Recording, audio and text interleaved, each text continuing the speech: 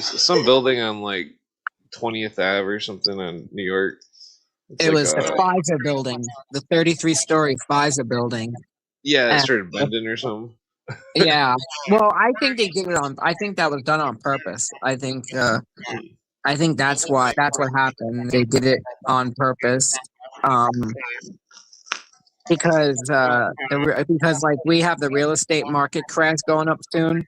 And, I think that they're realizing that there's nothing they can do with this property. Like they've exceeded their funds. It costs way too much. They're trying to do it. It's on 42nd Street, right in the heart of it. They're trying to do insurance fraud. I mean, that's the thing is, I don't even think that. What I think is like they were trying to take it from a 33-story building into like, I think they were adding like 16 floors, and they were going to make it like a residential. So they were converting a commercial into residential. The problem is that the real estate market's going to crash before the end of the year, and this is probably realized that it's not worth it. This is completely not worth it. So I think they want to have an excuse to be able to back away from it and like they can then sell the property off to someone who will either demolish it or who might try to pick it up. But I think that they did it to be able to walk away from it. Yeah. Because I don't think they're gonna make nothing off it. And it's part of the city of Yes, which is like the precursor to the 15-minute cities. And there was like part of what happened when they did that, when they did this, started putting together, when they, part of the city of Yes is the deregulation of building. That's what allowed them to do this kind of nonsense. Like you got a 33-story building, just convert that into apartments. Why do you got to like add 16 floors to it? And, it's just dumb. Seems pretty ridiculous. I heard they got like 20 stories below New York, where like it needs to all be like cleaned out, and there's a bunch of bums living down there and stuff, and like a bunch of weird shit nobody's ever seen, like old subways and stuff. Oh yeah, well, I've been to buildings that had sub basements where you go underneath. The base is like 3 levels below. Yeah, like 3 different sub see the old basements. street levels. Mm-hmm. Yeah. There's some of them where the train is is going right on the other side. That's the thing about this building, is that the train is nearby too, and a bit of a problem because if it falls or something, it's gonna crush the subway line underneath. But yeah, that's pretty wild. I don't really think this through. Yeah, they need to make a big city from the start. No, they like to have an excuse to be corrupt. Anything, especially with deregulation, anything they can do to make things more corrupt, they jump right on board. Yeah, they're all hand wash. One hand washes the other. Yeah. Yeah, because it seems like if they always show these pictures on Facebook where it's like some police station or something, and they find some like minuscule amount of something, and they're like, "Oh, we're stopping crime," and it's like, like sure, like you guys need to.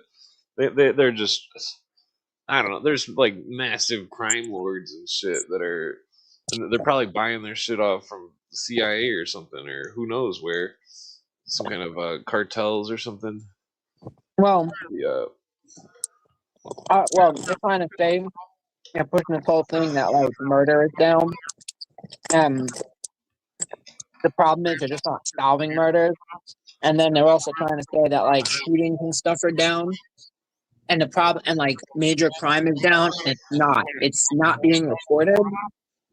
That's number one, and number two, people the crime they're downgrading.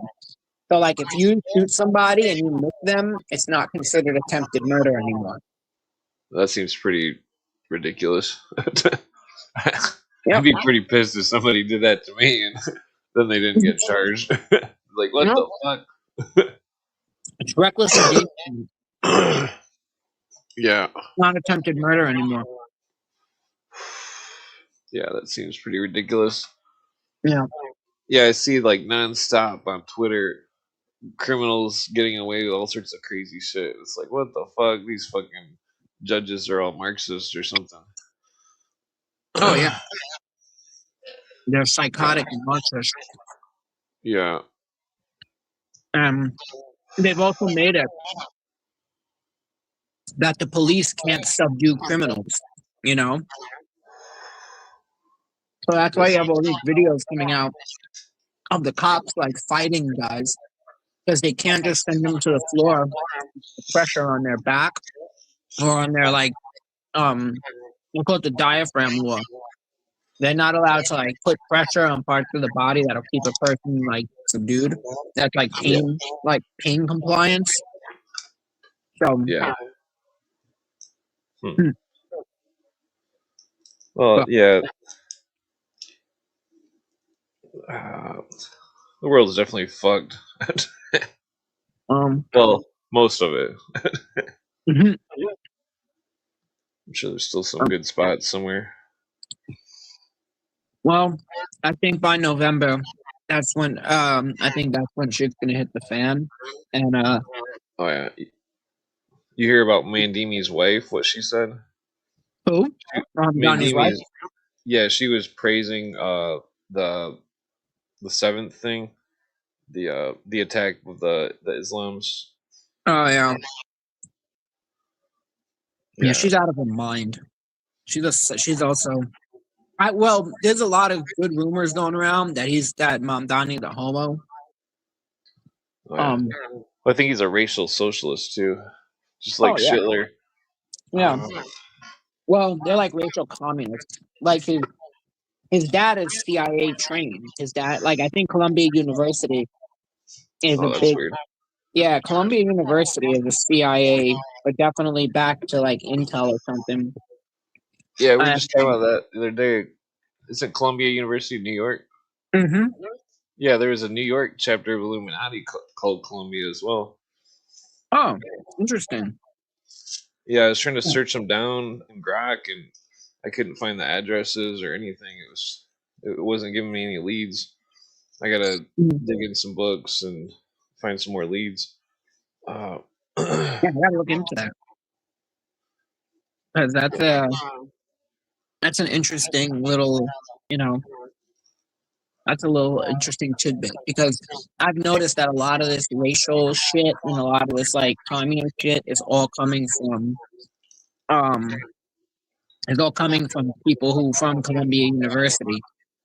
So it's like even Mom Donnie's dad, he was brought to the United States through a CIA operation, and same one that brought Obama's daddy to this country.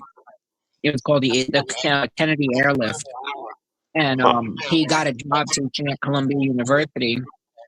And the funny thing is Mom Donnie is so dumb that like usually, like if your dad is a tenured professor at a university, and you're like, let me give my son a seat in a classroom. They'll be like, fine, whatever, go ahead.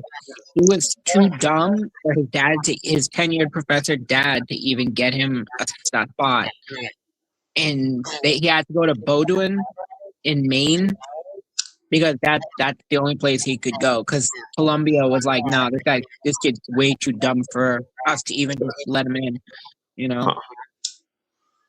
That's interesting. I wonder what's in Maine. I Uh, mean. It's just a liberal. It's just a hardcore like liberal college, you know. yeah. But it's like Bowdoin. I think it's called Bowdoin. But yeah, a lot of our New York, that most psychotic politicians and the most psychotic people in New York are all trained or come from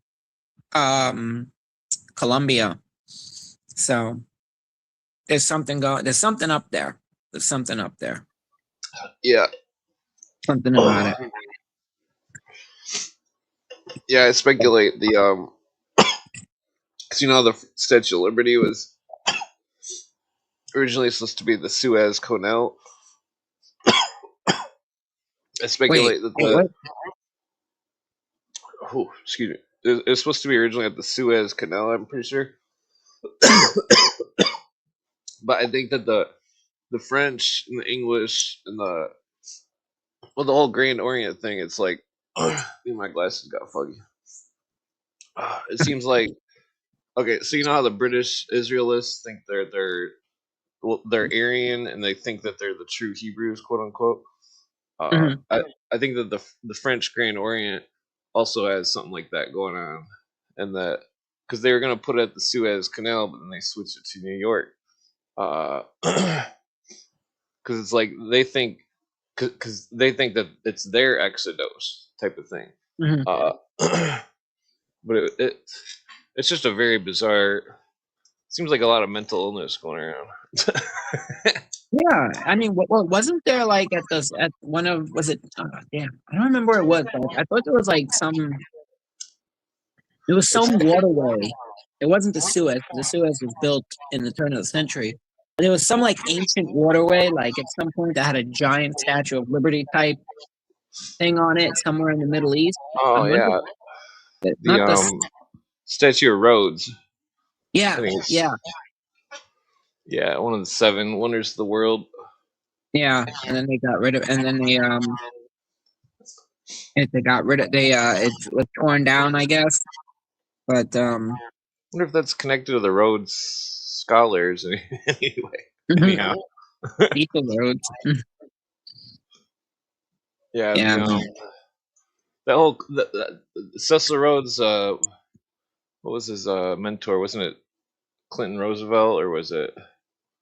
I think it was Clinton Roosevelt. But Cooper says Clinton Roosevelt was a British Israelist, an Aryan race person as well, hmm, uh, and that he's related to Theodore Roosevelt, mhm. uh, and that the well, I wonder if the whole thing seeps into the Cincinnati thing somehow. 'Cause I'm not sure if Roosevelt was a member. I know he was a Mason though. He's Hmm. 33rd. Oh, I mean, the society. I like. I mean, the Society of Cincinnatus is. I Yeah. mean, that was kind of started arbitrarily, you know. Yeah. Well, I mean, like JJ thinks that the society is split into two, one pro liberty and one anti liberty. Yeah. There's a, the there's a, the yeah. anti liberty side would be like Churchill and some other. Well, I can't remember all the names. But I know Churchill is one of them. Yeah.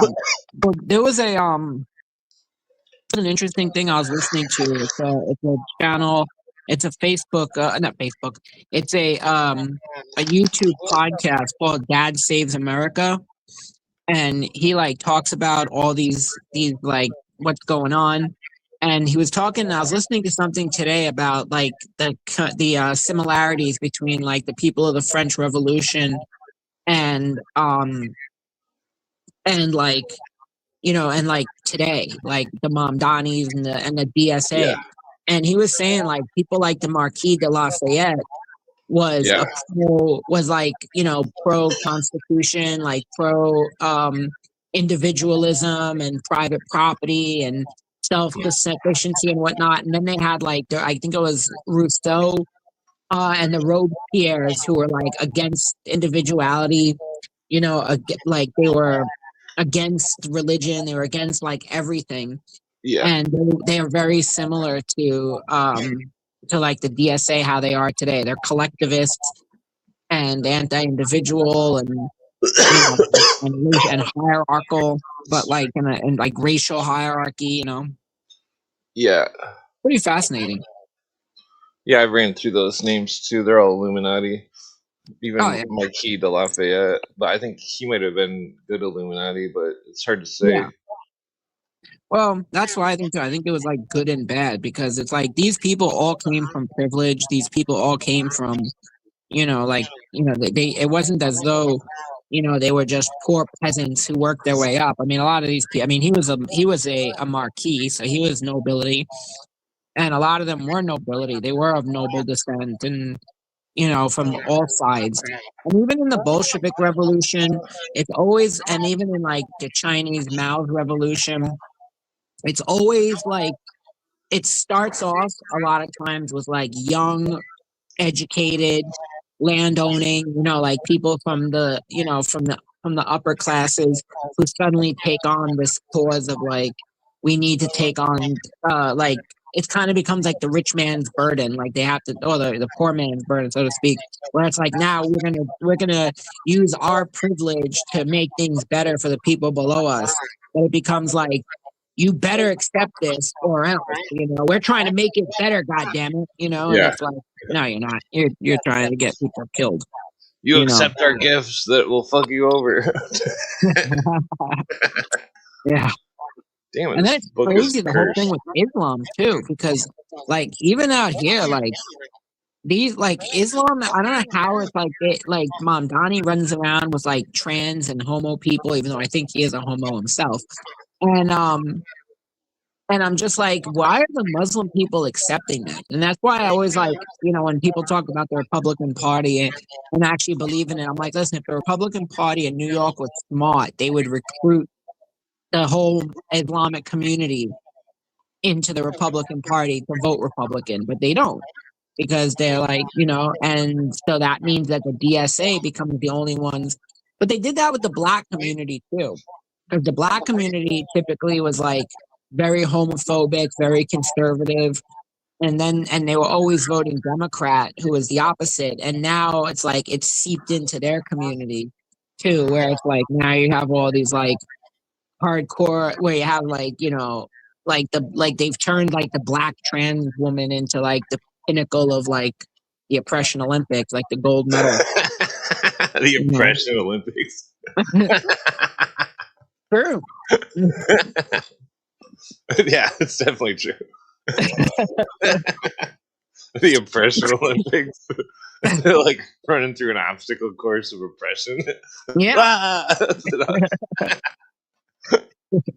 that would be a great what do you call it? Good skit. Yeah, that would be a great skit. Oh, damn it. There's Hmm. I was looking for something, but I can't remember what I was looking for.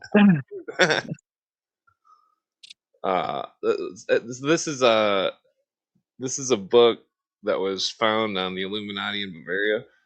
It's translated, but the book it says in one of the parts it says that the only way man can be free is if he's a god, Hmm. and then let's talk about laws of nature and all that. I'm trying to find that god part. Um, Man doesn't have to be God. He just has to be, you know, yeah. Well, he just has, yeah. it's just proof of what Cooper says about the Illuminati saying that man must be God. Damn it, it's in here somewhere. Okay, God.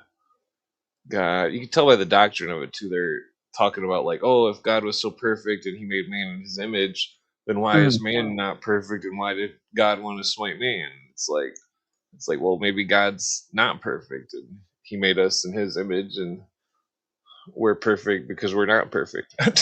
Mhm. Where the fuck's it at here? Okay, I took a screenshot. There it is. Yeah. Human virtues and vices are but involuntary effects of the constitution, temperament, upbringing, and habit. Keeping the people free means making him a god. I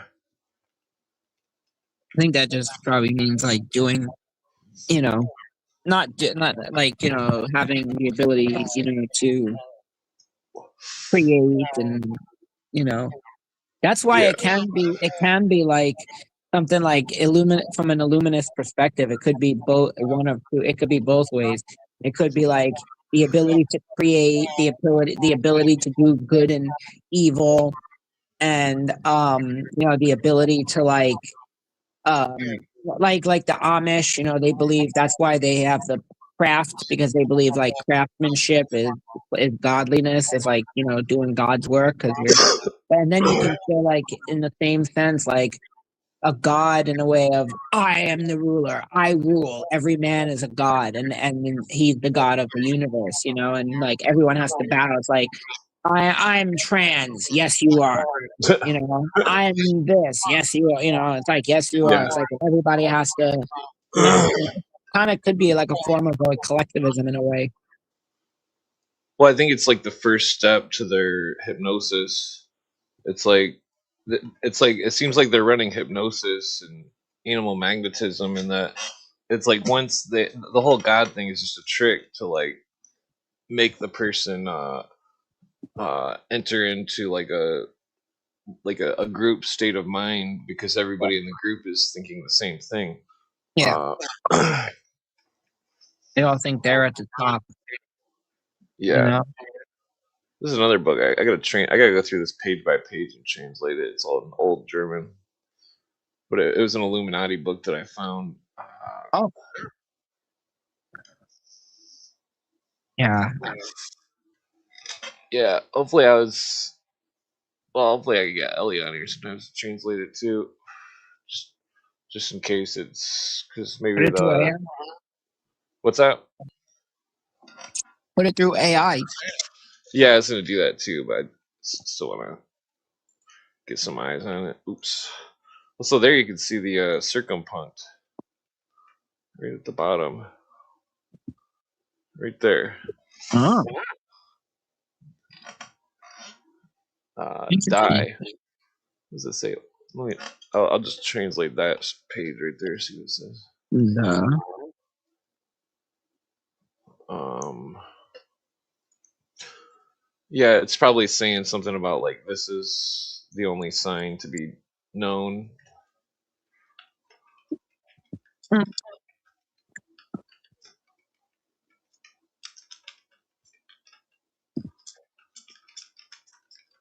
Okay. Yeah, because it's like Cooper says the Illuminists they always go by that sign. So do the books, but they would yeah. never use the word Illuminati. You ever heard of somebody say the phrase monad before? Monad? Yeah. Nah. Well, so like there's a bunch of like grifter like I don't know if they're real or fake Masons or what, but they're all over Facebook and Twitter, and they're like spewing the monad stuff and the demiurge stuff and all this stuff, and they're it's like they're part of this illuminism. It seems as though because this symbol, this the circumpunct is also a symbol of the monad.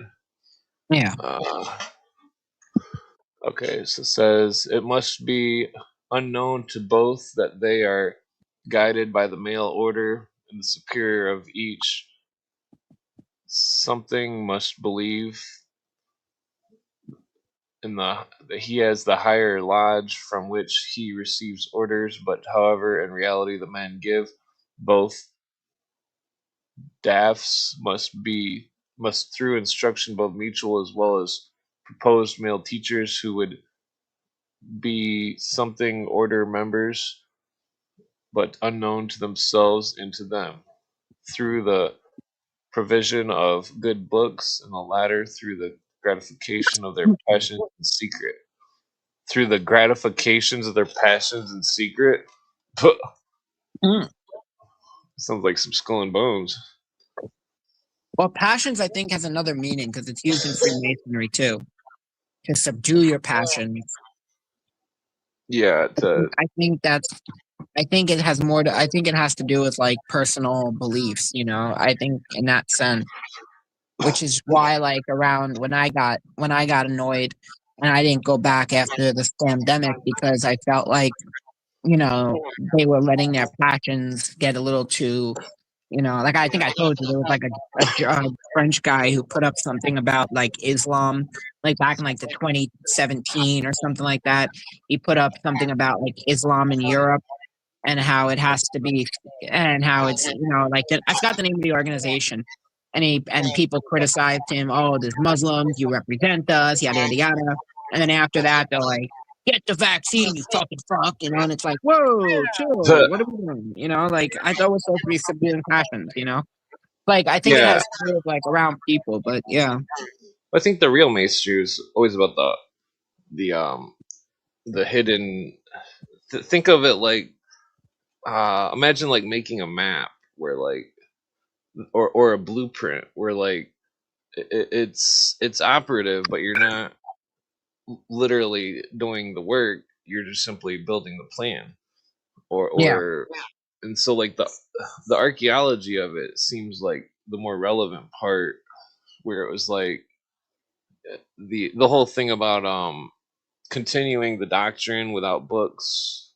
It's like the initiate would he would know the secret in the first 2 degrees, but then he would Mhm. be shown the secret more in the third degree, and that it's like when he's reborn through the handshake, he's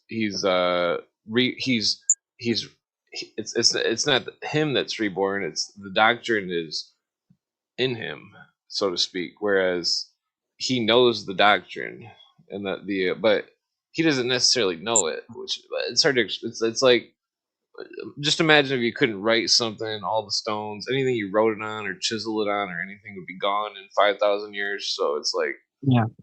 you just have to verbally continue it. Uh, that's what I think it originally. That's where I think it's connected to the Christianity, that Christianity can be deciphered with the Masonic stuff, but the Masons don't seem to be doing it all correctly. Some of them are on point, but then others are diluted by fanaticism, and because Yeah. it's like when they look at something and they don't keep a skeptic eye. You know what I mean? Like the I was trying to explain it where it's like any edifice can be rebuilt from the three landmarks, and that like the edifice or a doctrine could also be rebuilt from landmarks. Mhm. Uh, so like that's where the archaeology aspect of masonry comes in, where it's like the ancient stories, figuring out which one is which star or planet or what symbol element or whatever, and then trying to decide. It's kind of like that donkey thing. It's like the donkey of 1,000 colors, and how it's like there's metal ore, and then the metal ore gets hot and it turns all rainbowy, and then it turns white as because the metal is purified. It's like that's why I was bringing up the glass blowers of ancient Israel the other night, because they were very smart, because they when they made the glass, they only did it at a certain time of year when the wind was roaring, and Mhm. that the other people in the lands who weren't ancient Israelis were not using they weren't making the glass at a certain time, so their glass wasn't coming out as clear and good and stuff. So like but like so they were also metal workers though too. And Yeah. so like them knowing the the science of metalwork and putting the adjectives in use in scripture, uh, was just I think it was just basically due to a lack of adjectives, uh, a lack of descriptive words. They thought it would be purified like through heat or Yeah. fire.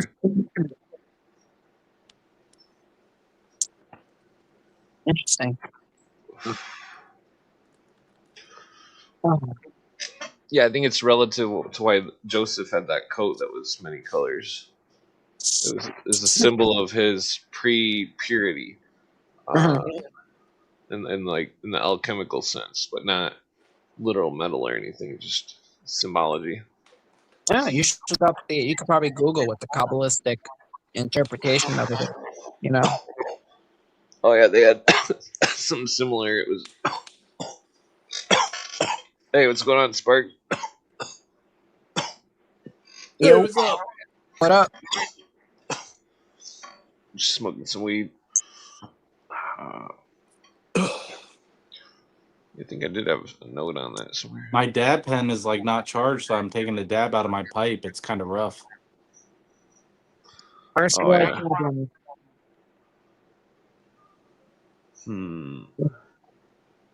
What's this we're reading? Is this the Freemason book?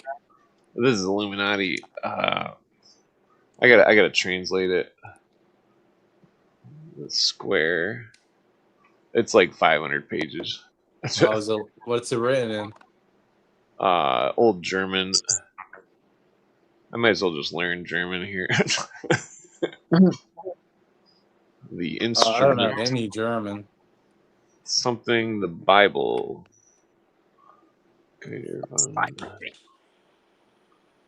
Yeah, it's pretty interesting. It's already any book with like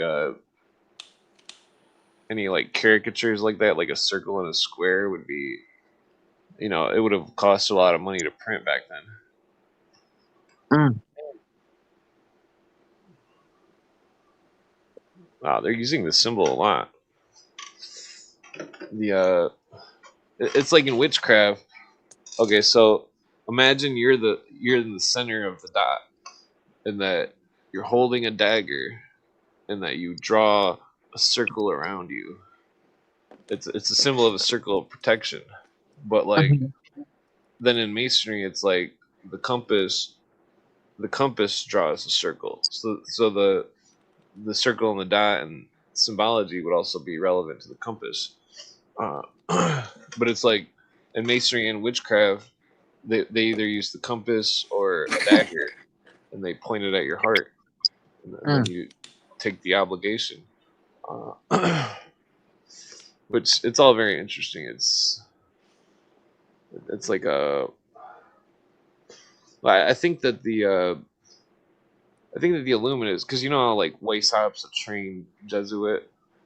Mhm. Like Cooper believed Weishaupt was always a Jesuit, and that He was a short robe because the position he took at Ingolstadt had been previously only occupied by a Jesuit priest, and that was during their suppression. oh, that's interesting. Yeah.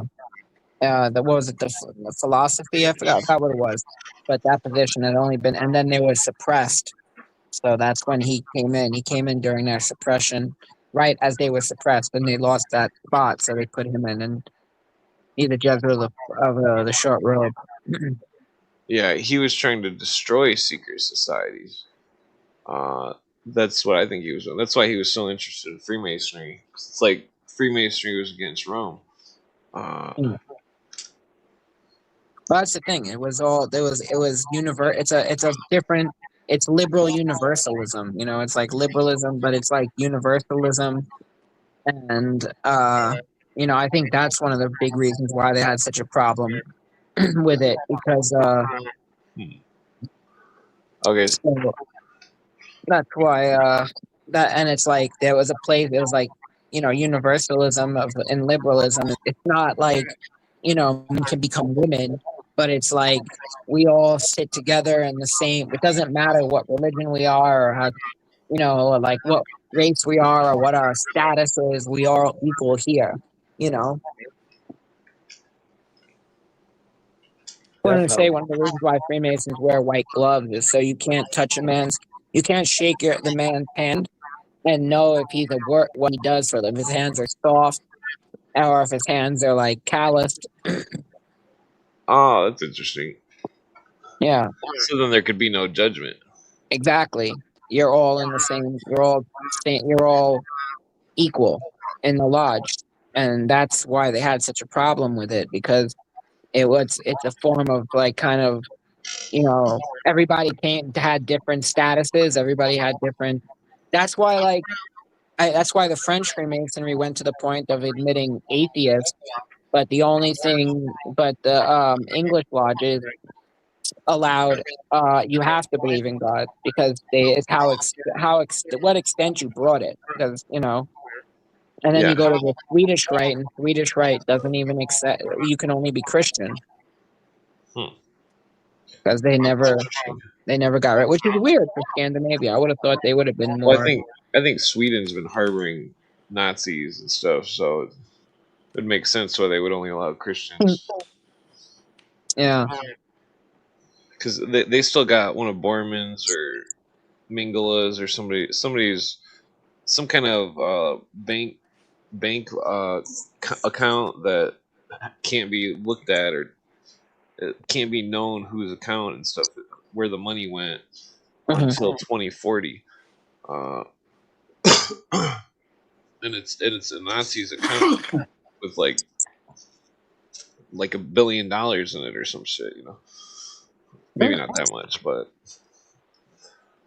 so okay. So this paragraph, this is interesting. I'm gonna have to translate the whole book. It says the widow Duchess has established the Institute of the Cadets entirely according to the plan made by the circumpunct, the symbol. Yeah. It stands under the supervision of the symbol. All professors are symbol members, Illuminati. Uh, this and thus 5 have been quite well provided for, thereby also all pupils therein are wards or proteges of Illuminati. So I think he's talking about. I think they're talking about that. What the hell was the name of that lodge? It was a lodge in France where they were. They were. What the fuck is that called? It was some kind of lodge. It was like a brothel or something that Albert Pike was involved in, and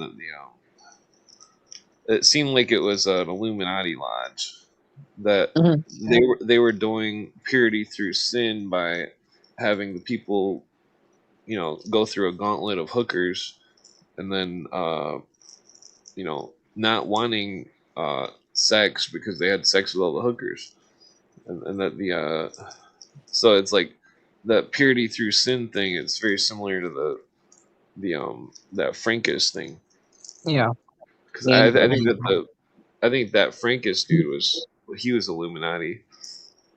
Yeah, well, he was. That's how they brought the Jews into the Illuminati. That's how they got. That's how they got them. It was through Franklin. It started off with the converts, and Plus the OTO and stuff. They were also practicing that purity through sin type thing. The Crowley yeah, and stuff. yeah. And so a big part of it was sex magic. They were really big on all that stuff. Crowley was huge on it. Like even like and also look at Skull and Bones. Skull and Bones is sex is like inversion. It's like you lay in a coffin and you talk about all your sexual deviances. And was it you who said that they actually got to do like gay shit? No, but they do swear. The Illuminati and Skull and Bones swear to eat rooted vegetables. Which, vegetables. yeah, well, it has to do with the Cain thing because they believe that they're progenitors of Cain and Samael or some shit. The devil. Let's see what this one says. It's like some kind of weird perverted, some kind of clandestine type thing that's created that whole thing.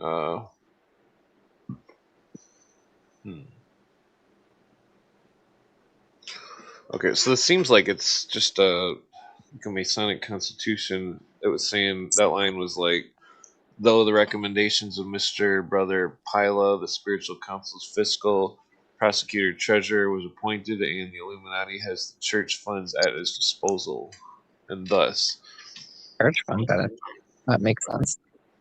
Yeah, probably a Protestant church because they were known to use Protestants. Okay, so this one says, and we, with our blank, blank, and blank, through the presentation of these funds now well restored, their poor household management, and freed them up from the usurers. Huh. Usurers, moneylenders. Okay. Doesn't seem to be. I'm not sure where this is going exactly. I wonder if the Illuminati were the first people to,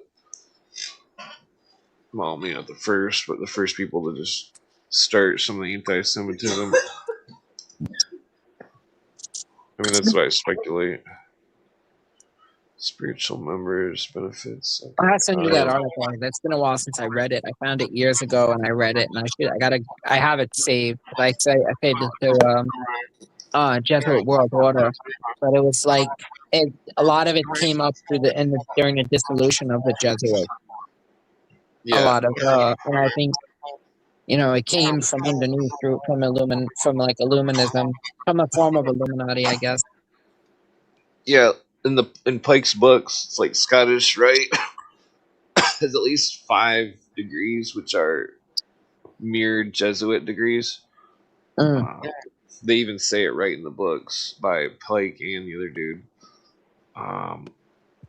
I don't know how much I don't know how much I trust like Ike. I don't know how much of his stuff is like subversive or I was think is like he's a, psyop or I think he's an illuminist. He quotes Eliphas Levi extensively. yeah, but I don't know how much of his stuff is like put out there just to rile people up. That's why I'm curious like what his like from a Masonic perspective. Like I want to ask somebody because it's kind of interesting like that he's like it's like he's so easy to quote, and you know it's like his stuff is Yeah. all out there and he tells everything and he talks all this stuff, and it's Well, like it's just like Manly P. Hawley's talking in surrealism some of the time. mm, He says something at the end of the book which really stuck out to me, which he says, well, I mean, there's some quotes where one of the quotes he says, "The great work is not the perfection of self," or something, paraphrase, and then he says, "It is to the true adepts the real secret of the great work," or something. mm, Uh, I think he used the word deceived in there somewhere, something too. But like, yeah, the last couple pages, he's like going on and on about the equilibrium, and it's like it made me think of the ancient symbology of the riddle, where it's like it's like the ancient Ankh was a symbol of the Tao with the circle, and the circle would have been the Ouroboros. So like the Tao would have been the symbol of like the material plane, the Ouroboros, the symbol of the spiritual plane, and then the balance of the two, and how the spiritual plane is above the the material plane, and so like the damn it, there's a few Bible verses, but there's the Moses with the stick thing with the serpent. I think that oh was wait, originally. I think it was just originally an Ankh, but like so in the Masonic lore, it's like Hiram Abiff has the hammer, which mm-hmm, is the Tau, and then he has the disc, and that they're both. I don't remember if they were both, but one of them's inscribed with the secret word, and then he dies or whatever, gets resurrected. He throws them in the well, and then when they're retrieved, the disc turns into a rose, and the hammer turns into a cross, and so it's like the rose would be the symbol of the mind, the cross the symbol of the spiritual plane or the material plane. I mean, or so like it's like an equilibrium in a sense, but like there's more of it. I'm forgetting it. mm, It's like some of the occultists believe that Jesus on the cross is a symbol of equilibrium, the crown of thorns, the rose would be like rose thorns. mm-hmm, The but then it's like I forget how the Cooper breaks down how like the rose and the symbol of socialism and all this stuff. He talks about all these big socialist leaders that always have a one single rose, either a red one or a white one, and mm-hmm, the red one differs from the I forget the meanings of them, but it's like that whole thing is like the Rosicrucian stuff partially, but like so I think it was Ellie that said she brought up something interesting. She said a rose is not a natural flower. A mm-hmm. rose is something that was bred. into existence. And so the rose being the symbol of a lineage. And you know how the some of the Templars think that Jesus had a lineage, and but the rose would have been the symbol of that lineage. But I mean, that's kind of going off pace, but like, it's interesting because then it's like, I mean, I speculate that the some of the some of the ancient Bible stuff having to do with the fleur de lis and stuff, where like the fleur de lis families may be related to biblical people or something, and like that the dark side wanted to annihilate the people that were of the fleur de lis families. I mean, that's just a theory, but it's, I mean, based off like France and Germany, it's uh, Interesting because the DSA uses a rose. let me just do a simple grok question real quick.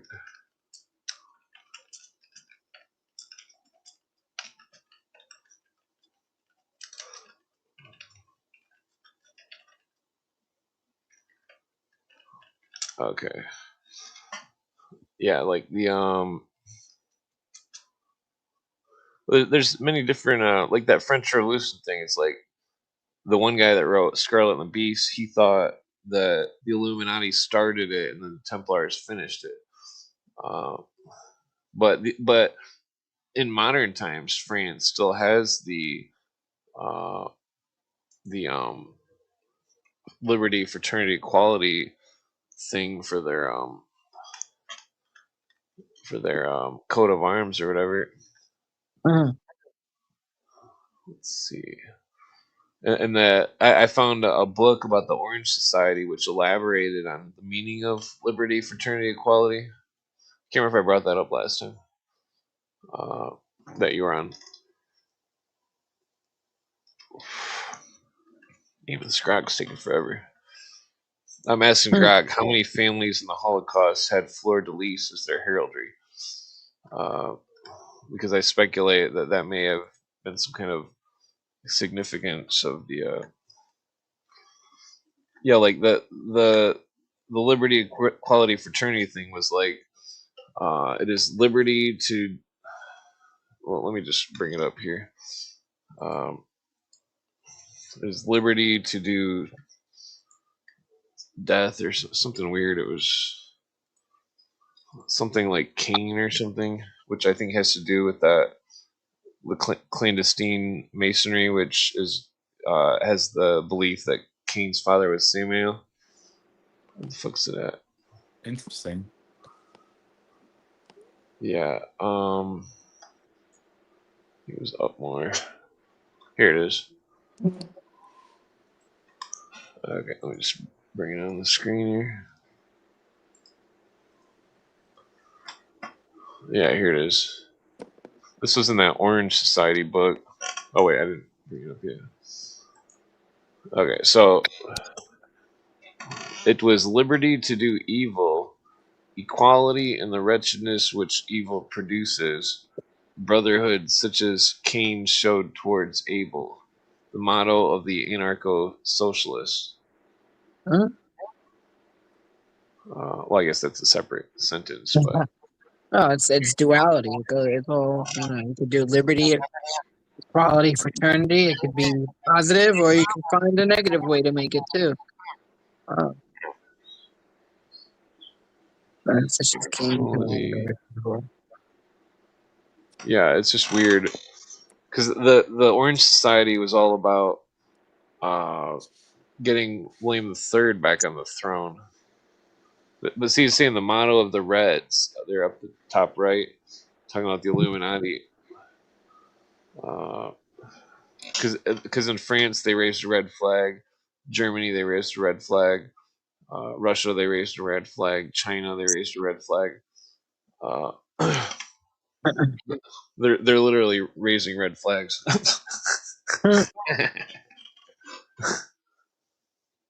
Yeah. because there's some really weird early 1900s anarchist books which are scary because if those groups were real, then those groups are very dangerous and fucked up. Uh, you know, and the whole anarcho-socialist thing. I mean, when you look at Hitler, what did they do? They burnt down the Reichstag. They had a night of knives. It's a bunch of fucking anarchy. Uh, Anarchy, socialism. Well, then even before Germany or the Nazis started, Germany had a red, black, and white flag, just like the colors of some certain Masonic degrees of Scottish Rite. But the Thule Society had adopted the colors as well. So did the what the fuck was the other one? The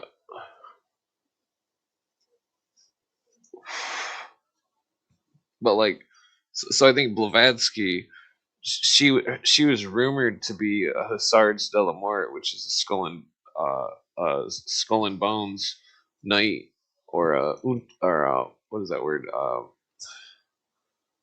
Totemkopf, which means skull and bones. the skull and bones, yeah. Yeah, and because I found an article of her sister defending Blavatsky, saying she wasn't a Hussards de la Mort, and I'm like, oh, well, why does she need to defend it if it wasn't possibly true?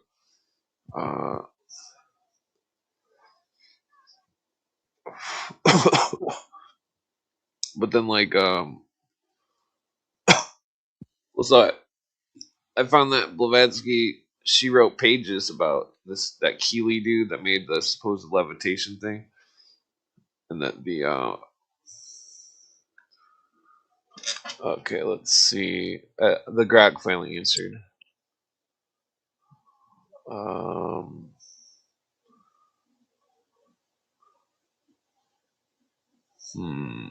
Yeah, the Grok gave a non-answer answer. Okay. It says around 10 to 12 families, but it could be higher. I still have to go back on that.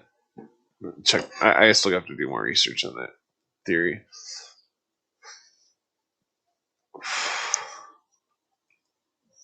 Nope. Let's see. Yeah, what was I gonna say? I'm pretty stoned. I just took a dab myself. I'm just listening. I don't have much to say about all this stuff because I don't know much about that book or anything, but I'm listening. I want to hear what they have to say about the Illuminati. Oh yeah, that's what I was going back to. Looks like they're mentioning Jesuits. Where was that at? Yeah, right there. Oops. Ah, shit. Okay, I fucked it up. Where's the thing at?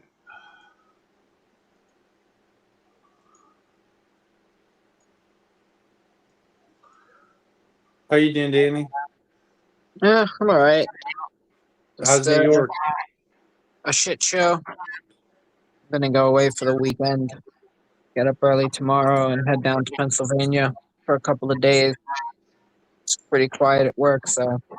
Oh, all right. What part of PA? Like if you know Jim Thorpe. No, I don't. Where's that next to you? It's kind of its own area. It's like it's really not next to anything big. Is it between? It's between the capital and Philly, or it's between the capital and Pittsburgh? No. It's further east. It's like not far from the. It's like not that far from the Poconos. No, it is actually kind of. It is like about an hour from the Poconos.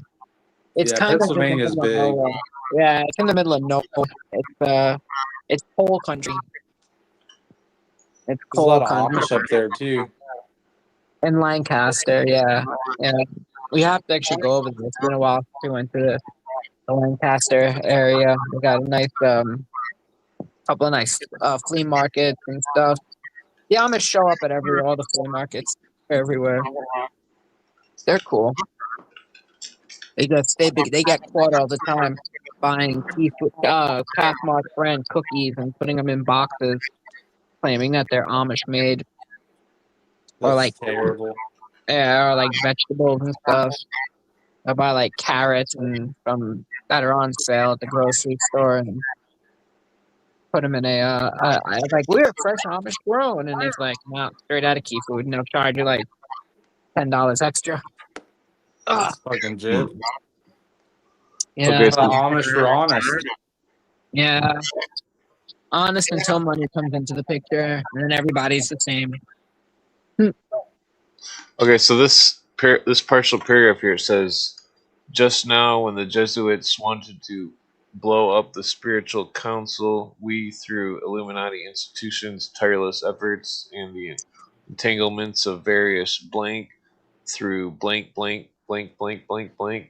have brought it about that this has not been confirmed, but also all previous revenues which the Jesuits in Bavaria still had to administer, as the Institute of the Mission, the Golden Alms, the Exercise House, the Convertitan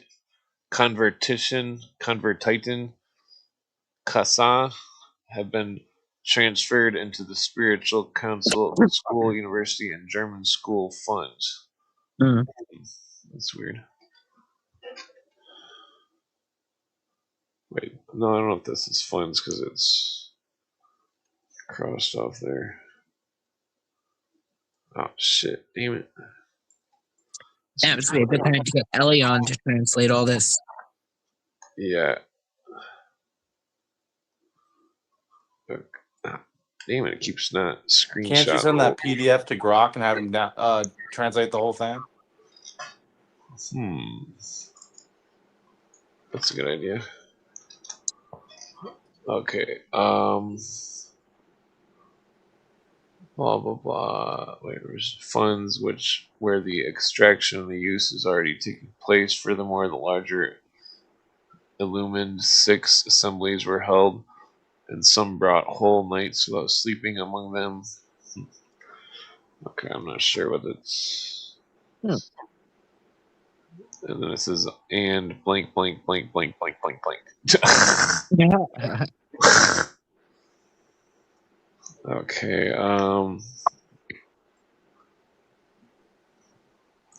Yeah, I could just try to upload the whole book.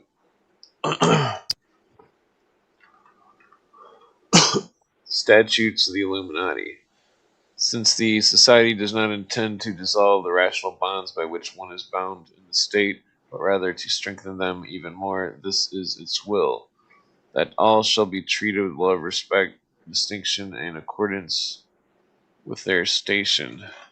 Let's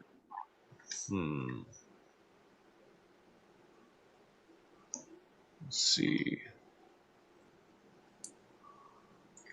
Okay, so 2.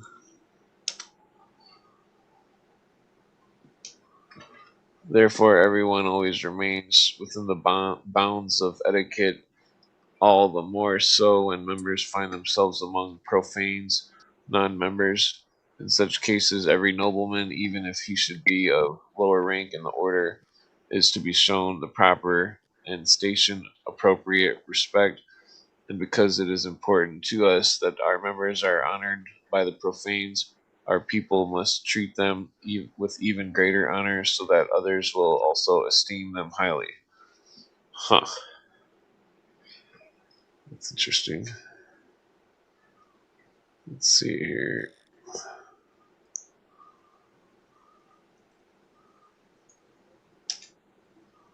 Okay.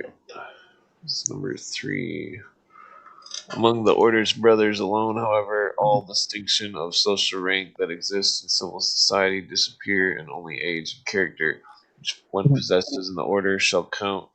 Thus, even the youngest is to be treated by his superiors with the same reverence as one who one would show to high-ranking persons among the profanes.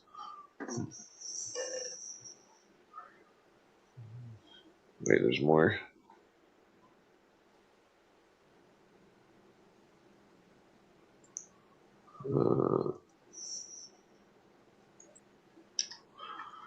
Among the profanes, let's see, and all the more when young members or those of equal standing are present. Okay,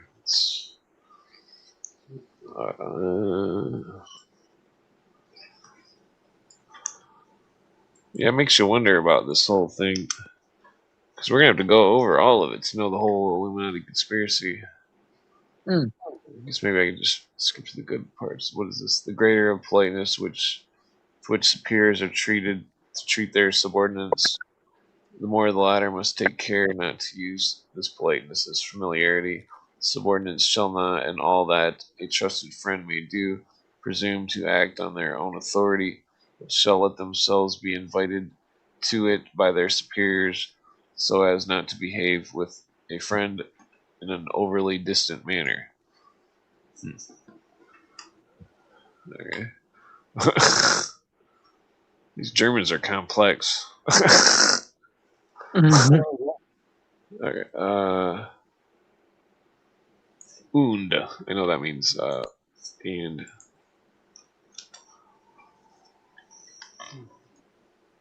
Oh, it's like oh, well, thank you. The cats will be most apreciado. Didn't you say you feed some raccoons too? Yeah, Say what?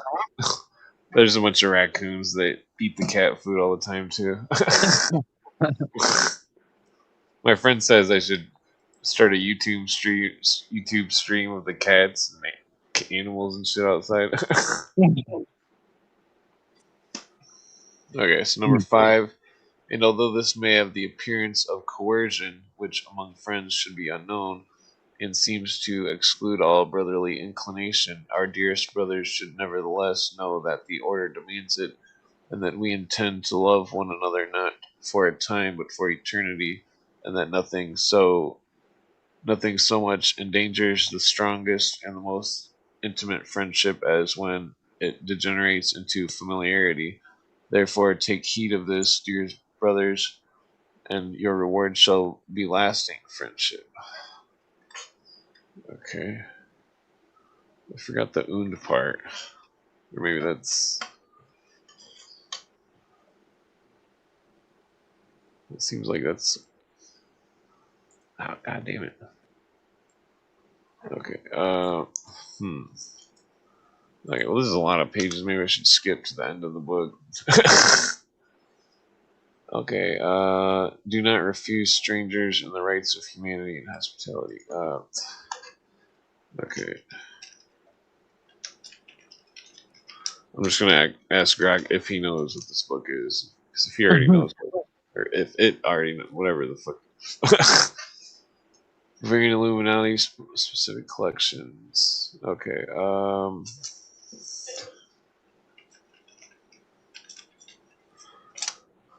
Okay. Okay. So it said it can give me an overview, which I don't normally like those, but okay. Primary source. Blah blah. Something. Einig original Shiften des Illuminati Ordens. An internal progress report. The official statutes of the Illuminati. Part 1, internal report. This is a report written by high-ranking Illuminati members detailing what the order has accomplished in Bavaria. Key points: they helped establish a cadet institute under their control. They influenced appointments of professors and provided scholarships. They placed their people in key ecclesiastical and financial positions. Most dramatically, they successfully blocked a Jesuit attempt to take over the Spiral Council and redirected former Jesuit funds through Mission Institute, Golden Alms, Convert House, etc., to institutions controlled by Illuminati or friendly authorities. They held secret assemblies and worked intensely. Statutes of the Illuminati. Blah blah. Subordinates was not okay. Discipline, never deny strangers basic human rights. Let's see. Okay, so externally, they pretend to uphold traditional hierarchy in religion. Internally, they practice radical equality based on merit and work secretly to gain power in institutions. The Jesuits, yeah, that's true actually, because you still got to go through the degrees and you got to earn them. You know, you don't get the radical. It is radical hierarchy as opposed to like, oh yeah, like equity. As opposed, was it equity as opposed to equality? Yeah, Equality, giving somebody something, whether or not they deserve it. Equality is everybody having the same chance and the best winning, right? yeah. Cortez, Herman, Hernan, Hernan Cortez, conquistador.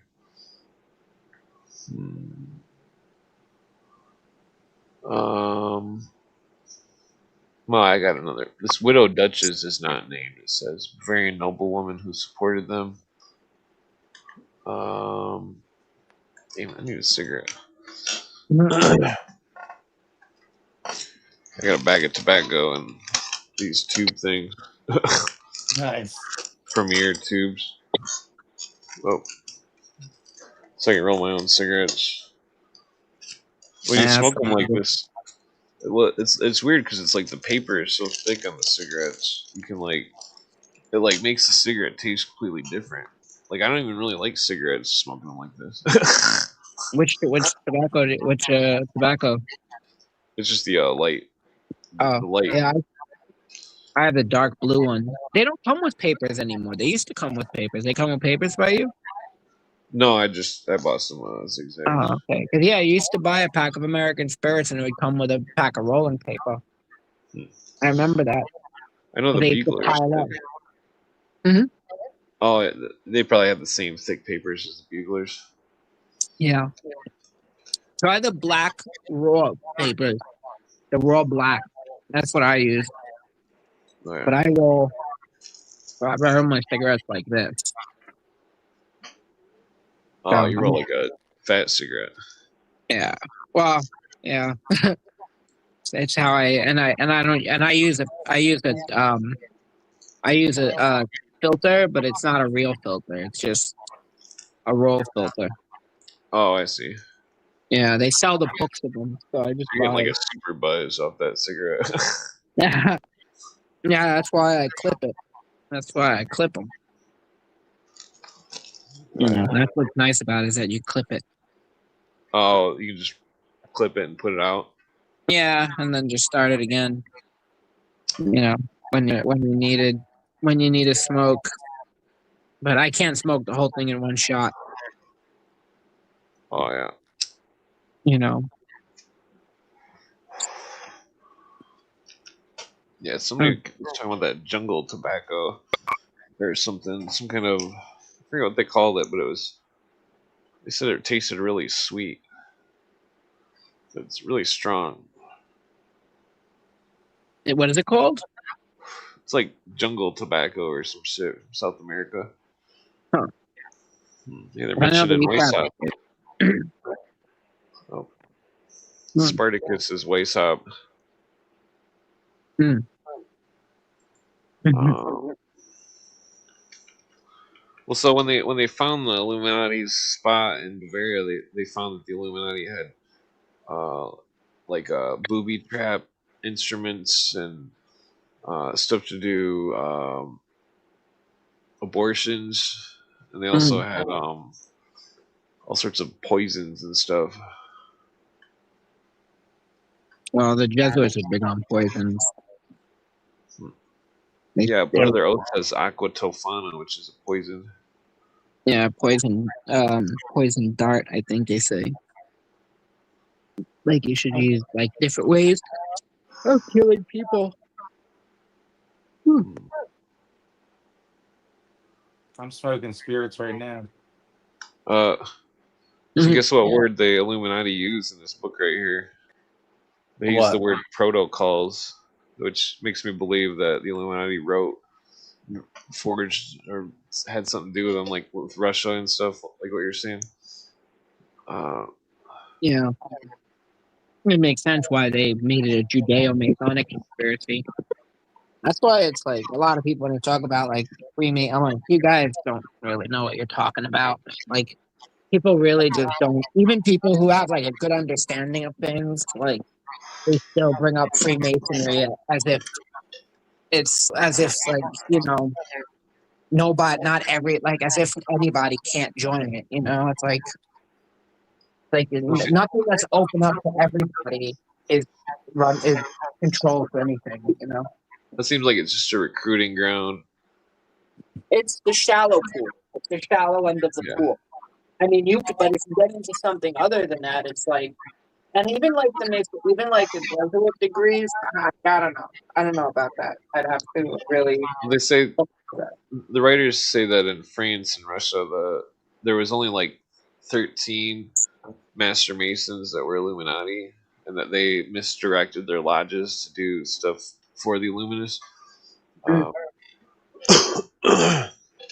Like the lodge around here, there's a 32nd degree Mason that likes to creep around. That I think he's just, I don't know if he's trying to recruit. He's not the recruiting person or anything. Maybe he just likes to hang out or something. I don't know. But he's a super duper PC socialist and stuff. Just like it's like, I don't know. It's fucked. It's like all the Masons I know are, besides like two of them they're all super leftist, like hardcore. Yeah, and then in the South they get in trouble because they apparently, because they do. It's weird. It's actually weird because like it varies sometimes. Like I've seen some that like, they say like, oh, a white only lodge or something like that in the Deep South. Yeah, it does run the gamut, but I don't know. Because I've met some pretty hardcore Trump Masons. I've noticed different doctrines in different lodges. Yeah. Well, seems strange. Yeah. It's like you shouldn't have to that's why they shouldn't get involved with but I understand, but everything now since the scamdemic has politicized everything and everything's become political. And people went from posting about their kids to their opinions on stuff, so. Yeah. Are these both the same books? What the fuck does that say? Oops. Full screen. Yeah, it's definitely become you can see the luminous doctrine modern times. I'm not sure what this says. Did I freeze or did you guys freeze? I'm here. I'm here. Oh, okay. Yeah. Yeah, there's been a lot of hummus and stuff being taken out lately. Or Hamas, I mean. Oh, hummus. What's wrong with hummus? It is good for you. Well, it's like the more and more I learn about that October 7th thing or whatever it was, the more fucked up it is that people are defending the Islam. It's like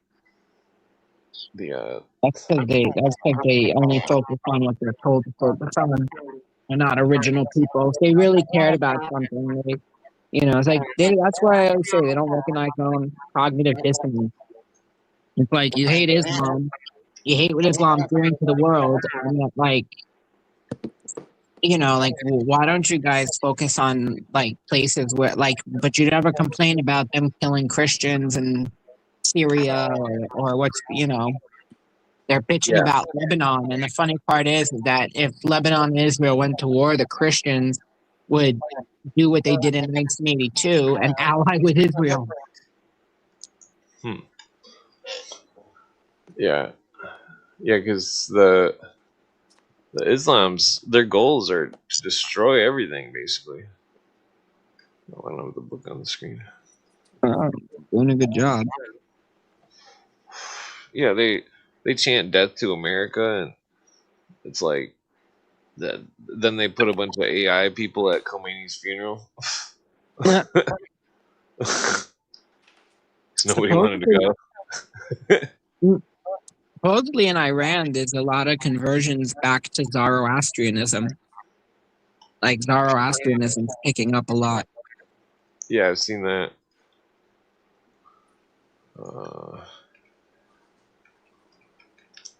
Yeah, they need to, because the seemed like Cooper says that the Islam was all joined so then they could be used, that it was modified. Say again? Cooper says that the CIA modified Islam to make it all join all the different sects. Well, I mean, that's been there. For a long time. Since the British created the Wahhabis, so they created that. This is crazy. It says when one considers how the worst people, if they are only cunning and tuned to one tone, formed according to one and the same basic principles, understood how to make everything out of their fellow brothers, to exploit their weak sides and dominant passions to their own advantage, to fill them with false enthusiasm for unworthy things, contrary to righteous reason and their own interest, then one must. What does the rest say?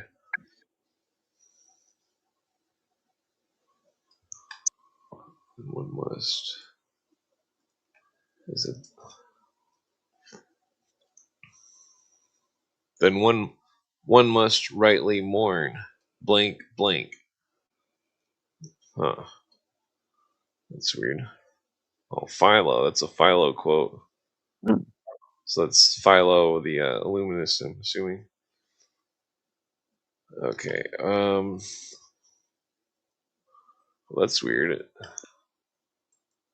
It's talking about using their passions or something. What did that say? Understood how to make everything out of their fellow brothers, to exploit their weak sides and dominant passions to their own advantage, to fill them with false enthusiasm for unworthy things, contrary to righteousness, reason, and their own interest. Oh, that's bizarre. That's what they mean by their passions. Yeah, they're talking about like using the dark side of the force. That's bizarre. Let's see what this one says.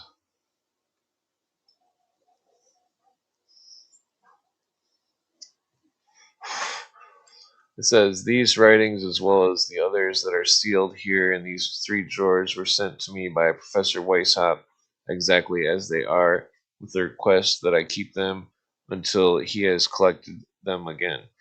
I have therefore wanted to note this here in the event of my death. Okay. So Baron Bustos or something.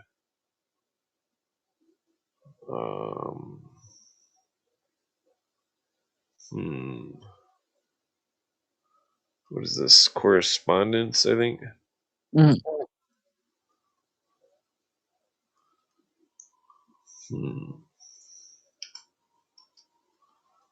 Okay. Correspondence, the original letters from Weishaupt. Okay.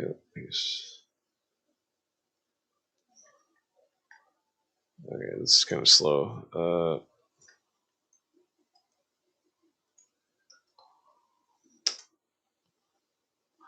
Let's see. SP. Spartacus Catoni salutum dicit. Spartacus sends greetings to Cato. So Cato is another member. It says, I have now read all the communicata and will return them next Thursday with the messenger. I have seen that they have taken great pains to put everything in order, but it will always be a difficult task, for the corruption is very great and the indifference towards the Illuminati has grown very strong. I wanted to apply the following measures for closer proof of this. He's giving lists of stuff. Mhm. Oh, God damn it.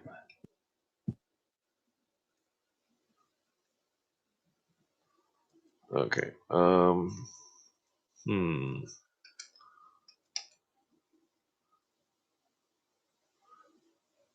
Okay, it says, I would look around for upright, active, diligent men I believe would not be wait, would not be to be neglected. They will read my remaining project letter of self. It seems like it says more than that. 24. Code for the senior members. Okay. Mention Baron von Carnegie. Baron, Okay. I love that.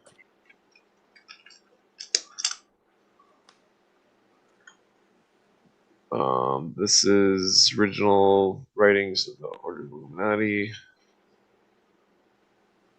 Okay. Contains internal statutes and regulations, progress reports, private letters from Weishaupt, documents seized by Baron von Bossis.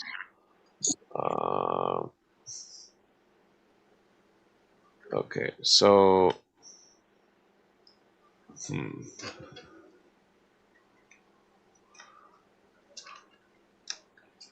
does it mention?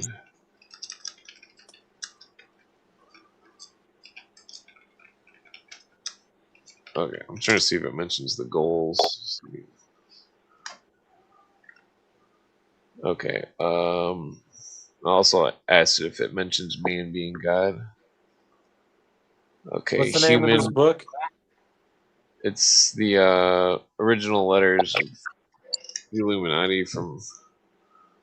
I'll have to try to find a link. If you ask Grok, it'll tell you which 3 books. Okay, so it wants human perfectibility, Verbesserung in German. Essential idea humans can be morally and intellectually improved through reason, education, and right organization. The Covenant of Perfectibilists, Bund der Perfectibilisten. Spreading enlightenment values, reason over superstition, merit over birthright, combating despotism, both political and religious, strong anti-Jesuit, anti-clerical tone, internal equity among members, external pragmatism, creating a network of enlightened men who would gradually influence institutions for the benefit of humanity.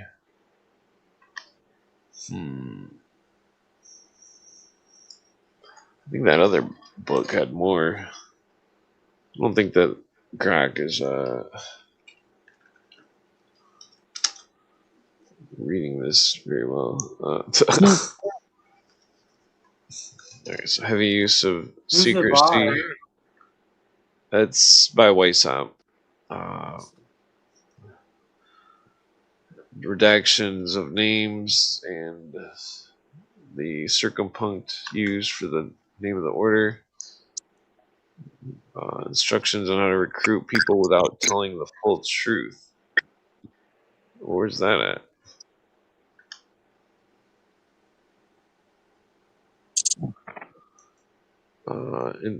Infiltration of institutions. They brag about placing their people as professors. Blah blah. Explicitly working against Jesuits. Okay. Psychological manipulation. Long passage about exploiting people's weak side and dominant passions using false enthusiasm, etc. Yeah, so basically it's saying it's a revolutionary political network. I'm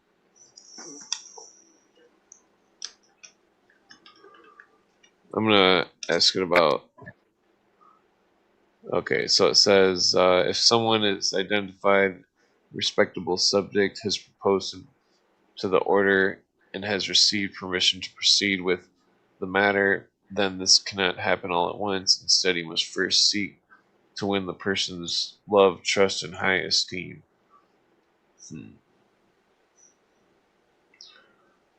Okay, well, I think there's more in that Better Than Horrors book than there is this one.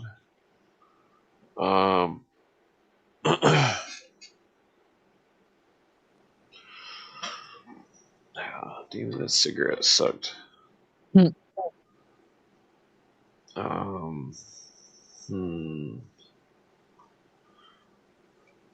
Oh, maybe I'll switch books or something here.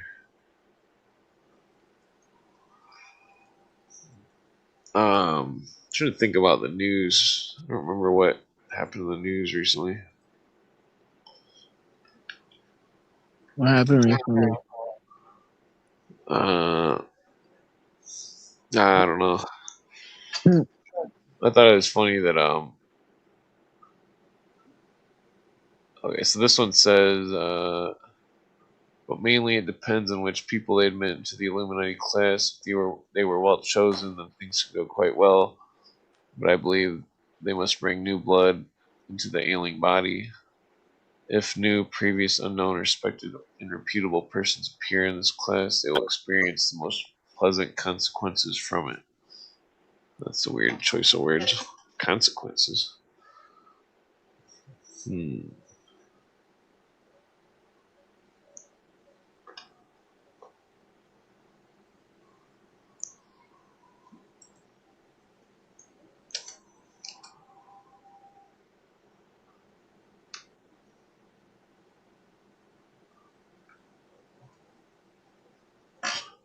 Okay, so it says one must oneself be, or at least appear to be, what one wishes to make others.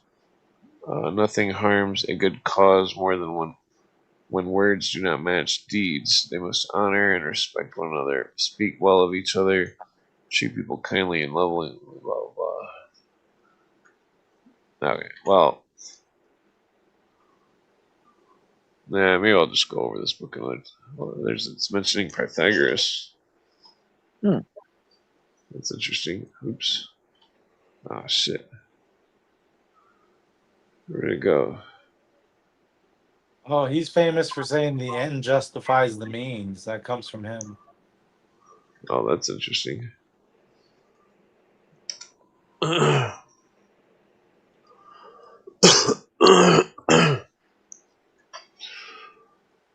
Blah blah. Ask Pythagoras sometimes how I deal with him. He certainly never leaves me without feeling a deep respect, growing zeal.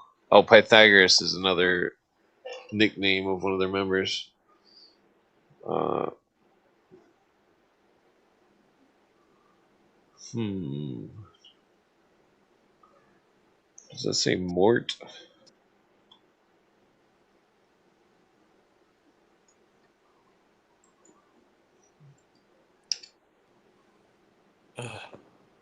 Hmm.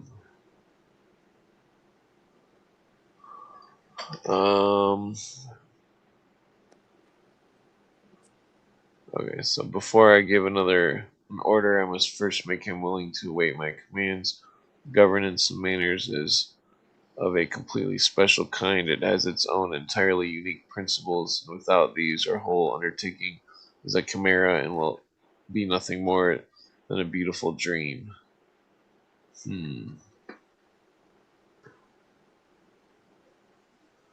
Let's see.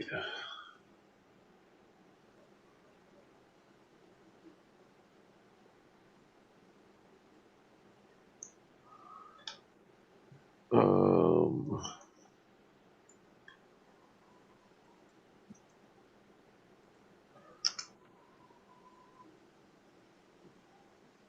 yeah, there's got to be more letters or something here.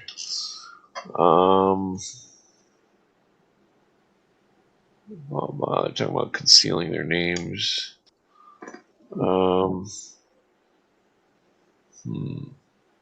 many pages is this?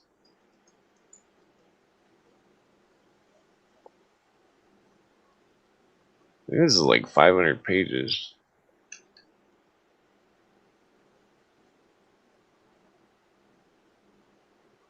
Let's see.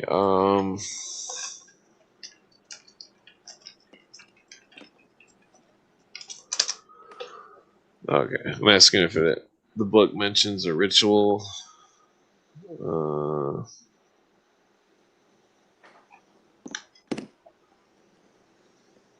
Okay.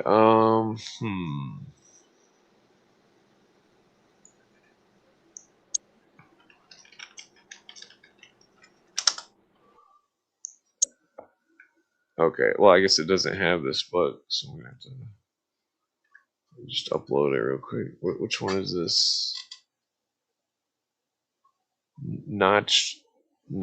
Trag von Weitern Weist. Interesting name.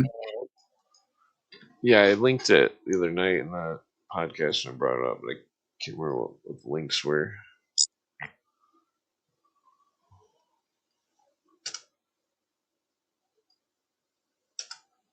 Oh, God damn it. Okay, this is taking too long. Oops.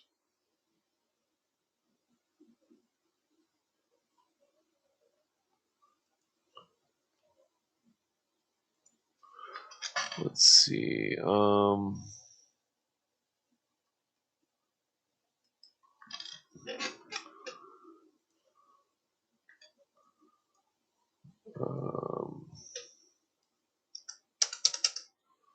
Okay, it's being slow with the book upload for some reason.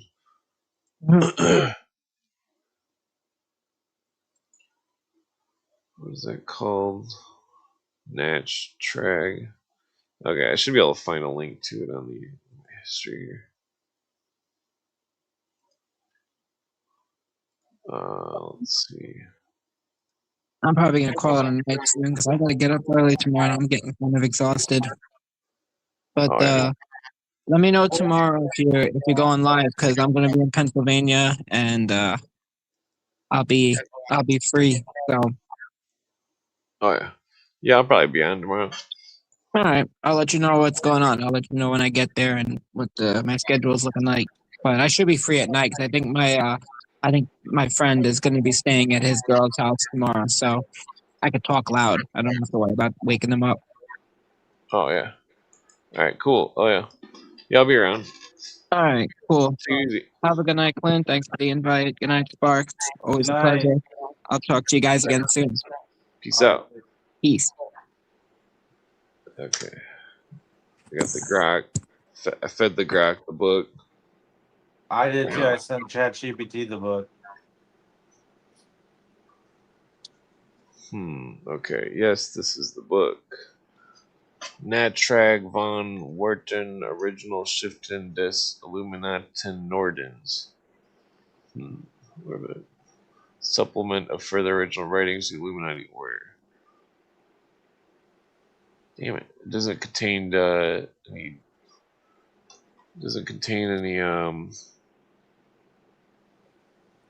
rituals.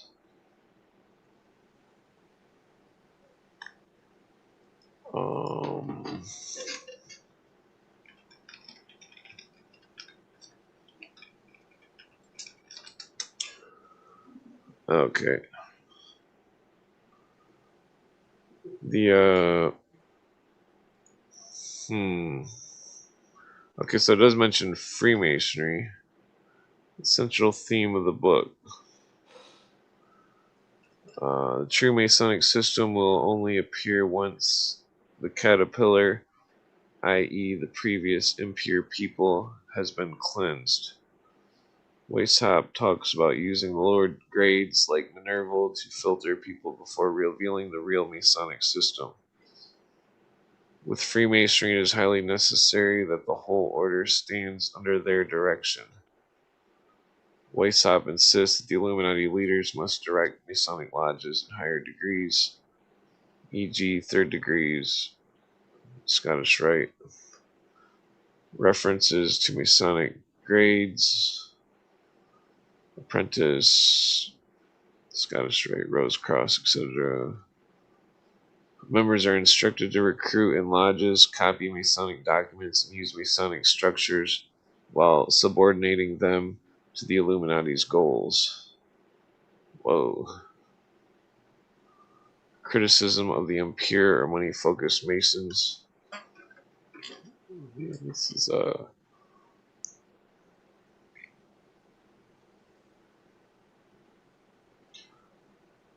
interesting.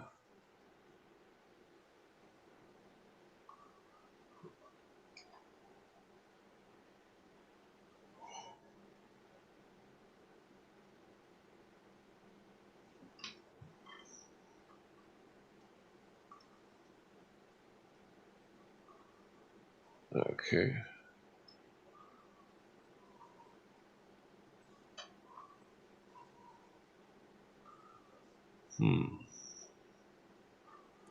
Yeah, my AI is telling me this is too big to translate into one big PDF. So I'm doing it chapter by chapter, but I'm going to get it in English. Oh, yeah.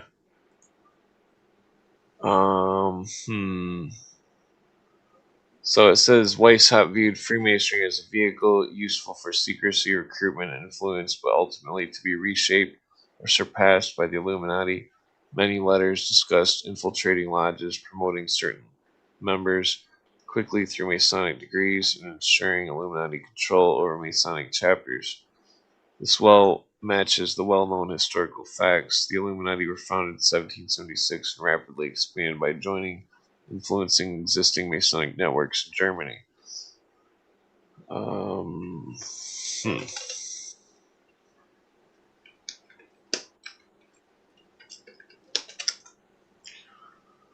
Let's see. I'm trying to see what words were used. Um, hmm.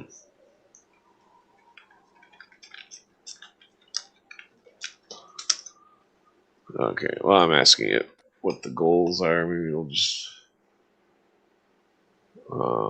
Let's see. Establish secret hierarchical society to guide society. Create an invisible network. Blah, blah. Oh, so in one passage, Weishaupt writes about creating one family across the whole world. Sounds like UN. One world government. Oops. Okay, so he says we must first make the people in that cost effort, emphasizing the need to educate and form better humans. True Mason. Well, okay, through manners and example. Okay, I wonder if it mentions the.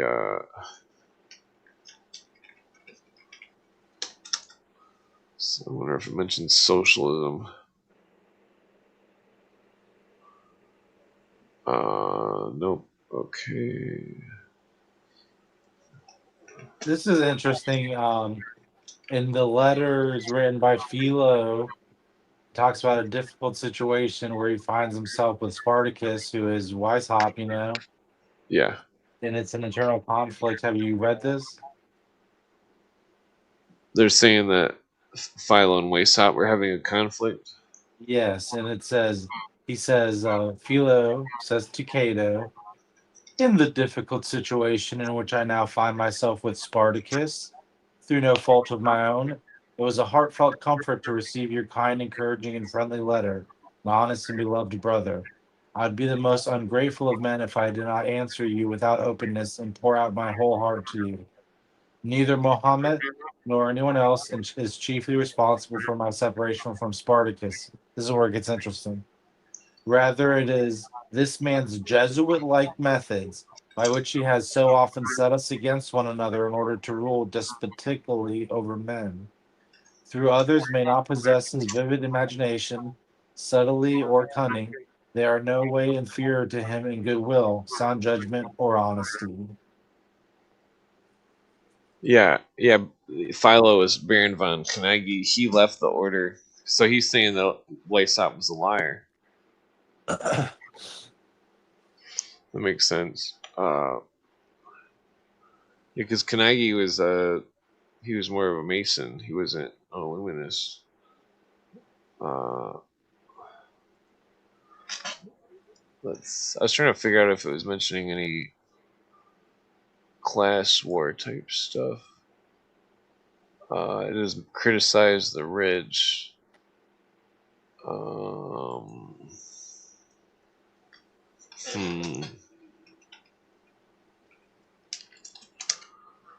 Okay. Let's see if it has any racist shit in it.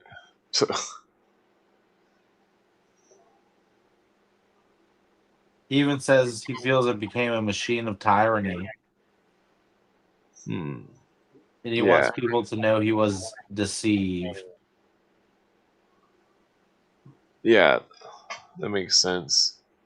Because the true goals of the order are never told. Uh, let's see. So it's got a bunch of universalist talk about the brotherhood of all mankind. Um, goes along with the one world government stuff.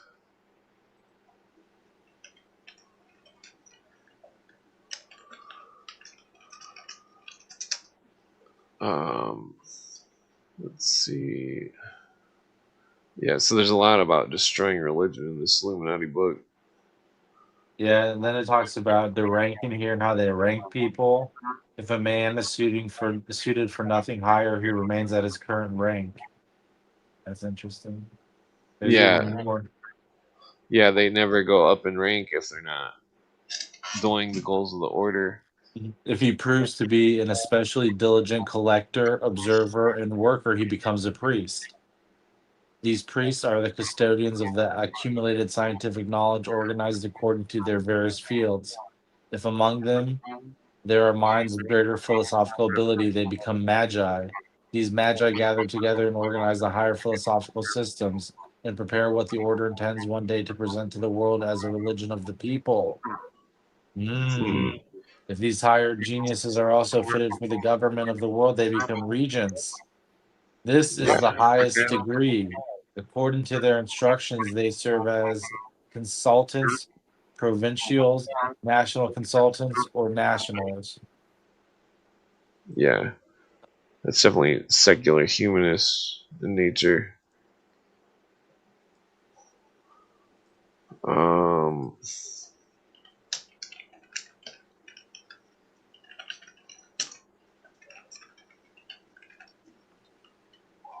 It's like Obama, dude, who was like advanced through ranks and assigned leadership roles. okay, so it says the goals written in the letters from Wayside: abolition of the monarchy, establishment of a universal egalitarian society,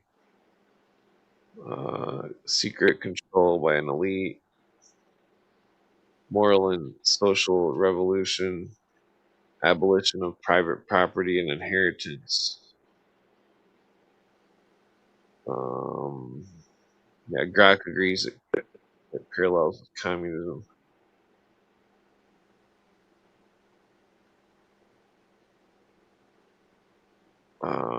Let's see. I'm trying to think of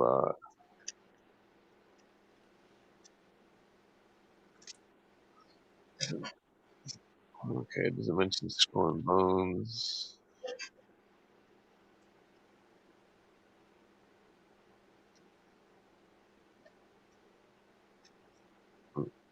Asking if it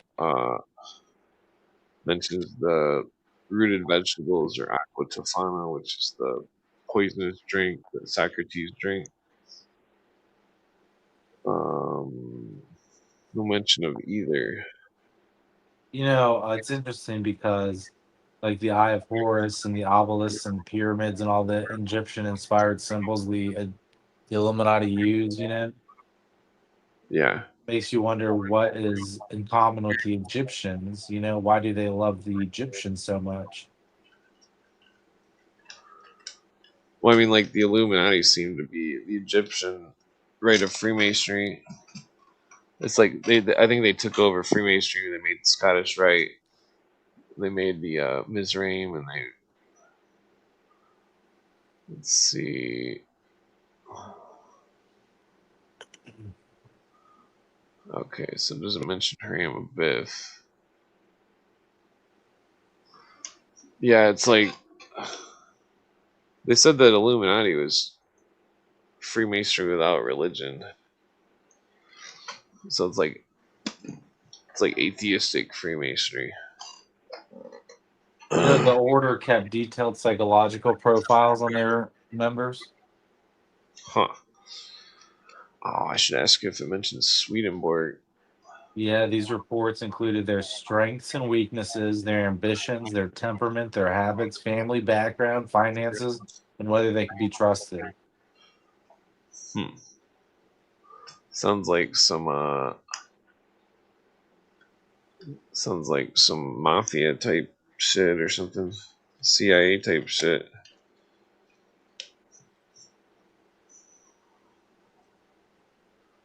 I can roll another joint. Okay, so Swedenborg isn't mentioned in it.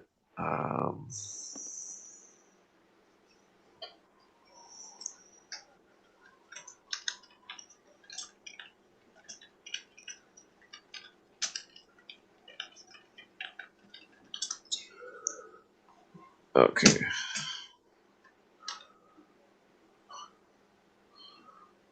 Let's see. Preface. When one considers. Wait, I already read that.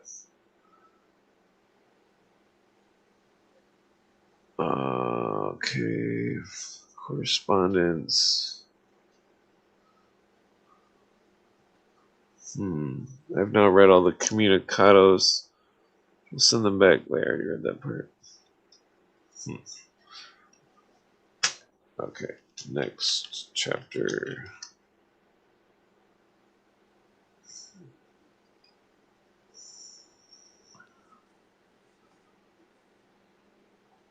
Um.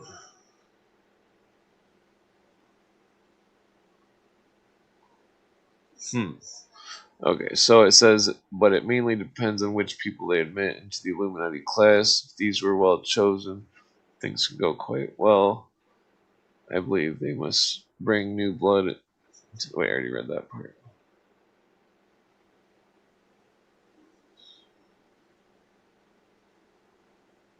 Yeah, so that thing about one must oneself be, or at least appear to be, what one wishes to make others.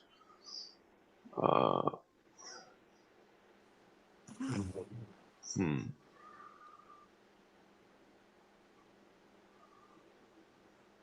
Put the names, blah blah.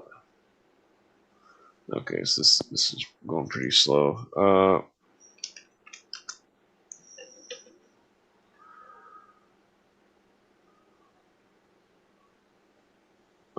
Let's see.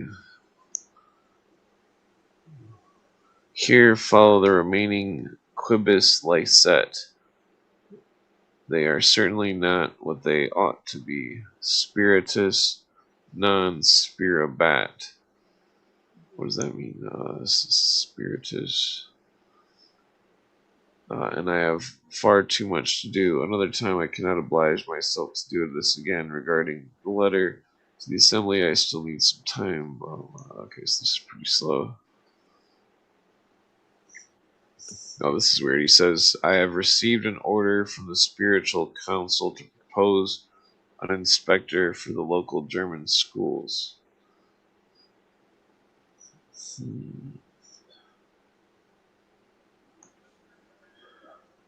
see.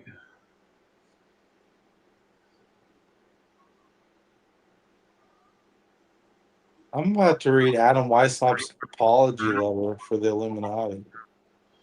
Apology letter. That's weird.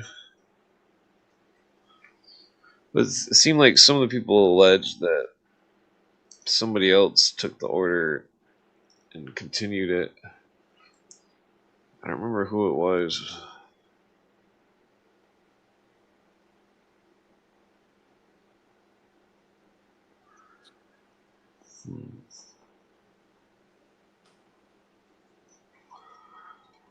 Okay, let's see.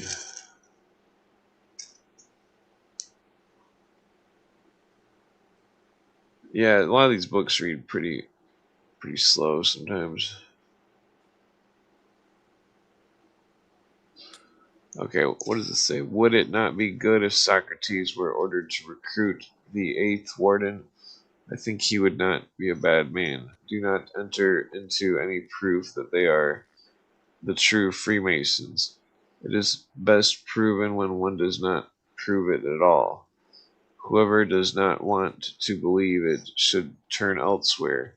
He proves it best who knows the secret, and I can most readily presume that he knows it, whose arrangements suggest something great, something eternal. Carry this rule along with the above one about the future alteration into the recently sent instructions of Areopagites.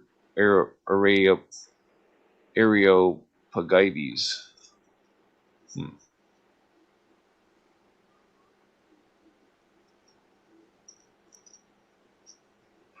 In order to have freedom in speaking, let them occasionally drop hints here and there that superiors have great freedom in this matter. If they sometimes speak one way, sometimes another, and often ask something confidently in order to explore answers and way of thinking of their members, by this pretext they can make good many mistakes that have been made. Hmm.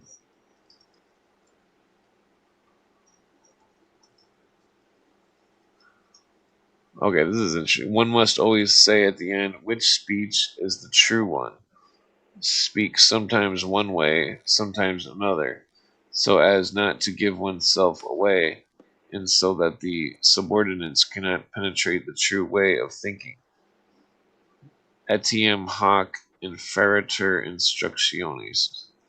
Okay, Some so something sign of instruction. sorry. Oh, you can go on. So I got the apology letter. This is Adam Weishaupt's 1786 public defense of the Bavarian Illuminati, written after the Bavarian government outlawed the organization and accused it of threatening religion, government, and public order. The German title means apology or defense of the Illuminati. Yeah, it's real. It's interesting.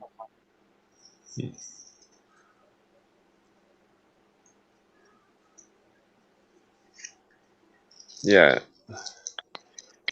because they had 13 lodges established in America, so they obviously most likely went to America, and that some of them were in New York. The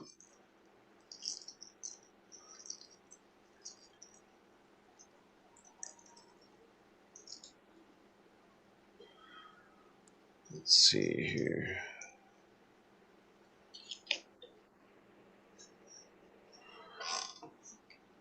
Uh,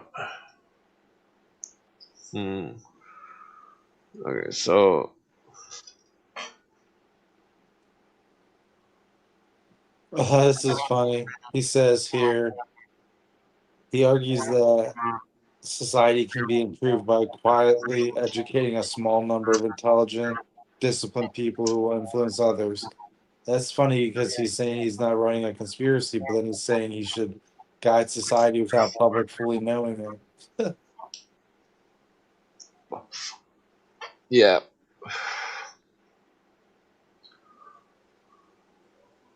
Hmm. Let's see. So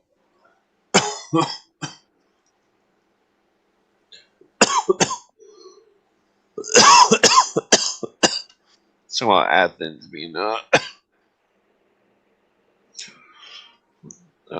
Let me just skip ahead here.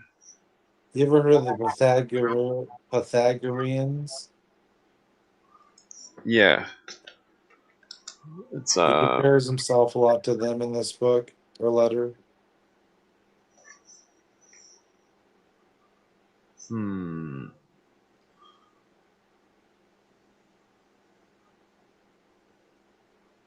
That's weird. Okay, so he's talking about an abortion. Sister-in-law is pregnant. Sister-in-law is pregnant. What does it say? But if it is not obtained, how shall I replace what I owe to this person? I have already attempted various things, but I am resolved to everything. She herself was in Eurofon to have a child aborted.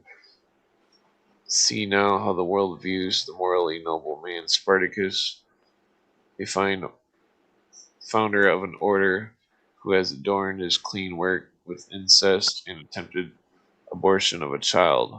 Wait, what?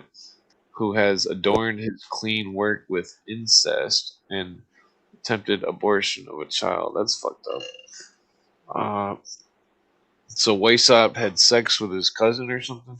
The recipe, which was discovered by his former disciple Ajax, among others, must either not have been known to the teacher at the time, or this appears from his own letters, must not have been strong enough to abort the child. What the fuck? This is weird. Okay,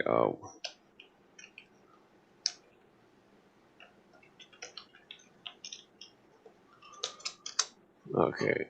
So I'm asking if Waysop was practicing incest. Yes, according to this letter, Waysop was involved in incestuous relationship. Waysop writes to a close confidant, his sister-in-law, his wife's sister, is pregnant. Wait, his wife's sister? That wouldn't be blood related, technically. That's still incest. Let's see.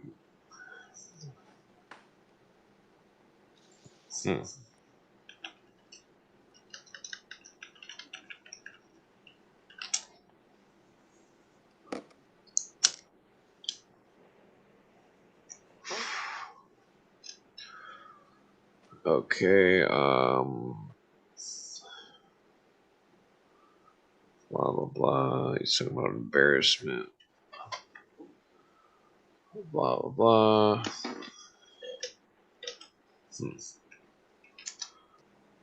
Okay, it's going pretty slow. We don't necessarily have to talk about Illuminati type stuff. Just, first person.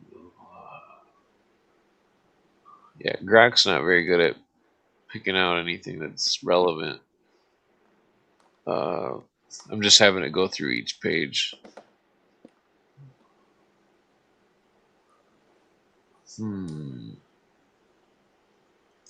Okay, I'm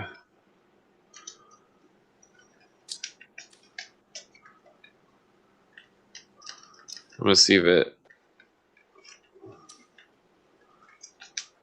if it's got any for the greater good type talk in it. Okay, it says they openly discuss lying, using false fronts, and concealing their true goals because the end justifies the means, quote unquote, when it serves the great cause. Waysop repeatedly says things like, we must first make the people, and that the current corruption requires strong and sometimes underhanded measures. The letter you saw, the personal scandal, incest, and abortion is framed in the context of protecting his reputation so he can continue his great work. Quote unquote. Great work is the thing that all the occultists think that they're doing. It's really Weishaupt's great work.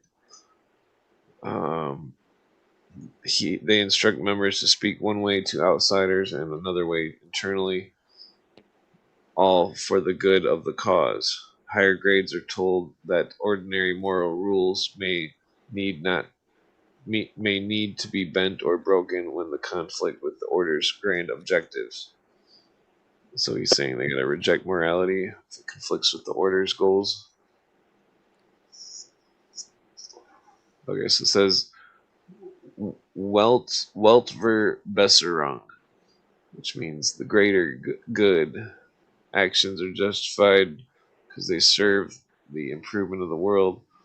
The good of the order, the good of humanity is invoked to rationalize secrecy, manipulation, infiltration, and moral compromises. They see themselves as enlightened elite who must sometimes do things the common people wouldn't understand for the eventual benefit of everyone. The ends justify the means.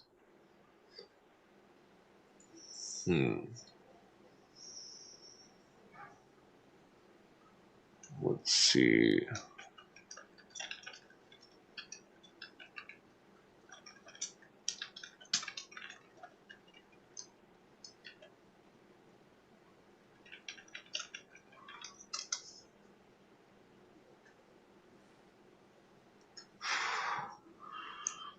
Let's see. Trying to figure out. So they mention a golden age, one family across the whole world. Let's see. I mean, it's all secular humanist in nature. What's that mean? Like man is God type stuff, but more in like a philosophical way. Oh, okay. Okay, so I asked if it mentioned the Bible. Okay, so they often reinterpret Christian teachings, especially New Testament, as containing a hidden rational moral philosophy that the church has corrupted. Jesus is portrayed as a great moral teacher and enlightener whose true meaning was about freedom, reason, and brotherly love, not about church dogma or supernatural claims. They contrast true Christianity, their version, with the priestcraft and superstition of organized religion. Biblical stories and figures are used metaphorically to support their ideas. References to Christ's teachings on brotherly love and the kingdom of righteous. Discussions about how the early Christians supposedly had secret doctrine that aligned with the Illuminati principles. Weishaupt claims in the places that the order's higher teachings represent the real meaning of Christianity or was lost or hidden.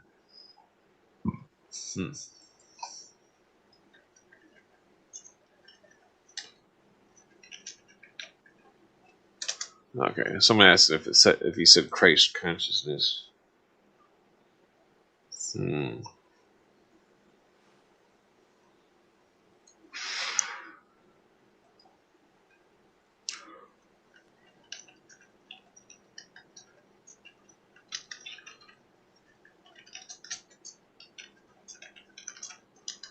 Okay. Sweet tastes kind of swampy.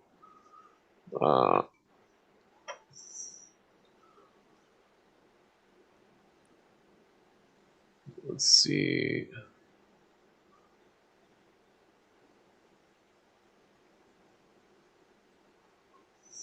Okay, so he says, well, these seem irrelevant. Moral reformer, no mention king. So he's going on about Jesus. The hieroglyphs fit perfect. Um, hmm.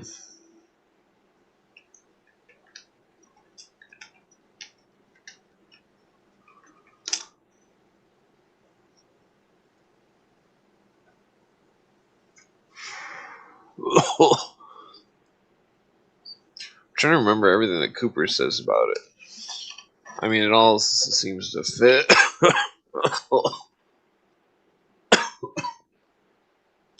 Cooper had a good way of summing it up.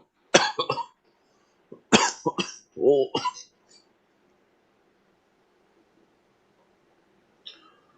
What do you mean? How do you sum it up? well, just like the goals and the deception and the usury of mankind. Okay.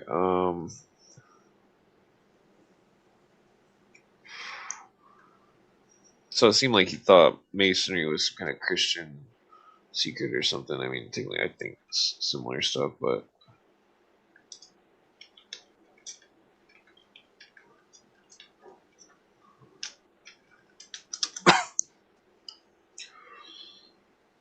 Okay.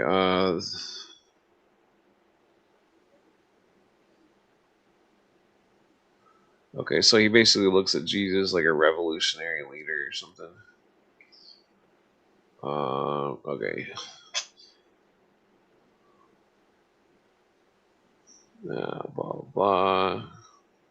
Rational morality, human brotherhood, freedom from oppression. I mean, it's definitely, I'm going to have to dig into it more. I forgot the book wasn't on the screen.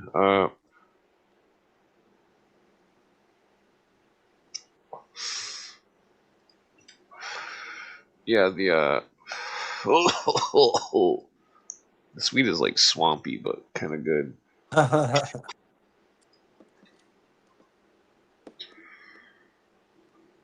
Okay, so yeah, that Candace Owen lady is probably losing her mind right now over that court case or whatever.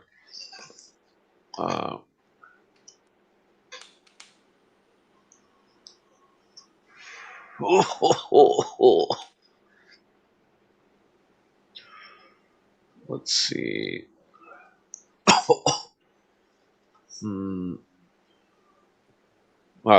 Minneapolis daycare owner pleads guilty to 5.4 million fraud. Mohammed tops England and Wales boys' names for the third year. When people are naming their kids. Well, this is interesting. Prosecutors link suspect to Charlie Kirk assassination in Utah hearing. Are they just talking about the main guy, or are they talking about a second person? I don't know.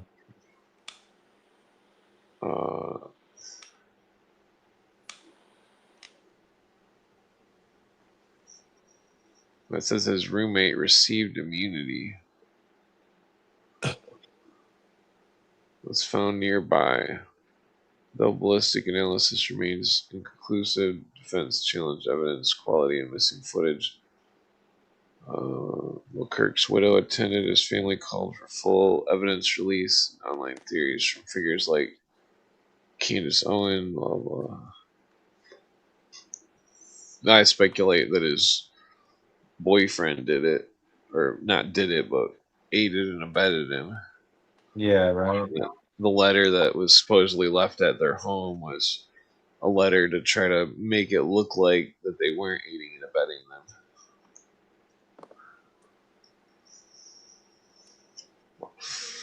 Yeah, there's a viral video going on about a bunch of the Israelis dumping out a bunch of meat that was given to them or they bought or something.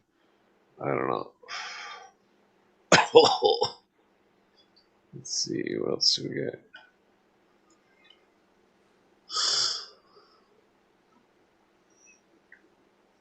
Fort Worth.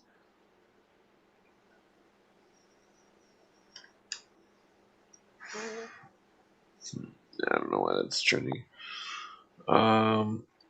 Let's see.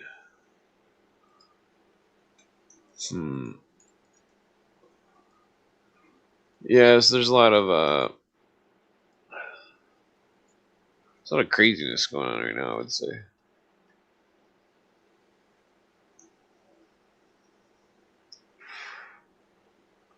Yeah. Yeah, Always some craziness going on. Already what? You never would think there'd be so many killers in modern times. Oh Jesus, that's kind of sad.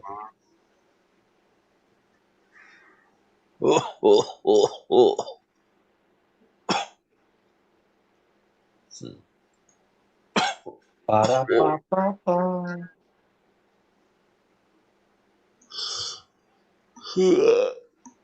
Dude, the Freemason stuff is like, I don't know about the Freemasons. Like I said, I'm not really worried about them too much. I think once you start getting really high, maybe they like their power is like through their connections. You know, it's like they all know each other, so they hook each other up pretty much. But I don't think they have too much power besides that. You know.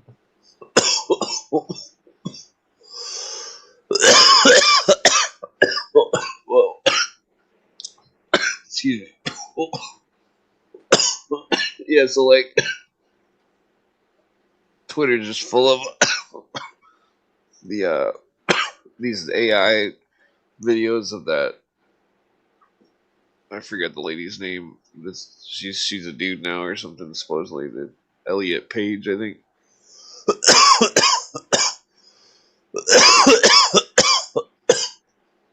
Making fun of that Odyssey movie. Whoa, excuse me. It's so harsh.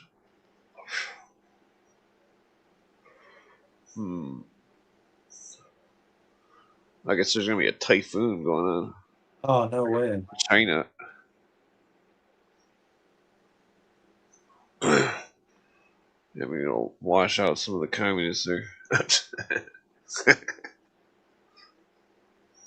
hmm.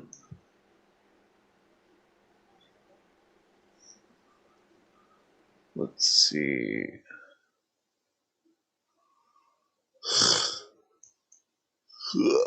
Excuse me. It seems kind of a slow day. You think it's a slow day? Yeah, maybe I'm just really stoned.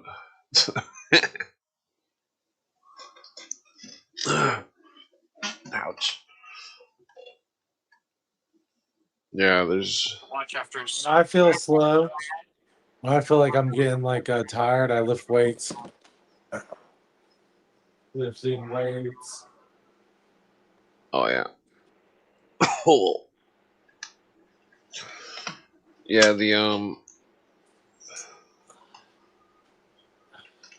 it's definitely weird living in the future. Well, present. Yeah, I've never actually lifted weights. I just always did lots of work, and I don't know. I don't actually know how much I could lift or anything. I mean, I'm sure I could lift a lot, but I don't know how much or anything. Yeah, I do a lot of endurance. Oh yeah, yeah. I used to do so when I would train for kung fu and stuff. Like hold your arms forward as long as you can, and Yeah, like just do that for 5 hours. damn. Or like I don't know. The I was always doing a lot of running flips, where it'd be like you run and you like flip, but like you I quit doing it though because I broke my shoulder once. Yeah, that's crazy. But I'm really good at it. I'm sure I could still do it. But like a diving front roll, like some ninja shit. Uh, Ooh. Because you could like bust out of a front roll and do a full on double kick. Now I'm awake. That's how you Oh wake up. yeah. Get your blood going a little bit. And I'm stony baloney, but now I'm like a wakey stony baloney. You should do some push-ups, Clint. Nah, I've got weed tray on the floor and stuff. He said, nah, fuck that. There's not enough room right here. I got like a big TV to my right, couch behind me and stuff. Uh,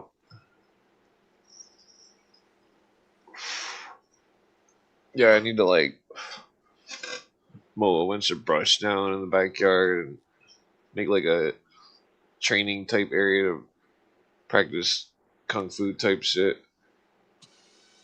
That'd be sick. You need a punching bag.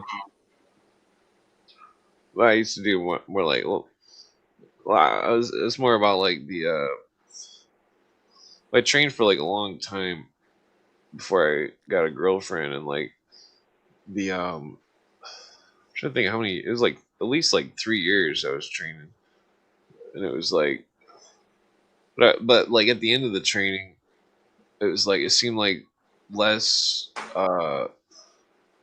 What's that called? Like low stress training seemed better than like high stress training because it's like repetition on, you know, like your joint movements and stuff when you're punching, and Mm. like the you don't want to wear the cartilage out, because I did way too many karate kicks and shit. Fucking wore out the cartilage in my knees and stuff.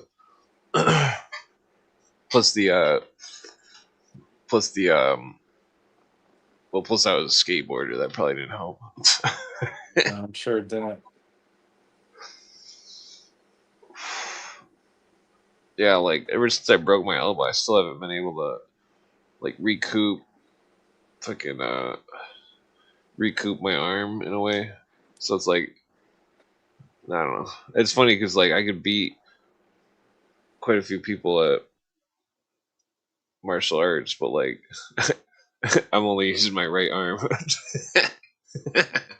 Like when I beat that dude at Tang Soo Do, the Tang Soo Do black belt dude, I was only using my right arm pretty much. Like, it makes it even funnier because it's like, I don't know. He didn't know that. I mean, that the You know, in a healthy body where a bone breaks, it'll grow back twice as strong. well, this was the But joint, right? cartilage, yeah, but cartilage is different. It has a very limited blood supply, so it doesn't really heal nearly as well as a bone. Yeah, I don't know if you can hear it. I don't want to do that too much. It hurts. If I bend it a certain way, it cracks. It's like crunch. Every time I bend it a certain way, it crunches. The same way with like my ankles and my one knee and like my shoulder and like a whole bunch of stuff. Everything just crunches. Yeah. Yeah, like if I don't smoke weed, my wrist, that's like I can barely move them. It just hurts. Yeah. It's like really painful. I mean, not really that. I don't know. I got a high pain threshold. I was when I was in Iraq, I wasn't in that much like combat, and actually I wasn't in like any combat. I just was in like I had an IED explode next to my vehicle, but that was it. But besides that, I wasn't like in any combat in Iraq, only in Afghanistan. But when I was in Iraq, I had a lot of free time, and that's where I got my green belt and stuff. And I had a sergeant who was a female, who was a reservist. She was a post office lady in her civilian job, but she was a sergeant, and I was an E4, so she was one rank above me. And because of what my job was, people just thought I was more mature, I guess. But really, I was just like a 21-year-old asshole, you know. Oh yeah. And I was doing martial arts with this girl, and I was training with her. They put me with her because she was a girl, you know, and she was higher up in martial arts, but there weren't any guys in there. So I would like wrestle with her and stuff. And one day we got into like, she hit me really hard, and I got mad, dude. And I was like, "Well, I'm not gonna hit you, but I'll submit you," you know. So I tried to take her down and pin her, but she could fight, and it lasted for a while. And then when I had her in a armbar, she elbowed my nuts. Ooh. Yeah, and I was like, I don't know when we learned the elbow the nuts move. I was like, but I'm done now, you know. I was like, I kind of got mad, but I went and I took a shower. And when I got out of the shower, she was waiting for me, and she took me back into her cam. Oh yeah. So when I was in Iraq, I got a little funny business. Oh yeah. Yeah, she The was a sergeant, Marine. yeah, I've never sparred against a chick. Some of them can fight. I've met chicks who can really swim and stuff. I met a girl who wanted to be a Navy diver, and she was in really good shape. I don't know if she made it though. Oh yeah. I tried one of those rock climbing walls once. Then my friend and his sister was there, and she beat me at it because I'm afraid of heights. Oh yeah. I got to the top like just as quick as her. Then I looked down, and then I just I just froze. I couldn't move. It was like it doesn't happen very often, but like I had it happen on a roof once. It was like the third or fourth story, and it was like I just couldn't move. It was like, man, I don't know if I'm too stoned or like. We used to go to this lake and jump off the cliffs into it. And one time I got really drunk and I just was like, I can't do it. I was too scared I was gonna slip or something, die, and I was like, I'm just too drunk to do this. Oh And yeah, we walked all up there. All my friends jumped off. I jumped off before, but that time I just walked down. I was like, I'm sorry guys, I'm pussing out. yeah. It's yeah. I'm trying to think. I think I've lived here like 8 years, I think, or 7 years. Like out of the last since like 2011, I've only tripped like 3 or 4 times, and like I'm pretty sure the last time I tripped was like when I roofed this house, uh, which is funny because I don't think I could have roofed the house if I didn't trip. Because it's like the one side is not very far to the ground, but then the other side it's 2 stories, and it's like it just sucks to roof the one edge when you start off the edge. You're like right at the Yeah, edge, like do do do, like fucking. I don't know. I hate roofing. I've never roofed before. A lot of people do that. It's good money, I hear. Nah, it's wears you out in a weird way. Makes Sure you immune does. to the sun sometimes. Did I tell you I had a girlfriend who was a roofer, a Mexican girl. She was like 10 years older than me, and she was in good shape. She used to run marathons and shit. And one day I was working at an automobile place and she was roofing, but we lived together. And it was her house. But I said, should I roof with you one day? Should I do roofing instead of working at the automobile place? And she said, you aren't made for roofing. You won't make it. And I said, what? I said, you're a girl, though. I said, I'm like a guy. I've been in the military and stuff. She said, no. She said, you're soft. I can tell. Nah. Did you ever get? Well, I mean, it's comparable to being like stuck in the desert or something. I mean, it's like it's really hot. Fucking, your I did hands get missions really in the worn out. desert. Oh yeah. You could probably cut it then. It's basically like being in a desert. I would assume. I've never been in a desert, but it's hot as hell. Your boots are like sticking to everything. Yeah. The trick is what I would always do is it would always be re-roofs. I would always tear the top cap off, and then I would take the top row of shingles and start peeling them up and rolling them, and I would roll the whole roof off in one like giant piece, like in a giant shingle joint or something. I mean, I know those are heavy, but when I was in the desert, I would operate in like 110-degree heat with fucking full body armor, weapon, ammunition, water, radio, medical equipment. Oh yeah, you could probably roof then. So fuck, dude. I did missions that involved hiking for hours, dude, before we reached our objective, walking through like soft sand. Have you ever walked through soft sand? It's Yeah, like that's so where much more exhausting, dude. And then it's the like dust everywhere. like Like when 4 helicopters times the land. difference. Sorry, yeah, it's like really hard. It's like to push off the sand. And then if helicopters Yeah, land in the desert, it sucks because even if you are away from them when they get to the ground, you got to go walk up to them and they're just blowing pebbles at your face like at a high you get speed. sandblasted. You do. Yeah, I swear you do. It's like, That'd be pretty rough. and not just that, but I'll tell you another like little secret of the military. It's hard to navigate in the desert because there's not many landmarks. Okay, so it's like you have your GPS and that's good and maps and compasses and whatnot, but it's like if you're looking for something, you can't really have a landmarker in the desert. You know, it's like kind of weird. Yeah. Cool. Yeah, that gear probably weighed like 60 pounds or something, didn't it? How much would you say your gear weighed when you were marching in the desert? Mm, Or not marching, but walking. I don't know how much those flax weigh. Let me think. The body armor is maybe like 30 pounds. Yeah, so you probably had like 60 pounds of weight on you. Maybe like 60. Yeah, I'd say about that. Like walking around with a bag of cement strapped to you. Yeah, Like, I'd say about 60. I'm adding it up in my head, and it's about 60 pounds.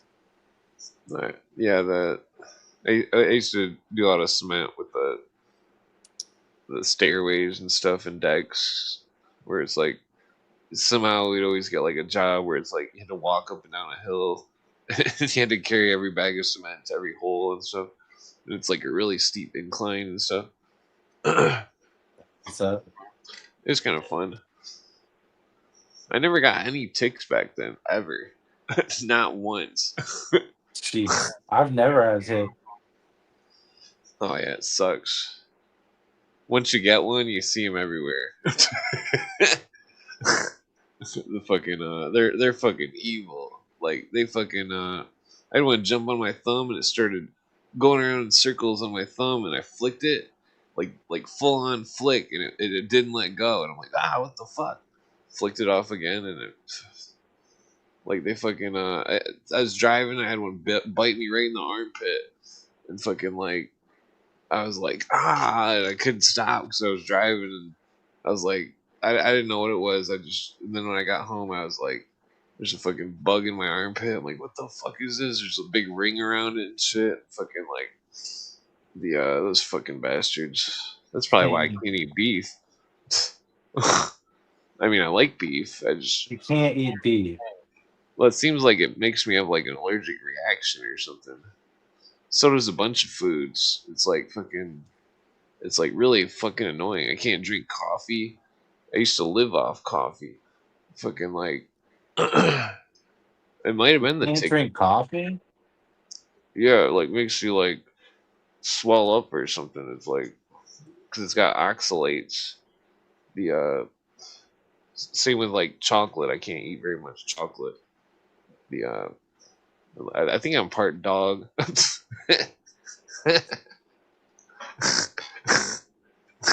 I was thinking that kung fu stuff you're talking about and whatnot, and how we were talking about the training and stuff. Wow. Wow. When I was in the military, I worked with the Marines, and that's where I got my SEER training. You ever heard of SEER training? I don't know. Search, evasion, rescue, escape. Oh, I think I seen like a video of that on YouTube or something. And I Yeah, had search, evade, rescue, and escape. Is that what it was? yeah. They just catch everybody. It's like a limited area you're in, and they'll get you. It's not really like a question of like if they'll get you, it's just when. And then you have Yeah. to like survive the torture they do to you and shit. Hmm. It's kind of like some kind of capture the flag type, or no? That's interesting. What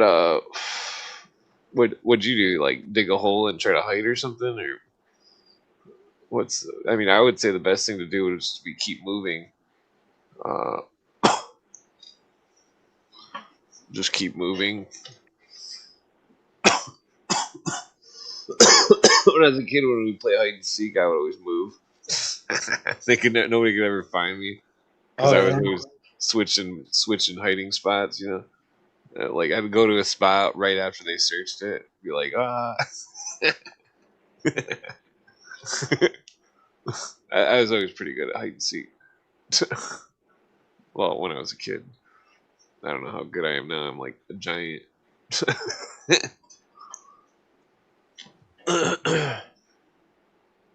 Yeah, we used to have like paintball wars and stuff, like capture the flag and like that type of thing. I would always just sit. Oh, I you're would talking about always, like evasion, like hiding from people? yeah, like I would always just crawl everywhere. I don't know how I didn't get ticks on me. We'd play paintball by this huge graveyard, where it was like not in the graveyard, but my friend's family owned the land behind it or something with a bunch of swamps and like a river or something. And so we would always be like, there's this huge wood area, and like one team would start at the top of the hill, the other team would hide down in the river area, and like, and then basically I would always just find certain trees, and then I would lay by them, and just like lay there with the paintball gun, and just wait, wait for somebody to walk up, and then just bing. the I don't know, it was fun. It's more like black and white. Like they teach you like the code of conduct for members of the armed forces and stuff. Like you're not supposed to tell secrets or facility entrance points and stuff like that, et cetera, et cetera. They also teach you stuff like um, back then they were killing a lot of people on camera. You know, they cut people's heads off and shit. Jesus. Remember that? Islam's. Yeah. So they were telling us like if that was gonna happen to us, like do not get killed on camera. I know this is messed up, but they were like, you better fight beforehand and get killed off camera. That you better make them shoot you or something. You know. Yeah. But the evasion part is interesting because they don't really release you until after they've beaten you physically. So you're really tired and you've been up for the days, and then they release you to like get to the point, but you can never get there because I got there with another guy, and before we get there, they just run out with guns and arrest you and stuff, you know? The So you can't really ever complete it. yeah. And then for the resistance phase, it's like that is just where they yell at you, they Wait. try to break you down and make you tell stuff that they told you earlier. They So in see if the your stories match. All your stories have to match. hmm. So in the game, it's like when they release you to go run. In the game, would you be able to like grab them right when they release you or something and pull some like rainbow shit or something? No, you don't have weapons or anything. You're just Well, trying I to mean, just get somewhere with a map, and they're saying that they're gonna come get you in like so many hours or something. well, And I they mean, in even send helicopters overhead and shit. well, in the scenario, are you like, is it like a pretend like you've escaped type scenario or something? Or No, it wasn't like that. It was like they taught us some stuff and how to do it, and then they were like, "Now go." You know what I'm saying? And you have to find water, shelter. You have to make a fire, all that stuff. You're out there for like 24 hours, and then they try to. But I honestly got to the edge of my area, and there was a fence there, and I was like, "Oh, this is bullshit. You can't escape or anything." I should have just went over the fence. Yeah. There was like a hunting. I remember when I got to the fence, somebody had a hunting post set up, like where they hunted deer in a tree stand. Yeah, just go sit up in that. I got to one point, it was like under this big tree, and there was like a shit ton of frogs there. I mean, like thousands of baby frogs. Huh. It's so weird. It was on this. I did this training on Camp Johnson, which is close to Camp Lejeune. It's like a training base close to Camp Lejeune. It's really big. Yeah. And then the recovery phase is interesting. That's where you learn a lot of stuff like roping, rappelling, how to fast rope, how to get into helicopters, stuff, etc. Well, that'd be scary going on a big rope. I used to play in the barn. We used to have these ropes. They were like super thick and fucking. There was like this. We'd stack the hay all the way up, and like so on each side of the barn there'd be like two high points, which were like 2 or 3 stories up, and then like I think it was like 2 stories, and then like but we'd be at the very top, by the roof, and then the center would be completely empty, like tractors and stuff, and like we'd be way up there, and there was this rope with like a roller wheel or something. It was some kind of really antique thing. We probably weren't too bright. Like me and my stepbrother used to do. We'd run and grab the rope and slide across, and then jump to the other side. Hmm. It was really fun. Uh, really dangerous though. Spielberg's movies, Indiana Jones got us all hyped.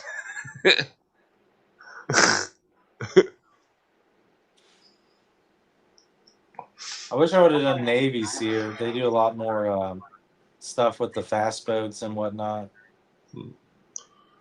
Yeah. Yeah, we used to do this thing by this river where it was like a huge hill, and like it was like a river, and then there was like this rope that on a tree, and you would grab the rope, and then you would throw the rope as hard as you could, and it would go, and it would swing, and then when it swung back, you would have to wait till the rope came to you, and then once the rope started falling down, you would run and jump off the cliff and grab the rope and fly. Jesus. You one did of the, that? yeah, but one of the times I fell and it fucking hurt like hell, and then I got blood Jesus. thrown at me by fucking Ross. That bastard. Well, I don't remember if he did that right. Well, it's irrelevant. I only mentioned it because he listens to the show sometimes. The those are good times. Yeah, it's like if you didn't catch the rope, you just straight up fall. All right, I'm gonna take a dab. I'm gonna mute myself for a second. Yeah, the rope swing was so fun. It was so dangerous though, because you'd be like, because you see everybody else doing it. It's like, oh man, if I don't do this, I'm a fucking pussy. And then you're like fucking. It's like it's I don't know. It looks harder than it really is. It's like you just jump and you gotta have perfect timing for the rope, otherwise you're not gonna catch the rope. And I mean, you could grab the rope right when it. The cooler, I mean, you could grab the rope right when it comes up, but that's not that cool. The cooler thing was what we were all doing. We were trying to see who could jump the farthest and wait the longest to grab the rope when we're falling. The that's what we were doing. It was pretty fun. I don't even know where the hell that was. Fucking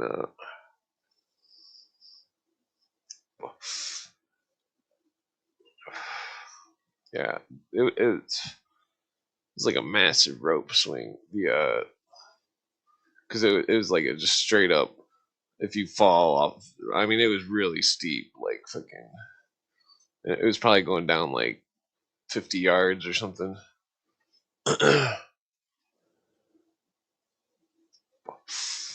You'd get like really bad rope slivers though from your hands. Those fucking rope slivers hurt the worst.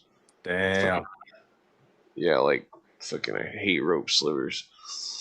Fucking like I mean mostly it's just from older ropes, like barn ropes and stuff. Well, I mean technically those aren't as bad as it's like a fiberglass rope. Those are horrible. I remember one time I was like, I don't remember. There's like some kind of swing or something. I was a kid, and I'm like, oh, cool, and I go and grab the rope swing or whatever, and it's like old rope and it gave me a bunch of slivers. I'm like, and they all burned like hell because they were like plastic or something. Uh,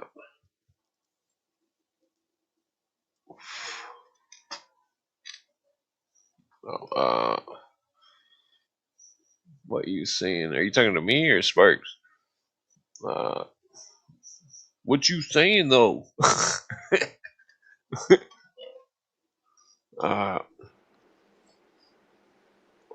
You know that guy? I'm pretty sure I've seen him before. I can't remember. Oh, hi, I'm Sparks. Oh,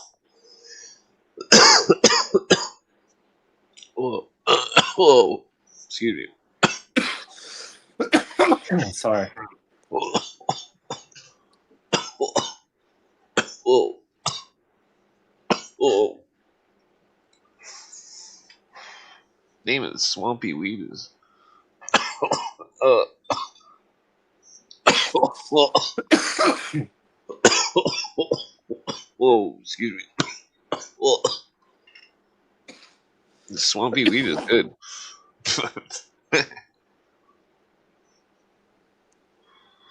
Yeah, I'm gonna roll another cigarette. I'm smoking dabs. Society C dabs. Oh yeah, I gotta get an ounce of that from the store and You try want to it. see it? Oh, you can't see it on YouTube. Never mind. I tried like an eighth or something of it. It was really good.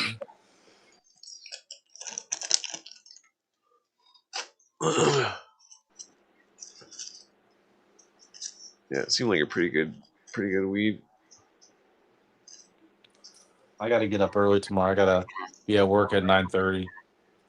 Oh yeah, you passing out or? Now I'm gonna stay on a little bit. I can't sleep yet.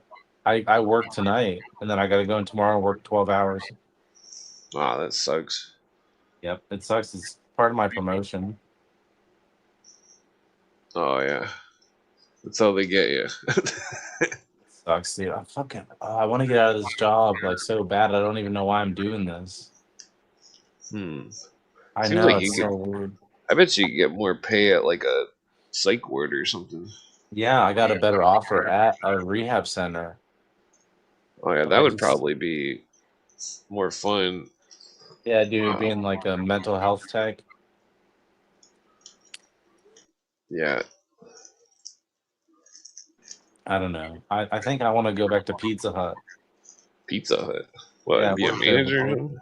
Well, yeah, they offered me to manage a store, and I'd be making like 60 grand a year, and I could really use that money. And then I'd just switch to social work when I finish my degree. You know what I'm saying? Oh yeah, It's like what I'm doing now isn't really being a social worker. You know, it's different. It's like I just deal with people in crisis, and honestly, that's stressful. hmm. It's like every time the phone rings, I'm like, I don't like it, and I don't like having that feeling at my job of not liking it. You know? Excuse me. How would I get a job doing that? Oh, you can just look it up. Just look up peer support specialist. Hmm. You can get a Seems like. certificate in your state. You don't need a degree. Oh yeah, that'd probably be like a pretty easy. It is pretty easy, I swear. You just stick to a script. It's not bad. Huh. Oh, they pay $20 an hour in Michigan. I just get paid $16 an hour. Oh yeah. Isn't that fucking low, dude? That's why I'm like thinking of going to Pizza Hut because I'm like make like 30 grand a year right now. Oh yeah. I'd like double my money if I went to Pizza Hut. I'd be making 4 grand a month. I worked there Yeah. for 2 years. I was a shift lead. That's why they wanted to promote me, but I I'd tried to be go careful and about eating it though. yeah. I should Hmm. just do honestly, I'm gonna meditate on it and try to make a decision because Did you like working at Pizza Hut? I did, and I like the people I worked with. It was Uh, easy. yeah. It's a really easy job. You just make anyone can do it, you know. And to be a manager, you just put people in their positions and then supervise. You know, it's like even easier. Yeah. Hmm.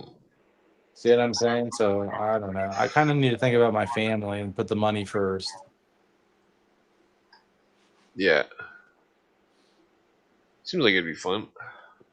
Yeah. Last month I made almost 10 grand. I was looking at all my income. So it's like I feel like I'm making good money. Like it's just with the economy and stuff, it's never enough, you know. Oh yeah. I got debts too. I got a mortgage. You don't have a mortgage, do you? No, I got lucky and my grandpa passed away and like built a house and stuff. My aunt donated me some land basically. Uh, it took like a long time. So, well, it took like 2 years for me to build it by myself.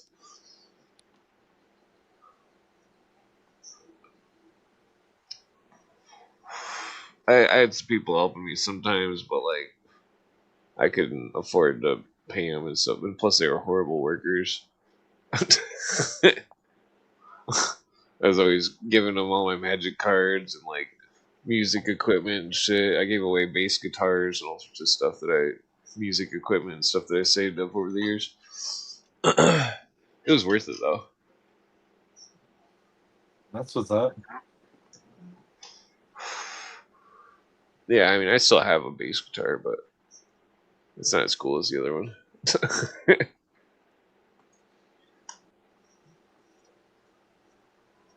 One of my friends, he used to have this huge guitar collection. It was like, he had a bunch of them. I thought the best one that he had was the Jackson Jaguar. That one was a pretty nice guitar. I was gonna donate to your goal again, but it won't let me. Oh. It says you can just do it one time. Uh, What are you gonna say that's smart? well, let's see.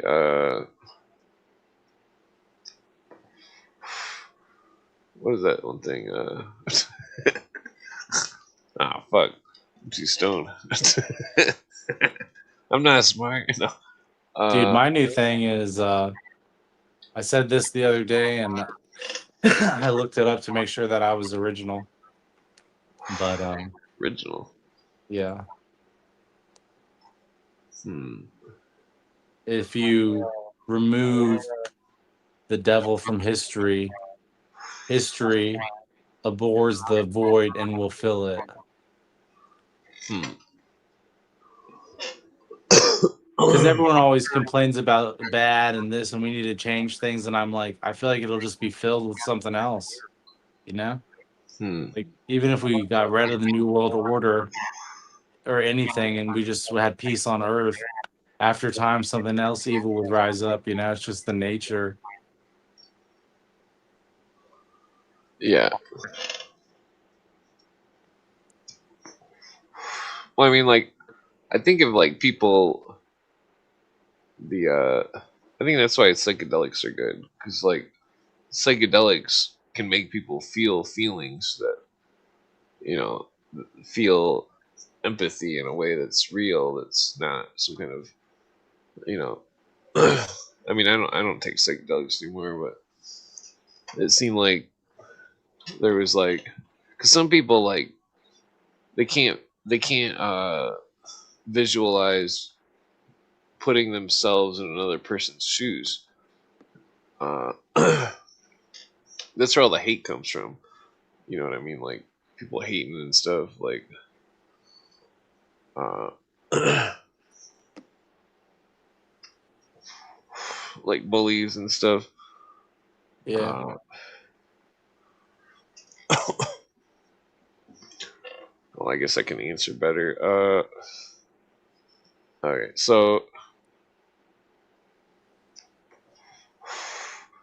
well, I could say something I always say. America's screwed because the United Nations Charter, Article 43, is being held as supreme law of the land. America signed into the Participation Act, the Disarmament Act, the Open Skies Treaty, that all these things need to be getting out of.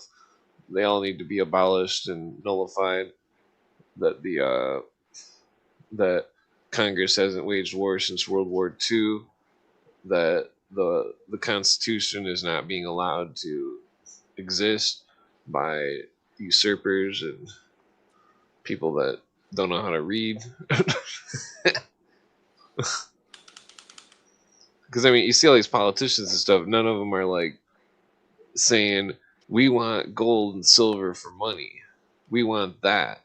That should be their main platform. That's what they should be demanding.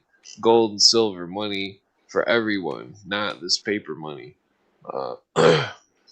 Because then all the usury would stop with the inflation. There couldn't be inflation, and that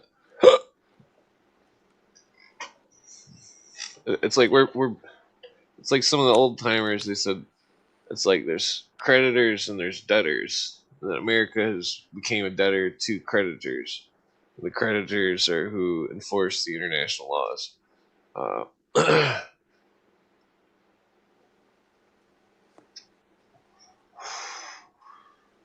yeah, like the I forgot what we were talking about. Well, our government's the Constitution. Anything outside of the Constitution is not our government, but we still have to obey on all unconstitutional laws because Well, unless you want to sit in a cage or something. But that's Sit in a cage. well. I mean, if you disobey the law, they throw you in a cage. That's what jail is. I had to sit in jail once for 4 months when I was a kid. I was 17. 4 months. Yeah, for a prank phone call I made when I was 15. And that I even mentioned during the trial when I was 15. I was like, "You're trying to enter me into a contract which waives the double jeopardy clause because it was a misdemeanor and fucking they said that if I failed the probation they would retry me with the same crime." And it's like and I just straight up was like, "This is bullshit." I was like, "You're trying to get me to waive my double jeopardy." I'm like, "This, talking about the Constitution."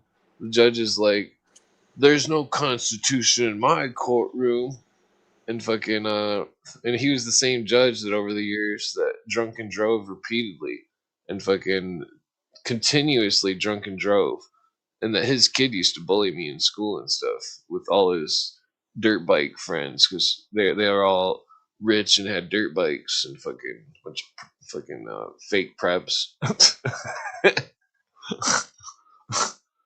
uh, like, "Oh, you don't wear Abercrombie, so we're gonna beat you up." Like, that's the type of mentality that was in my high school. That's why I basically dropped out, got a diploma through the mail, and then went to college and stuff. But college was different, but it was more like instead of the students bullying you, it was the teachers. The teachers were all Marxists, and that every one of them was a fucking Marxist, and they were all pushing fucking Marxism in their own little ways, and they didn't like anything that I said What's because Marxism? that's the class war, and that fucking they deny that the Nazis were racial socialists, and that because they were in their own writings, and that the this whole class war versus racial war thing, these are all tools of the Illuminists. Uh, in theory, it's like the Illuminati moved through Freemasonry and Theosophy into the Thule, and it moved through the Jacobin Society, it moved through the Orange Society, it moved through the Scottish Rite, it moved through the Blue Lodge, it moved through uh, British Israelism, it moved through, uh, I believe it moved through Skull and Bones, based on their oath being almost identical to the Illuminati oath, mentioning the Aqua Tofana, mentioning the eating of the rooted vegetables. Uh, it's like it's like the whole it's like pattern recognition. It's like they never go by their name, but if you look at what they do, what their passwords are and stuff, you know who they are. That's where it gets crazy. Because I mean, for all we know, there's a Russian Skull and Bones, there's a British Skull and Bones. The 322 could just be the number of what chapter it is. It's the 322nd, and that there's a whole 321 more of them at minimum. Uh, Chapters of Skull and Bones, Hussards de la Mort, uh, Totem Cops, German, Skull and Bones. And I would definitely say that Illuminati moved through the OTO and all the Neo Templar orders that are uh, practicing fanaticism and uh, trying to abolish all religions and so on and so forth.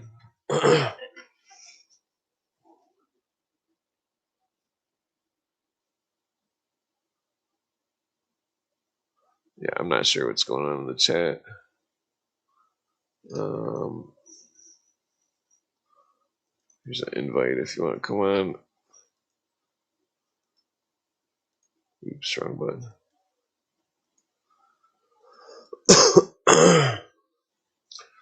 Yeah, it's like the Illuminists use mankind's weaknesses against him. Yeah, I was just reading the chat. Come on, what you saying? Yeah, I'm not sure what they're talking about. Mind your business. Mind your business. Yeah. It's like that whole world government theme, the people as a whole, one great people. You can tell it's moving through the Christ consciousness shit, and Yeah. then it's their whole secret philosophies of Jesus in the more modern sense of Elvin Boyd Kuhn. He says what they believe on page 333 of Lost Light, which is that Jesus is the fallen God who is Lucifer, and that the Satan is the God falling farther into the depths of human and physical desire, and that it's like a cycle to them, like the God cycle or something. But to them though, it's all that it's not symbols of a god or any type of spirit. It's symbols of themselves, their own consciousness. That to them, it's the symbols of them controlling their human body.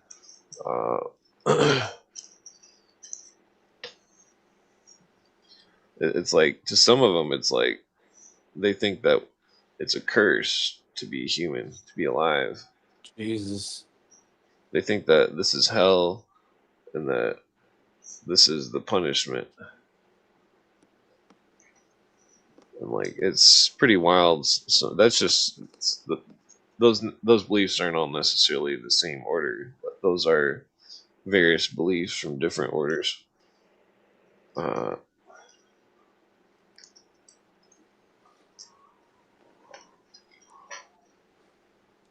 the the great donkey in the sky.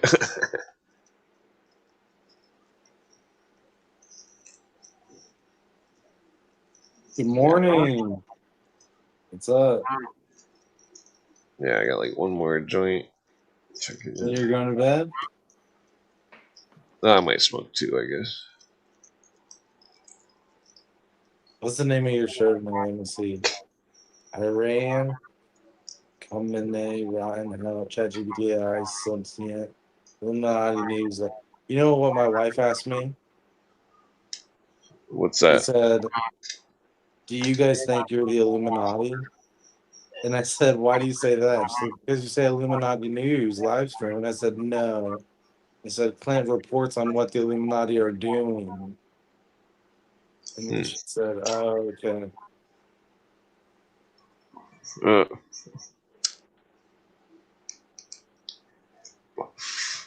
yeah, they've created minorities that aren't based on race. They've uh, made mankind discard morality. They've they discard it for situational ethics. Uh, but there's a whole lot to that thing.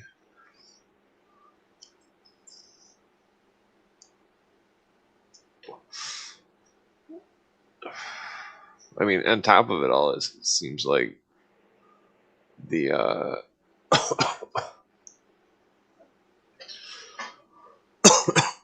well, it seems like they just use people. I mean, that's what they do. They pretend to be all things to anyone. They uh, say whatever you want to hear to get you to believe or to participate or whatever. Yeah.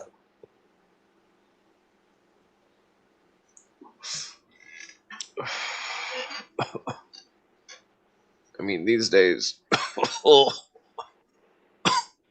high priest and stuff are probably not known. The Cooper believed that every leader of every secret society was Illuminati. He did a lot of background checks on people, Freedom Information Act stuff. That I mean, if you're a 32nd degree Mason, well, that doesn't. Most 32nd degree Masons don't know anything. They don't know anything about it, like not at all. And like that's the thing, is that some do, most don't, and that there's a distinction, and that even in co-masonry, uh, it seems that there's an inner doctrine which, uh, you know, when I was talking to my friend Hieronymus, he believed there's two Illuminatis as well, one good, one bad. Oh, really? Yeah, the good one, which is actually trying to help mankind, the bad one, which is simply trying to use mankind for a new type of rulership. uh,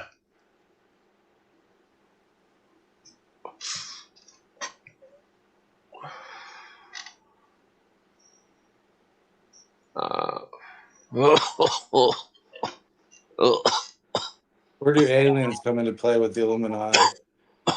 They're talking about that in the chat earlier. no, it could just all be a psyop. It could be, I mean, Occam's razor would say it's a psyop. That it's all just some kind of manipulation of technology to make people believe things of which are far out. I mean, like the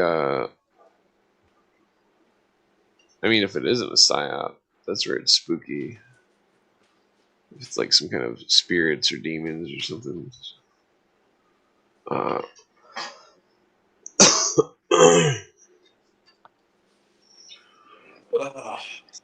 Cooper never says that he does or doesn't believe in aliens. He points that out. It's even in the book if you read it carefully. Uh,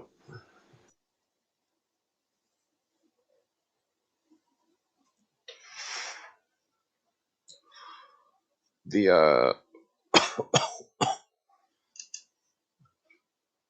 well, what's interesting is the whole Swedenborg is pretty interesting. The whole spiritism aspect.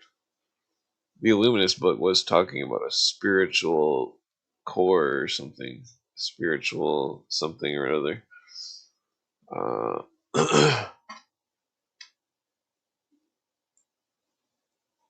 No, I'm not sure what you saying is asking about. Uh, who gave who the files? I'm not sure what's. Yeah, I sent a link out if you want to come on. Just don't moon us or anything. Uh,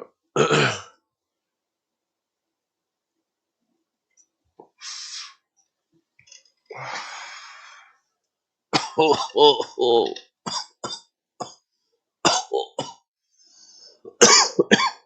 oh, oh, excuse me. Oh,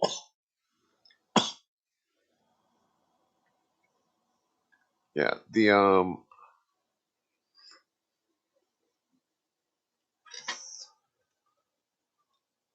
no, yeah, nobody's stressed. This is how people talk.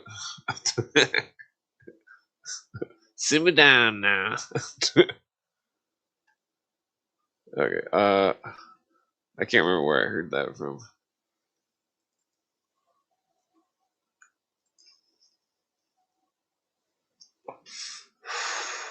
Oh, excuse me. Well, so I think this picture here is where'd it go? Yeah, this picture is relevant because the Jesus stuff. If you notice, he's got a basket or something, a water pitcher or something, and it's got a cross on it. He's riding a donkey. Where's my phone at?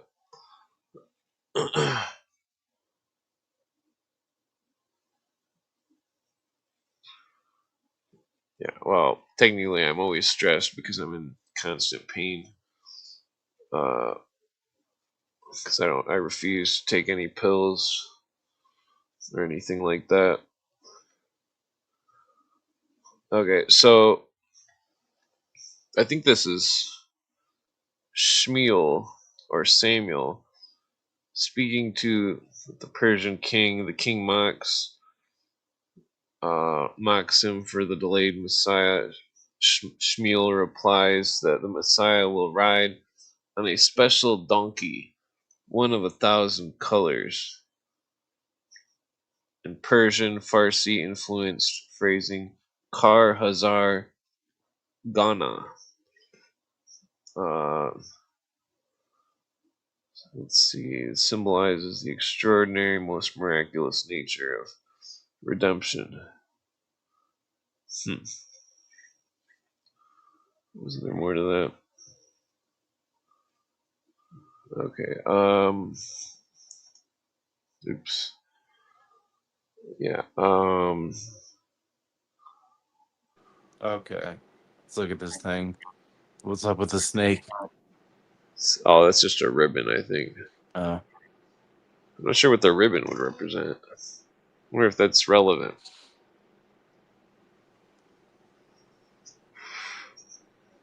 Okay, so here it is. So the donkey of the 1,000 colors be parallel with the peacock's tail symbol. Um, yeah, so the darkness, the rainbow, revealing the albedo, which means the pureness or whitening of. Okay, where's that one thing? Okay, so the donkey is the ultimate. The Messiah on the donkey is the ultimate alchemist Deb, the one who rides and transmutes the philosophical matter, fulfilling both the Kabbalistic elevation of the physical world and the Hermetic great work, the Feast of the Donkey in Fulcanelli's cathedrals. Uh, the same mystery. The Christ bearer or stone bearer arriving in triumph through the transformation of base into divine. Interesting.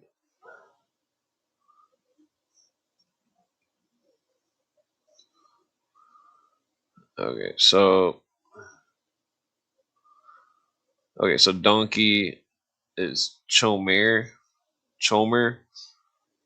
which is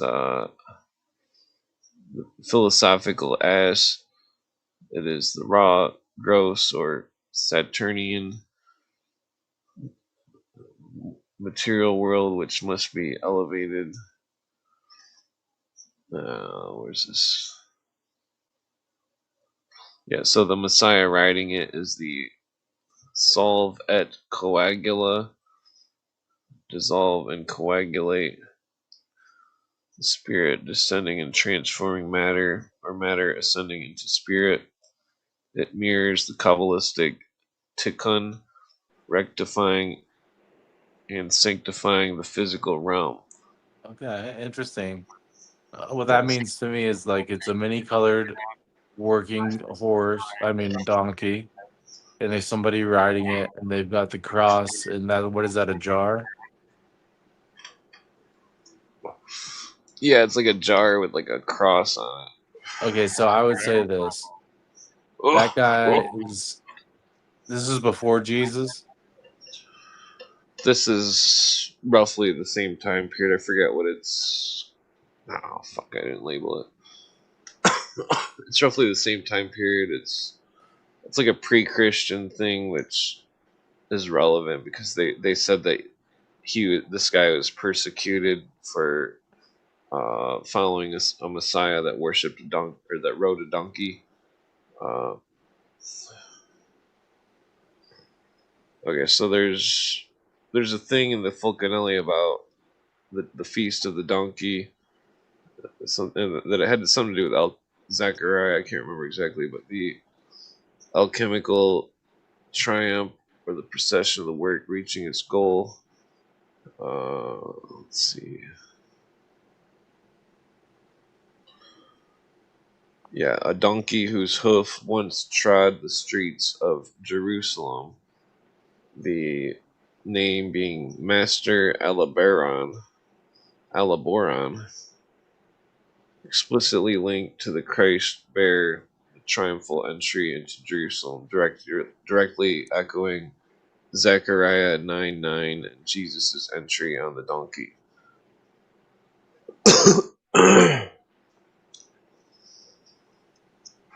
Okay, I think I found this thing. So is that the right spot? What's the name of this picture? Oh, I'll grok it in a second after I. Okay, so it says, where does it start?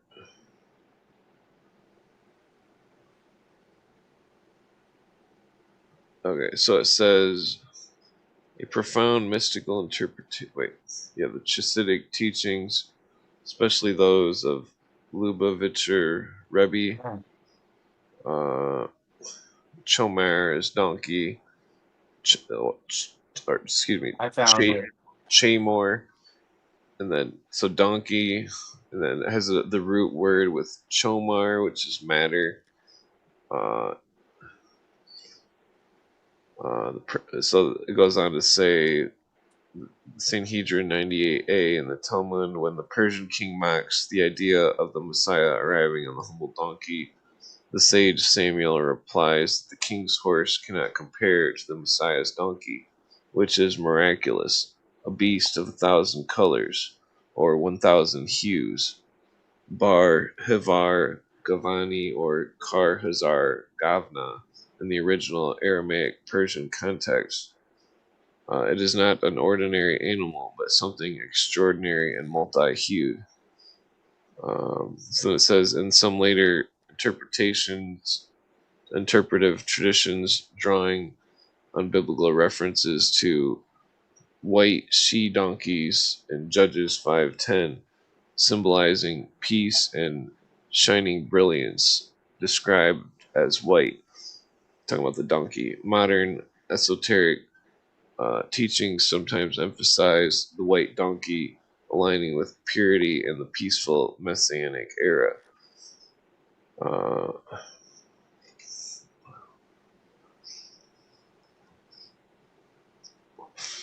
Well, I mean, I wonder if it's like a there's 2 stars in Cancer that have that are donkey names, but I'm wondering if it's like because it's talking about some kind of era. Maybe there's like a new zodiac sign that'll come about or something.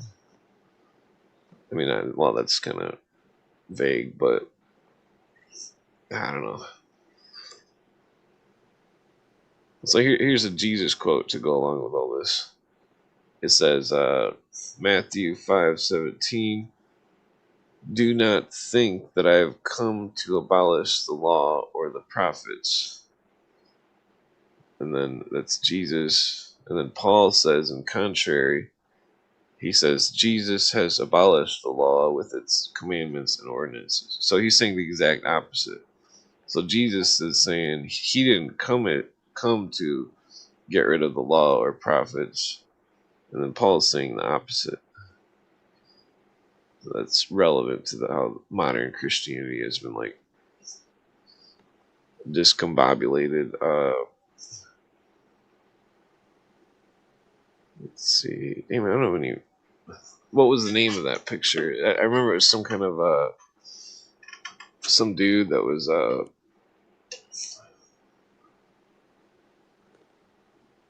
let's see. What's the name?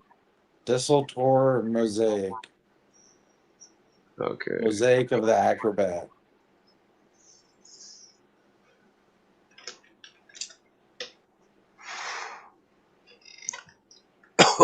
Oh, excuse me.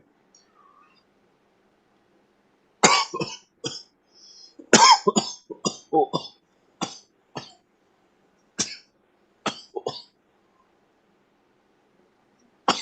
oh. Damn it, sting too long.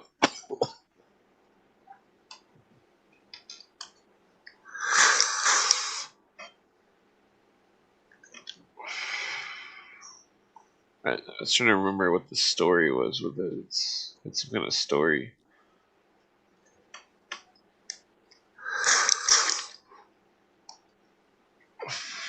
Hell yeah. Okay, Grok's retarded. It didn't even identify it.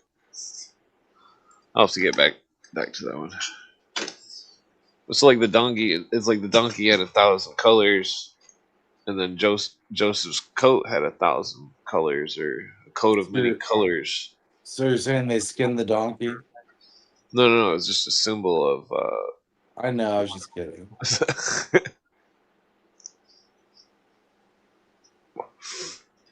the but yeah, what was I getting at? It seems like there's relevance. Symbol? You ever watch that TV show Dual Survivor? No, what's it about? It's pretty ridiculous, but one of the parts is dude, he's like, oh, he decides to skin some like cow or something that's been dead for like weeks or something, and he's like, oh, I could use this leather, just like Yeah. maggots all over it. When you said skin the donkey, it reminded me of that TV show. Oh, God. Yeah, the show is bizarre. There's a couple episodes that they're not airing on the stream sites because they were arguing and stuff, which led up to some kind of crazy shit where the Discovery Channel or whatever could have got sued or something. Oh, jeez. Bunch of like idiots. the first season, this dude refused to wear shoes, and they were like on mountains and shit. And he's wearing like 5 pairs of socks, and the whole time they're like, the dude's like, why don't you just put some shoes on? The guy's like, I refuse to wear shoes, and yeah, I don't know. The That show's is weird shit. the amount of arguing that was going on in the show, it seemed like it's because me and my friend got in a debate on if they were really arguing or if it was scripted. Yeah, but the show got canceled because of the shenanigans of the people on the show, so I don't think it was scripted.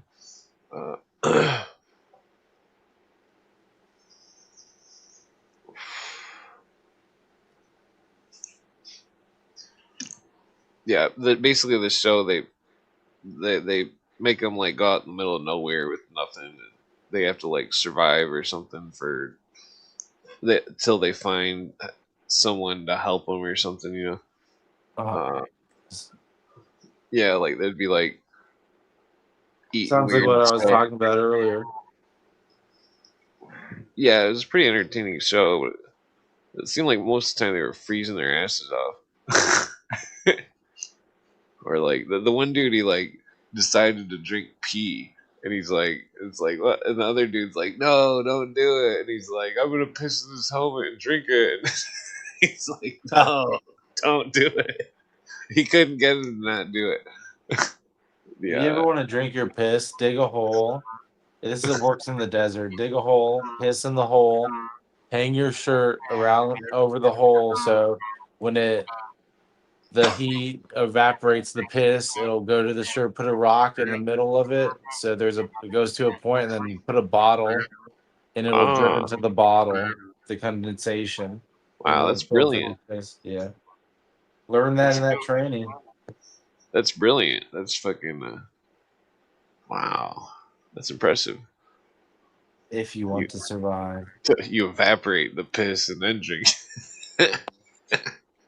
I mean, it would work. Yeah, that's a real survival technique. It helped if a lot of people pissed in the hole, I guess. Yeah, it'd be pretty nasty. But I mean, I'm sure it would. I don't know. If it was a survival situation.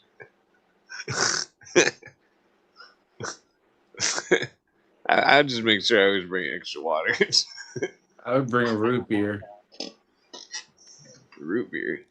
I just, if you're gonna die like of dehydration, I just feel like root beer would be the worst thing. Just you'd Yeah. never get quenched. It would just be like flat root beer after a long time. I just feel like I want to die the worst way. Just Yeah, I would just bring some extra water. Bring some coconut. yo, Coconuts are fuck like that. a fresh coconut is like it's got water in it and it's food. Dude, I'll You tell know. you what, don't ever, ever, if you are dehydrated, drink alcohol. Oh yeah, it could be bad for your liver. Oh, it'll kill you. You'll be dead. If you're like dehydrated and then you drink a beer, like, oh my God, I'm so thirsty. Here's a beer or something. Don't drink it. Do not Oh drink. yeah, did you see people get hurt doing that or something? Something like that is an even weirder test I went through where they mixed water with a little bit of beer. Hmm, that's weird. Yeah, it was either that or you could fill up your canteen from a very slow dripping fountain. It was like a drip like every 2 minutes. You know what I'm Whoa. saying? And you could fill up your canteen that way slowly, or you could. They had water mixed with beer, and two guys wanted to drink that. They just let it when it hurt them, But they had to get airlifted out the next day. Is there a time limit? Is there a time limit? No. Oh, so you could have just waited there for the water. You could have. I mean, we rested there for the night, but after hiking all day and stuff through the desert, this was in 29 Palms. It's like Yeah. 29 Palms is such a huge military base. You have to look it up. It's like so big. People have died on that base doing training operations because they get lost. Jesus, I swear that's true. that would suck. Yeah, that's a terrible way to go. Like, You oh die no, on a it's base. my first day. I don't know where the fuck I'm going. Jesus, that'd be horrible. They're like still living in a cave somewhere. Like, man, someday somebody will find me.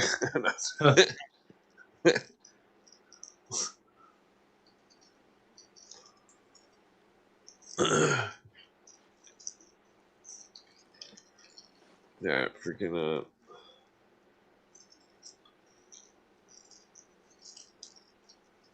yeah, it would definitely suck to be in a survival type situation. Like freaking eating like squirrels and shit. The squirrels got a lot of worms.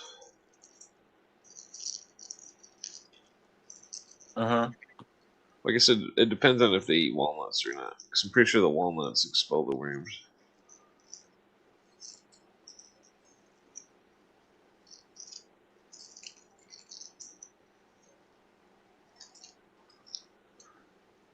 Yeah, like squirrels pretty good, but it's really tough. That's gross. Yeah, I haven't eaten squirrel in like 20 years. It's good. I did find a new way from the Guga Foods YouTube. If you soak it in uh, pineapple juice, it'll make it tender.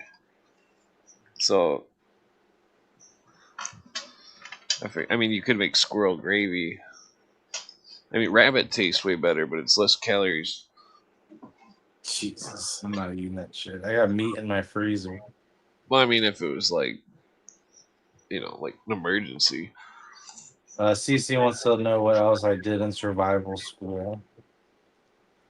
Uh, what else did I do? A lot of reading maps. A lot of map reading. A lot of map reading.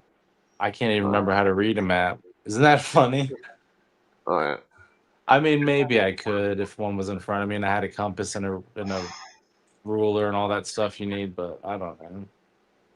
uh, Because you I just think it's have to like always measure you need the key, you just need to look at the key really, and then you can figure everything else out. But yeah. and then a compass is just all you would need to navigate. But I mean, I like old maps. It's like what you should do is get a copy of like 100-year-old. Uh, it's called like in Michigan, it's called the Michigan Manual, but every state had one. It's like Ohio manual, Indiana, etc. But like, it's like a red book.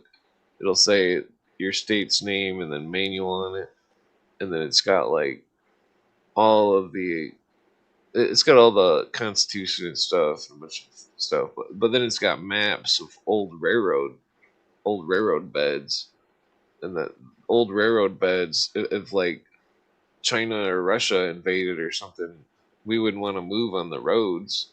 Like we'd want to move on the old railroad beds to be safe, because they would know those routes. And like, there's all sorts of stuff where it's like, I don't know. I mean, I don't think Russia or anything will actually invade, but just theoretically talking,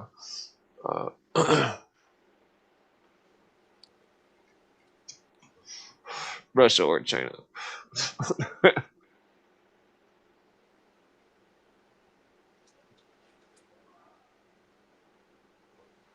oh, my little chihuahua wants to get out of here. Let me go get him. My little chihuahua. Yeah. Yeah, plus like sometimes berries and asparagus grow on railroad beds. Well, at least when I used to walk down them when I was a kid.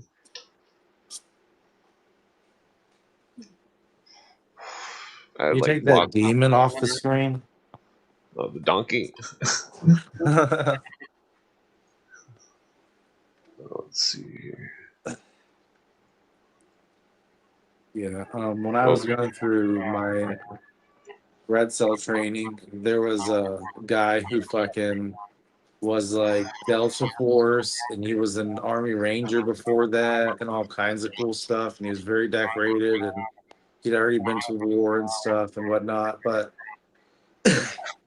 remember, I told you that training was kind of weird. Like I did the advanced dialogue techniques and whatnot, and oh, yeah, we also did learn like how to use the handguns better and shit like that. But one of the things that we had to do was land nav and find maps, and then land nav to other areas, and then we would have right. these boxes, and we'd have to Did you like get put on our elevation map. maps? No, they were just regular. Yeah, I guess they were. They had elevation on them. Yeah, Yeah, you definitely want elevation. Know this where was the in. high spots and the low spots and stuff Yeah, are. this was in. I did this training in a few different places, but this one was in Flagstaff, Arizona. Oh, like the super desert. No, it Me was too. like in the high mountainous desert. Oh, okay. That'd be cool. It was really cold. It was during the winter. There was a lot of snow and stuff. Did you have to watch out for? Well, I guess there probably wouldn't be rattlesnakes. No, it was cold. Yeah, there were no rattlesnakes. There was nobody on this base we were training at. It was so cool.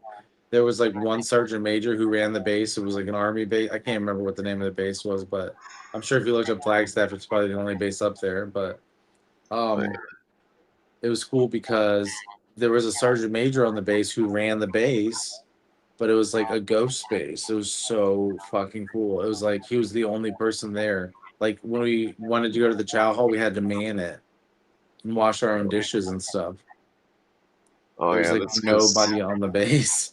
I think that's because of the UN disarmament stuff. It's like they slowly decommissioned a bunch of bases and stuff. Like they all like, I don't know. I'd have to look more into it.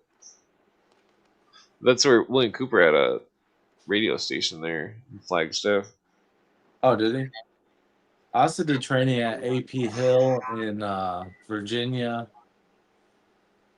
And where else did I go for this kind of stuff? I'm thinking where I went for this kind of stuff. Oh, yeah, 29 Palms, California. Oh yeah, Yeah, dude. That was weird. When I had like weird privileges when I was in the military. Like when people were training, I would have a vehicle and stuff. So I was really lucky at a young age. I was like in my early 20s, and I kind of was treated just a little special because there's just one of me in my Did you have whole to? unit. Did you have to eat a lot of MREs? Fuck yeah, dude! I ate shit ton of Murray's. I think they changed them all now, but when I was in the omelet was the worst one. And Alright, every sounds branch horrible. had its own MREs. What was the best one? The best one probably the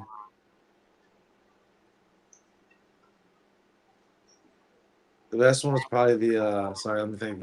It's those Italian noodles. I can't remember what they're called. Tortellini. Oh yeah, that'd be pretty good. Tortellinis. I don't. I think they changed them all now. You know, I think they're all different. I'd love to be in the military again. If I was young, dude, the military's fun. Like, you get a paycheck. You know what I'm saying? You have a job. It's like you're young. You're in shape. It's like everyone thanks you for your service. Your job is to shoot a gun. It's like there's some good things about it, you know. But it's like there are some bad things about it. Like I don't think I handled the stress of war very good. I'll be honest with you. Like my job was mostly logistical, but like because of what I was, you know, what my job was, there were times I went on missions and like I was assigned to QRF teams constantly, which is a quick reaction force, which is like if something happens on the base, you respond. So it's like I had to do stupid shit like that all the time, you know.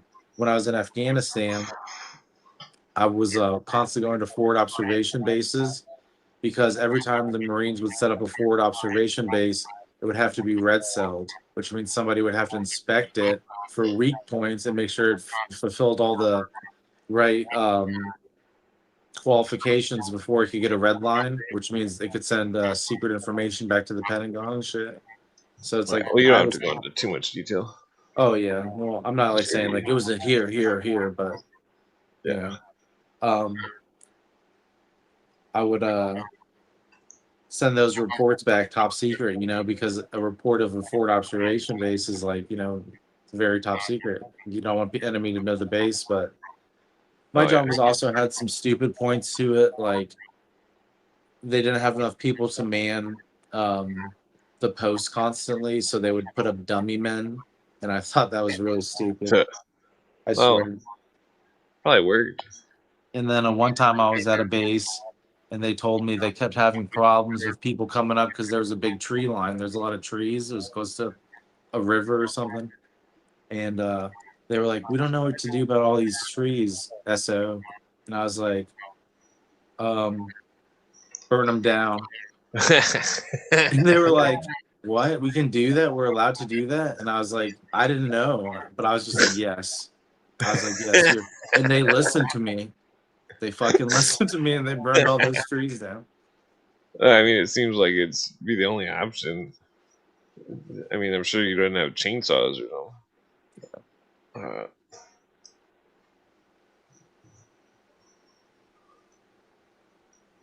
Yeah, makes sense. Yeah, it made sense to me. I don't know. I had a lot of Marines have weird rules of engagement too. Like the poor Marines, dude. It's like every Marine's supposed to be a rifleman, but unless you're special forces in the Marines, you really get treated like shit. And I know there was a guy on here one day even telling me he was a pogue, and I was like, dude, don't call yourself a pogue. That means position other than grunt. That's what that means. Position other than grunt, which means you're like a logistics person. Now picture me going through buds and stuff, going through SEAL training and then being in a logistics position. How do you think I felt? You know what I'm saying? It's Alright. like wasn't my dream job. I wanted to be a point man. You know, I wanted to kick in doors and stuff and have a mohawk. Oh yeah. Well, it's probably a lot safer to be a logistics person. But what were we talking about? That got me off on this tangent. I think we were talking about my training with SEER training, right? Yeah, the SEER training is interesting. There was a girl in my SEER training who there's the part where they're like yelling at you and breaking you down and trying to get you to like tell them information. And like they were saying that they were gonna hit her and stuff, and I don't know what they were gonna do to her, but she said some shit to them. She was like blindfolded and like she was like, please just like tell my dad I love him. She said some shit like that. and it like stopped the instructors, and they were like, and they like they must have had daughters or something, but they just like put her back in the cage and just like let her go, left her alone. And I was like, that's not fair, dude. They should be extra rough on her because she's a girl. So she couldn't handle the training. No, she said something. They told us in the training you should say things that are like emotionally appealing to your captors to get them to stop. Like if someone's hitting you, beating you, and they're saying, "Where are the tanks at?" You know what I'm saying? You said, "Man, I don't know. I don't know about tanks, but man, you broke my nose." It's like I swear to God, it's like I'm in so much pain. You know, you want to emotionally appeal to them. You know, and then like mix in all that other shit. You don't want to be like. You'd be surprised, but they don't teach you to be like you're not getting nothing out of me. Ha ha ha ha. You could You break couldn't. my jaw and cut off my toe, but I won't tell you anything. They'll do that shit to you, you know? You'll be surprised. You want to try to I mean, get them like not to. in the training, could you like physically try to fight your way out or anything? At one point we had handcuffs on and they were teaching us how to fight with your hands tied and stuff. Yeah. I mean, but the training wasn't like constantly like in the situation, like it would be situation classroom, you know? So it wasn't all like classroom and then you just go and pass the test. But what was I gonna say about the next part? Um, I forget what I was gonna say. Shit. I'm starting baloney. I gotta plug my pen in, it was dying. In the in Vietnam, they would issue chainsaws. Oh, with your hands tied fighting. Okay, so Oh yeah. that's what I was gonna say. So So you'd I probably ha- use jujitsu or taekwondo or something. it's like its own thing. Hmm. But there was one guy who I was pretending to be the guard, and he was this big black Marine, and he fucking had these handcuffs on, and he just slammed me. He got up off his knees so fast, and with his hands together and with his palms, he picked me up by my collar and slammed me against the wall. And the instructor was like, "Good, very good." I was like, "Jesus Christ." Yeah, I was up on the wall, man. Excuse me. Oh.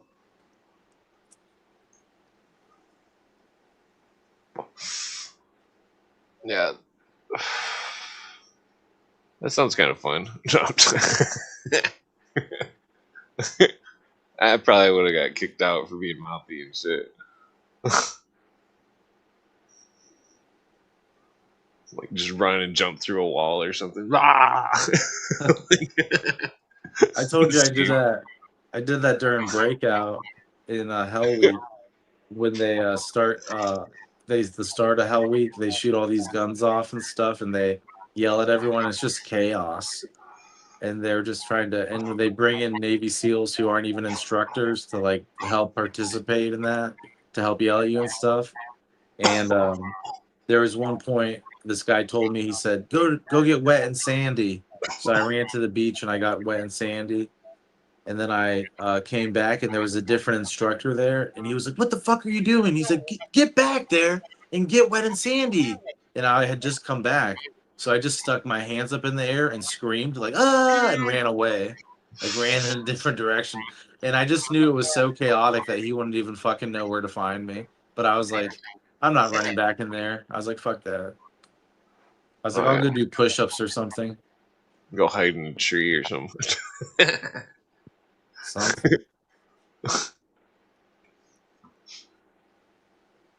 Oh, yeah, freaking what was it? Yeah, what kind You of know, what kind of what kind of gear would you have like for survivals? What did they give you a compass and like a one of those space blankets and like a couple of MREs or something or yeah, good call, man. You mean like the metallic looking blankets? yeah. Yeah, those are great. I love those. I use those so many fucking times. Thanks for bringing back bad memories. I totally forgot about those motherfuckers. They come all squared up. Yeah, yeah. The what would It seems like you'd always want to have rope or something in case you had to climb or Dude, I something. bet you if I had rope right now, I could tie myself a rappel belt. I swear to God, I know. I remember how, like how to how to put it around your waist and your undergroin so you can rappel. Yeah. I bet I can still make one of those. I did that. I just got useless knowledge, man. I used to be a mechanic. I worked as a mechanic when I lived in Virginia. I don't work as a mechanic anymore, but I change my own oil still today. Sometimes I feel like shit I've been through in my life was just enough to teach me just enough about certain things. Like, you know what a dilettante is?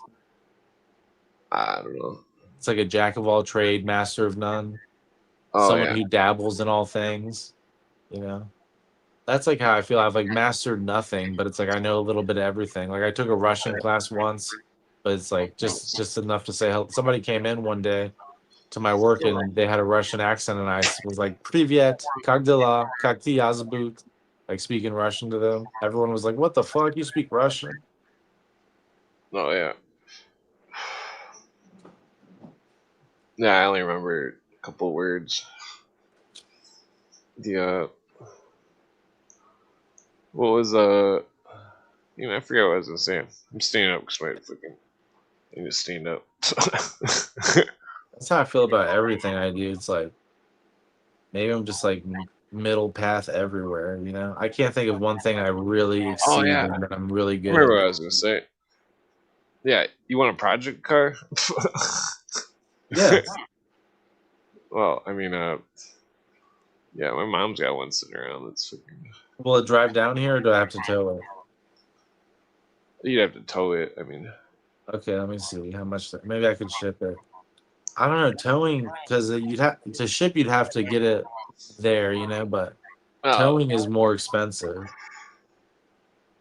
I could tell you the details about the car later. It needs like the shifter replaced, possibly different exhaust manifolds. I've got all the parts and stuff. It's just you'd have to take them off a scrap car. It's the but yeah. I mean, technically, there's a new engine sitting around. If you want, you can put a new engine if you want it. Freaking Okay. yeah, like basically, it's got the whole car there on the parts car, but like it's like it needs some. Doesn't need a lot of work, but it does need some work. It needs like well, it does need this rust spot like cut out, and then a body panel cut off from the other car and then welded back on. Or if you didn't want to weld, you could just rivet it and like put some bondo over it. But like, So I smoke a cigarette or take a dab. nah, I don't know. How many cigarettes do you smoke? This will be like my third, I think, since we've been talking. Yeah, the well, it's like I had the car running, and then it like mice chewed the wires, and I mean the engine seemed like I'm still there's a lot going on with the engine where it's running really shitty. I think it was probably a dirty the air intake throttle body or whatever. I think that's dirty, and that the I did try to replace one of the sensors or something. There's a lot going on with it. I was like halfway done replacing the shifter, so the shifter's out. But I gotta put the new shifter in. The dashboard needs to be replaced. The other dashboard. The it needs a paint job, or you could just sand off the primer and then. Well, I don't know.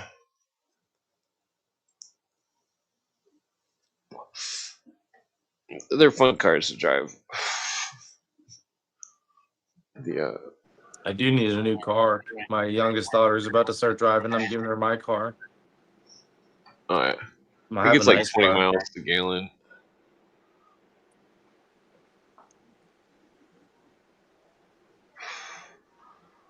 Yeah, my mom's been trying to sell it for a long time, but nobody's buying it. So freaking I'd rather like see it because she doesn't care where it goes. But I'd rather see it like be driven or something, rather than like go to a scrapyard or something.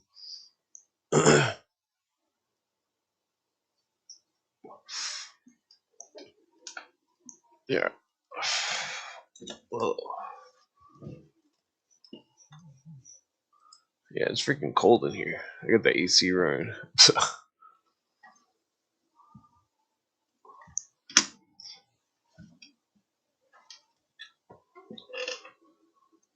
Yeah. Let's see here. Oh, it's almost 4:20. I'm already smoking a joint though.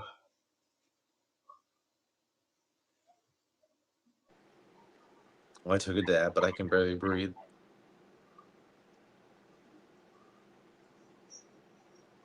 Oh yeah. Yeah, that's why I quit smoking hash. It's too strong. Yeah, but I just need to.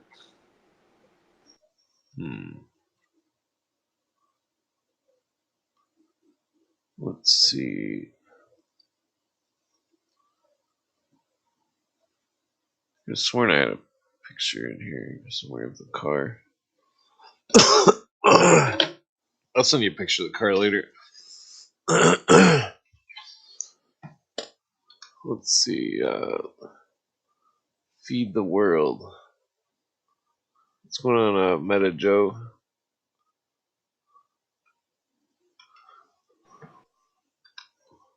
Thought that was Mateo. Bondo forever. Oh, Mateo. Well, I've been saying it wrong this whole time. Yeah, Bondo's. I don't like working with Bondo. It's technically fiberglass is better, but I don't like working with that either.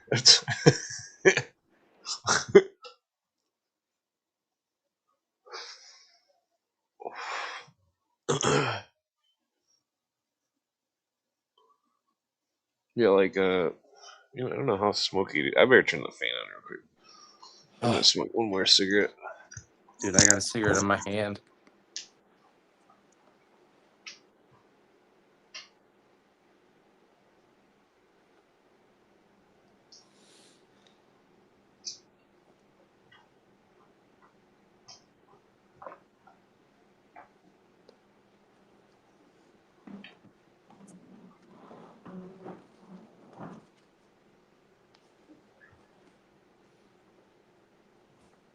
There's my little chihuahua.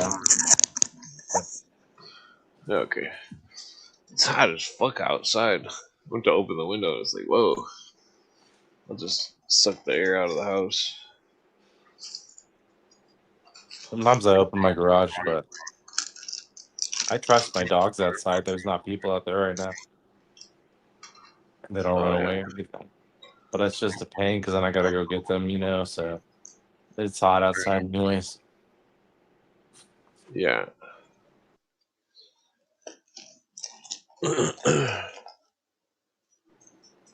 Yeah, freaking, what was I gonna say? I forget what we were talking about. The, strong button. Oh, there it goes.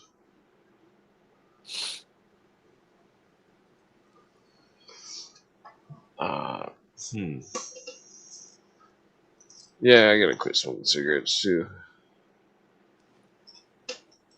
I like cigarettes, but I can't smoke them for very long because it's like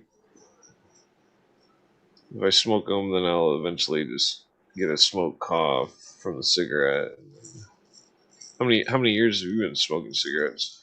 Since I was in my 20s in Afghanistan, I started. So I was like Oh, 22. over 10 years. Yeah. How many packs do you smoke? I smoke ultralights and I smoke like 3 cigarettes a day. Sometimes just one, sometimes none. At the most Well, 30, like that's 3. not too bad. No, it's not bad. Everyone talk, but I got bad lungs. Like I have a puffer with me. I already Oh hit it, yeah, so I don't want to hit it again. But you should probably quit cigarettes too. Then. don't tell me what to do, Clint. Yeah.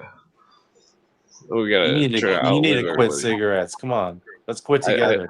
I definitely need to quit cigarettes. Let's break them up right now. We'll break them. I'm not gonna break it. Then I'm smoking mine I just too. I just rolled it. Yeah. Well, I bought a bag of tobacco, so I quit smoking my girlfriend's cigarettes because I was like, oh, I'm just gonna quit. I'll just snag a cigarette off her, you know. It's like, I might as well just buy a bag of tobacco. I got dips too. I got these velos. I don't know if I should put one of these in. I should probably put a velo in. Take it easy on my lungs. So, yeah, it's the paper that really gets you. So when I started switching to the ultra thin papers with the cigarettes, it's a totally different cigarette. It's like because it's like half the flavor is coming from the paper. Somehow the paper tastes good when it's burning. The That's what it seems like. Because it's like if I smoke tobacco in a tube cigarette, it tastes way better than just a fucking rolled up ultra thin zigzag with a filter. You know what I Yeah, mean? Like, it tastes more earthy. yeah, it just makes you want to quit more. It's like, man, it's a cigarette, but it's like not burning hot enough or something. Oh yeah, yeah. I could never quit smoking weed. I like smoking weed. Oh, let me see what's going on. Grab my phone. I have Yeah, to look at my phone to read the chat because I never have the chat up on the screen. Let's I see. can never sleep if I don't smoke weed. Never quit weed. Oh, dude, my therapist doesn't like that I smoke weed. I mean, do you have more trouble when you don't smoke weed for sleeping? One Uh, time I quit weed when I got this job because I had to take a drug test to get this job I work at. So I quit weed for like, I don't know, like a year, close to maybe like, I know I had 6 months and then I had like 150 days. So is that a year? It's close to a year. Sounds like a year. Anyways, I know I had 150 days because that's when I relapsed or smoked weed again, I should say. But I had to smoke weed because you know how I see things sometimes? Yeah. Well, I was seeing things and I like couldn't stop seeing stuff, so I smoked some weed because I was getting stressed out, and then it kind of calmed down. So I just Well, was like, that's I'm weird. just gonna smoke weed again because if not, I guess my PTSD or whatever I got gets bad. What were you seeing? Like flashes or something out of the corner of your eye or something? Or No, like the Navy SEAL sign, like telling me to do secret missions and shit, and I was like, whatever this is, I don't want to participate in. oh, that's weird. Yeah, it's extra weird. Trust me. Did you ever play a lot of video games or anything? No, I never played SOCOM or anything like that. Okay. I Huh. never played that game. Yeah, that is weird. Oh, I played Halo. That's the only gun game I ever liked. Yeah, Halo was pretty good. That might explain my alien shit. Uh, Look, I talked to therapists and I'm on medicine. Like whatever's wrong with me at this point, I just believe, because it's like I'm on antipsychotics and shit. So it's like some things are different. Like when I told you I saw those people, the hallucinations I saw of the Navy SEAL sign were not like a floating Navy SEAL trident. They were like a static electricity. They look like the Force Ghosts. But when I saw those people, they were like real people. So that's why I'm yeah. like, I don't know. Like I can kind of dismiss some of my hallucinations with cognitive behavioral therapy, which is like you just look at something else So and you say you don't want to participate in it, you whatever. say it's But like written in electricity. Like it'll look like, yeah, it'll look like floating electricity or something. I don't have hallucinations very often, but they're always like military oriented or religious oriented. Right. And that's like when I'm not on drugs. That's why I said weed kind of helps me. Like it calms me down. Like my watch, I was wearing this watch that night and it went off. It was like, "Are you having a heart attack?" And I was like, "What the fuck?" It Whoa. said that to me because I was so stressed out from the shit I was seeing. Oh yeah. Is it What's funny? fearful, or What? do you fear the stuff you see, or is it just nonchalant? No, it's just that I don't want to participate in it. You know, it's like it's a delusion. It's fake. You know, it's like why would I want to participate in that? It sounds like a trickster spirit. It might be, but I'm just saying I used to participate in stuff like that when I was homeless. I would chase my delusions and I would see like Barack Obama telling me to do something or Hillary Clinton, you know, and I thought I was doing secret missions, but now that I have a family and I'm whatever, I live off a pension, I mean my disability, my compensation, it's like I don't there's no reason for me to do crazy shit.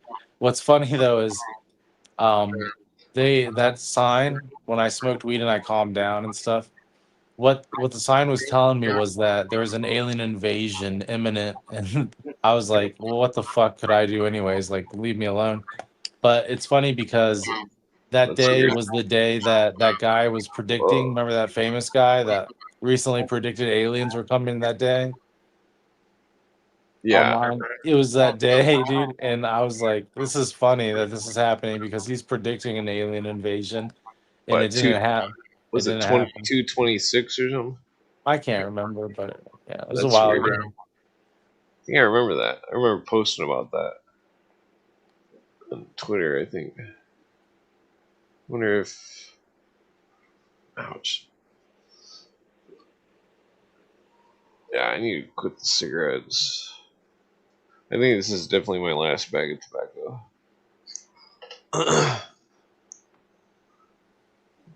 Yeah, the. Trickster spirits, dude. I think they do exist because, like, I've had run-ins with hallucinations that are definitely trickster spirits, and you can tell if you just like interpret the energy. You can tell what something is and what it's trying to do. That's what I was trying to tell your friend the other day, who's on here, who had his brain shocked. I was trying to tell him he needs to tell the spirits to slow down and take it easy on him because he's just like an antenna that's picking up too much. And it's not that I don't believe him or anything like that when he says, "Oh, I could have destroyed the earth" or whatever. But yeah, that's a trickster spirit. You know what I'm saying? And that could be a huge waste of his energy to participate in that kind of shit.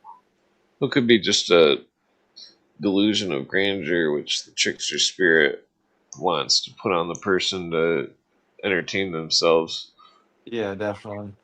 The Irish thought the trickster spirits turned people into ornaments.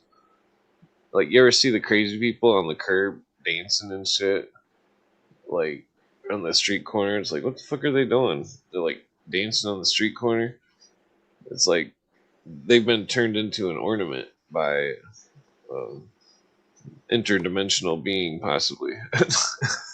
That's one way to describe it. Like, think about how this whole thing of this whole looks maxing thing. That's people are talking on Twitter. This retarded thing. It's in comparison with the rat utopia experiment, where it's like the rat utopia. They started all grooming themselves constantly. All these people getting their beards all lined up and stuff, and all this stuff, and all this. People trying to be super fit and stuff, and it's like it's all it's in essence it's just like the mice grooming themselves in the mouse utopia, but they found nothing else to do, so now they're constantly trying to maintain an appearance. uh, That's good then. We live in a utopia. well, it's bad because it explains in the mouse utopia there was like 1% of the mice or something that were like freaking out, and they were like hurting the other mice for no reason. And that I think it explains what's happening in modern times, that the people are too close, that there's too many people in one spot, and that there's it's like in the mouse utopia all the feeding places were the same food, and like that all the mice were going to the same feeding spot, fighting over the spot, creating hierarchies, and that they were, it became like a very strange situation. 'Cause they couldn't figure out why the mice were going to that one spot. All the food was the same, and I mean, it's possible that they were only eating that food and it was the freshest food, but they should have not put food in that spot to try to see if the mice would go to a different spot or something. You know what I mean? Uh-huh. But like the it's like, say Elon Musk did create robots that farmed everything, that made it so mankind could sit back and relax, and like, say that happened. I think the rates of the mice that are going crazy in the rat utopia would rise, unless there was purpose. It's like, all these secret societies with their hidden purposes and stuff.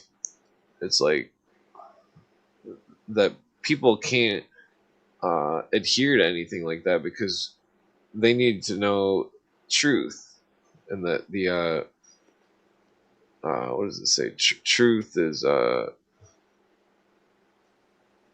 it's like truth and the purpose. Oh, my thing here. Uh,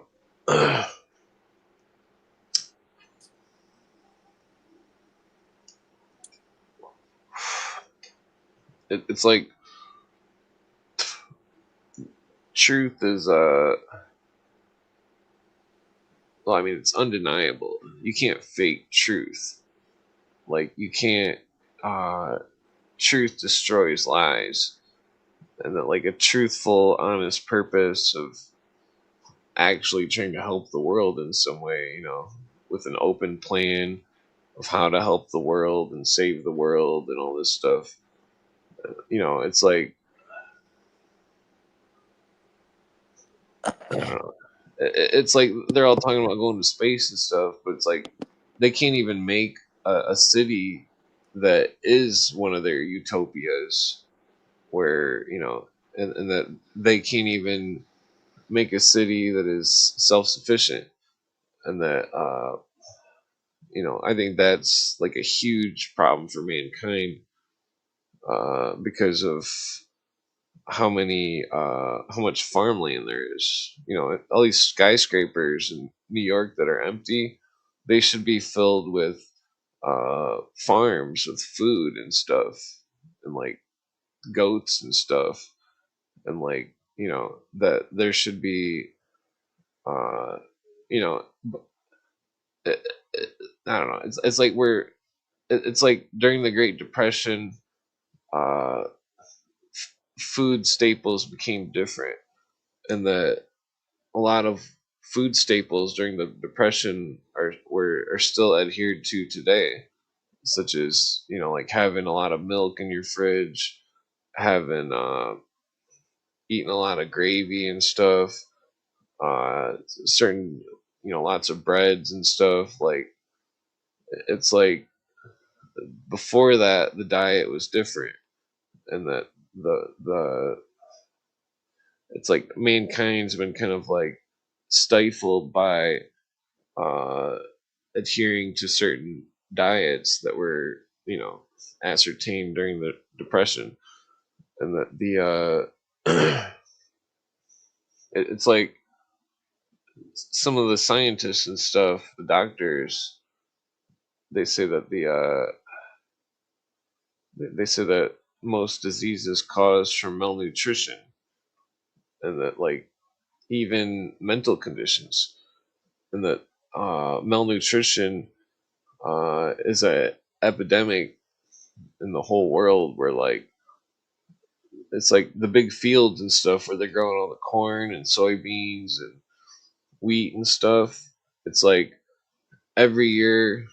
Okay, I partially grew up on a farm, but like it was probably for like 7 years or something. But like every year it was like soybeans corn, wheat, soybeans, corn, wheat, and so like in the fields themselves, where had already been fields for quite some time, all the minerals had already been taken out from all the plants, and uh, that the it's like that the corn, the soy, and the wheat and stuff, they were only given magnesium, calcium. You pay the plane guy to fly over the fields to put magnesium and calcium on the corn and stuff, and like the but like the plants, the food, it doesn't have the proper spectrum of minerals and stuff that we need, and that I think that this is possibly why mankind is like suffering so much. Uh, it's like the Aztecs or whatever. They had it might have been the Incans or Mayans. I can't remember which. But they had a technique that was lost where they'd take all their garbage and shit, and they would literally take soil in the Amazon, which was it's like the Amazon is very interesting because like the Amazonian people, they didn't build big stone structures or anything. What they did was different.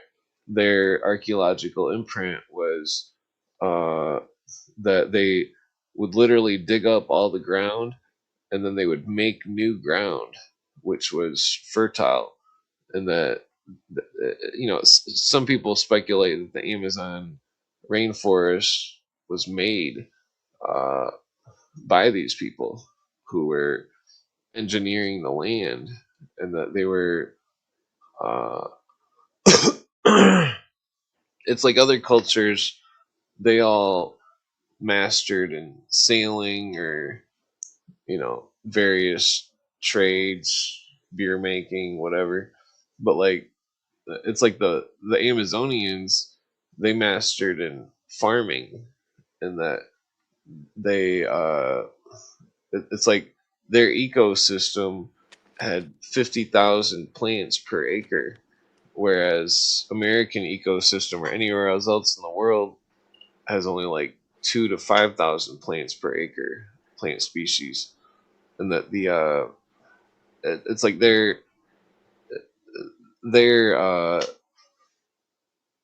broad range of plants and stuff, like foods. It's like uh I would speculate that the Amazonian rainforest people and stuff probably evolved faster than the rest of the world, and that because I mean, look at the heart rates are lower. The well, I don't know if they have immunities to certain diseases or anything, but like I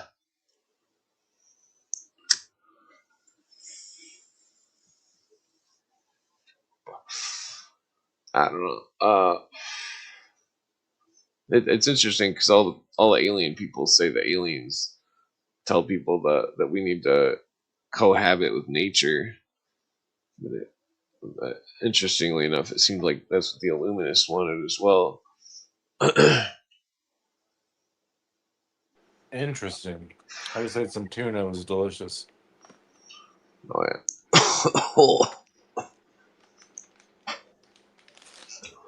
Now I'm eating some beef jerky pieces.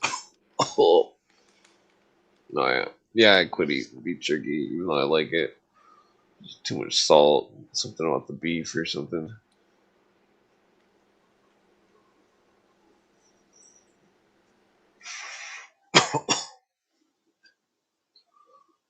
Yeah, my favorites. The what's it called? Something rib, ribeyes or no ribeye steaks. Yeah, ribeye. I Those just are the had a good ones. ribeye. Those are delicious. Yeah, you don't eat meat like that anymore? No, I've been trying to cut back. Trying to like, I always do like cycles of food. I don't know. I need to like figure out some kind of new food to eat that's not fried chicken. Spicy fried chicken. Uh,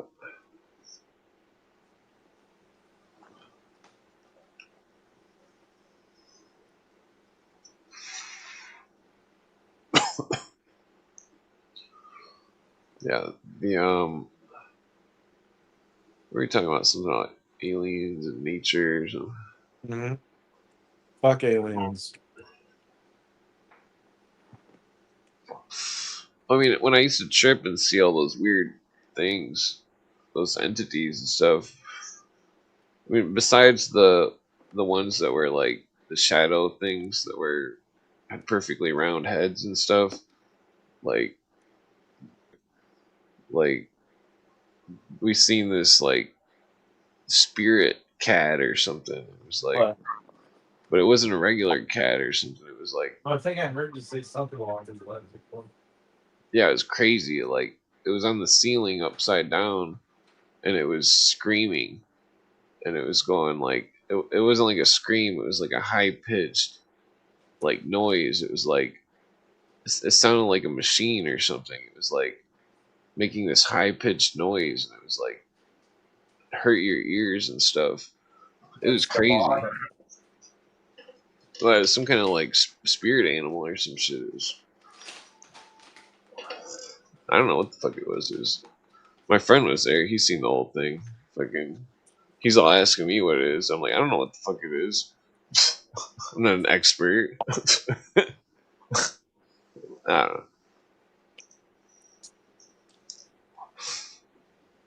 That's kind of why I quit tripping because it got too weird. Because all those people at the concerts and stuff, they don't do it right. They go in public and they go to concerts and then they get brainwashed by Fish and Grateful Dead and all this other bullshit and fucking like uh but the it's like if you were to do the psychedelics alone or just chilling with one or two other people or maybe three and that like it's just a dark room and you're just smoking weed in the dark and quiet, then the psychedelics will like make uh make something will appear like ghost shit will appear in the dark, uh like everybody can see it. It's like it's spooky. Mm-hmm. Like those shamans in the Amazon and stuff, they were doing that stuff for millennium. You know, like that they're it's like they don't even really have a religion in the Amazon. They just have like a series of superstitions of uh like supernatural phenomenon. I mean, like some of them, the tribes, like the Shipibo and the Kanibo, the one tribe thought they were came from monkeys. The other tribe thought they were from fish, but it was all symbology of some nature. Uh, but like then the I forget what the Quechua means. Quechua was that was another one of the tribes. Where's the Blackfoot come from? They're First people? Canada. Well, there's other tribes too that say they're the first people. Yeah, but the Blackfoot are. Well, they could all originate from the same people. No, just the Blackfoot. Trust me, after those pictures, I believe. Oh, the Cro-Magnon, man. Yeah, that's probably my like millionth great uncle or some shit. No, Probably is, dude. I see the forehead. no, I'm just kidding. You don't have a 5 head. the yeah, there was a what was it? I'm trying to think of there's some old creation myth. I forget how it goes about a turtle or something. The turtle is got the world on its back, but like it's interesting because cymatics. There's certain cymatic frequency which makes the exact pattern of the turtle shell, and that but there's also there's also like I'm pretty sure there's a magnetic pattern as well that matches it. But like, it's like, what if the natives they didn't literally mean like the world was on the turtle's back, but like the pattern of the world, a pattern of the world, like the turtle's back was some kind of pattern that they knew was in nature, and that they somehow had uh, recognized the turtle shell as like a cymatic pattern. Uh, I mean, it's just a theory, but well, then they were also like some of the Alaskan natives. They were like, those Alaskan native art where it's like red and black, and it's like a animal or something. Yeah. Like the older ones, inside of the animal, they were tracing where the organs and stuff were, and like some of them, and so it was like a anatomy. It was an anatomy diagram, and that like you know, for people to call the natives savages is not accurate at all. It's like some of them were like scientists, like uh,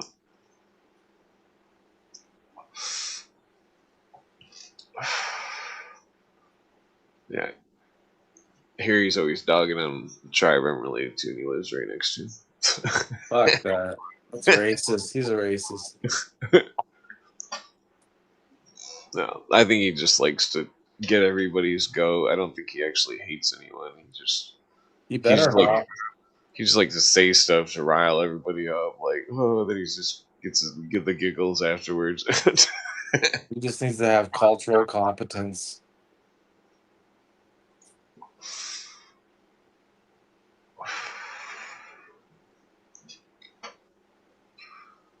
Yeah, I can't even smoke a whole cigarette. Let me put this out.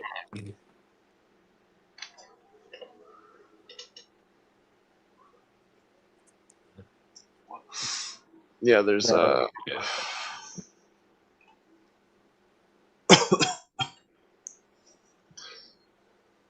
what was I going to say? Uh, Something about the tribes. There Missed was a lot in the chat. oh yeah, yeah. Like each tribe had like a different totem animal, and most of the like the eastern tribes and the northern tribes. I can't remember what the southern tribes had.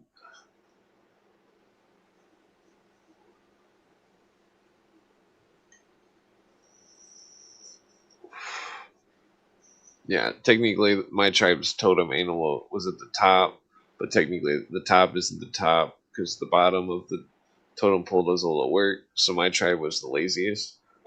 Oh, damn. I mean, it's technically it makes sense because they were like the negotiators. They were known as like the talkers or something. Yeah,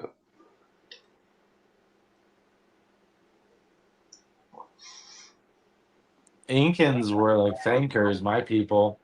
And a lot of people think, like, if you watch Ancient Aliens and stuff, that the Incans believed that their gods were supernatural beings like aliens. And that when that guy left and went across the sea, that he left in a ship, and all that stuff. And the Incans were supposed to wait there until he came back. So it's kind of an interesting story. It's like they got dropped off and yeah. they, you know, were told to wait there. And It's then like they they were. built temples to the sky and stuff. Well, I think they over time they misinterpreted some kind of illuminist type shit of the ancient world, but not like Weishaupt's Illuminati, more like an ancient system of illuminism, which was I mean, there's all these parallels with Quetzalcoatl and all these different names, and the what was it? Cooper does 2 episodes about it, where it's like he's reading from mainly P. Hall's book, and it's like they're talking about uh, they're talking about like a Jesus type lore in South America, and then it's like it's interesting though because the heart of Quetzalcoatl is Venus, uh, but like the idea that ancient America was Amaru. Amaru is another name for Quetzalcoatl, and that Amaru Ka or Amaru Khan, which Oh, was nice. the land of the feathered serpent. But so then you go back to Egypt, the pharaohs would wear a serpent on their head, Mm-hmm. and they would wear a bird and a serpent, a feathered serpent. Uh, then you go to China, and they got a feathered dragon, feathered Yep. serpent. Then you go to medieval Europe, they've got a dragon with wings, a feathered serpent. Then you go to Australia, they've got the rainbow serpent, which was a flying serpent, which is the eater of the world, which was trapped on this world in the myth where and they were shamans. They were they were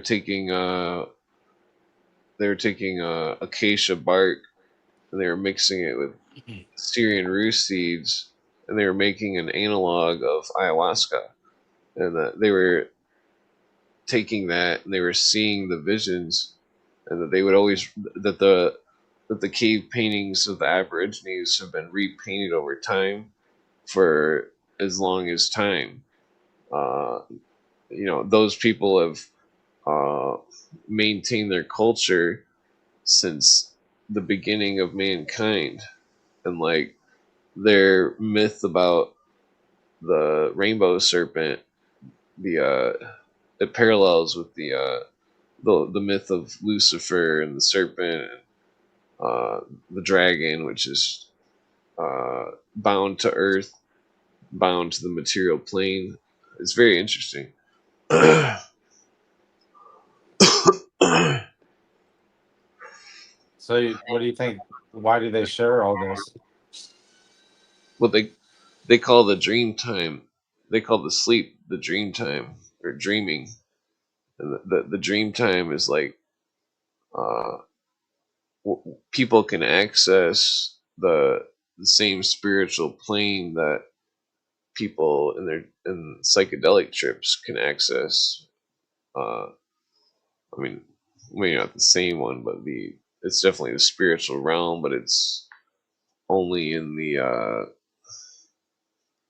it's like somehow the plants uh imagine a plant as like something that in this world the plant is immobile, but in the spiritual realm the plant can move around, it's alive, and that in this world we're mobile, but in the spiritual world we're like a plant, we can't move, we can barely do anything, and that like we're manipulated, we go into our dreams, the spirits play games with us and manipulate us and create scenarios that are some kind of made up delusion which just trying to trigger your emotions or something, you know.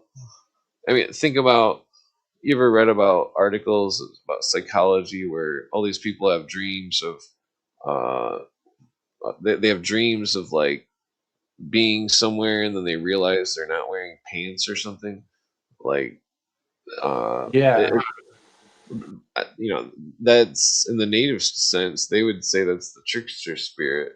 The trickster spirit is playing games, like, it's uh I mean, that's what essentially I think nightmares are, is the trickster spirit playing some kind of game. It's like how many people had a horrible nightmare of some kind of tooth problem or something.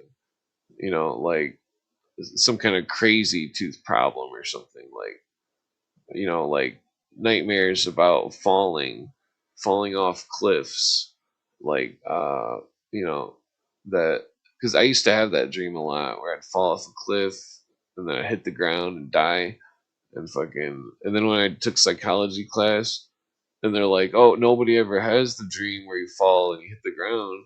And I'm like, well, I have it like every fucking night. That's funny, dude. they I don't know. I already knew about that shit before. Well, I mean, I didn't know about that particular, but like I knew about most of it.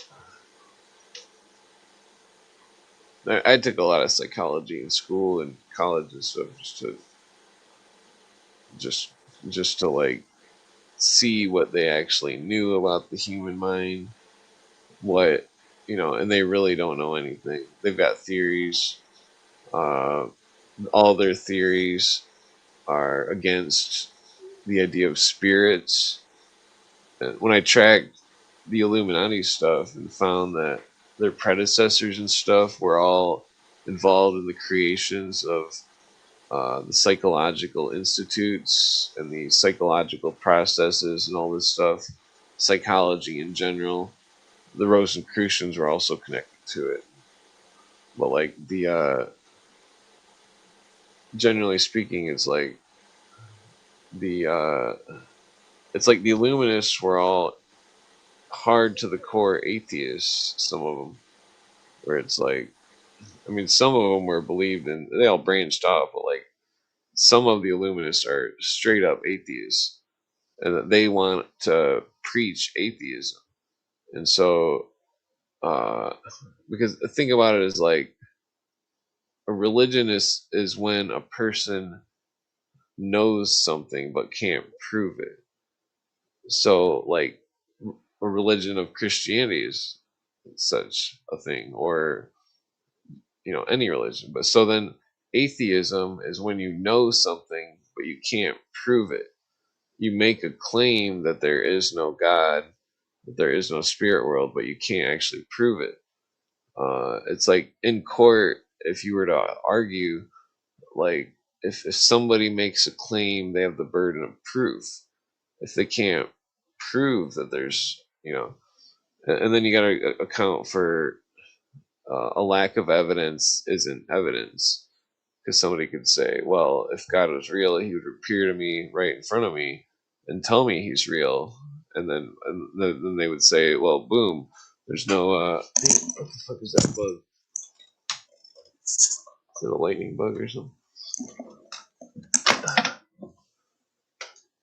Okay, motherfucker. Okay. Damn it, I got the cord on this thing. Yeah, like, hold on here. Where's my mouse?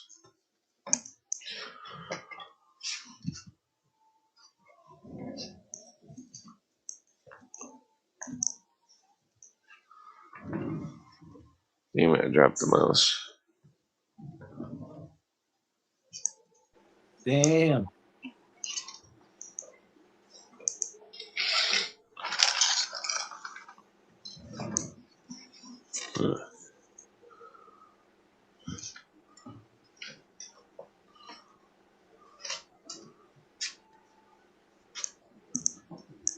Okay. What was I just talking about? You out the mouse? Something about, atheism is religions and atheism is saying that you know something but you can't prove it. Where the fuck did that go?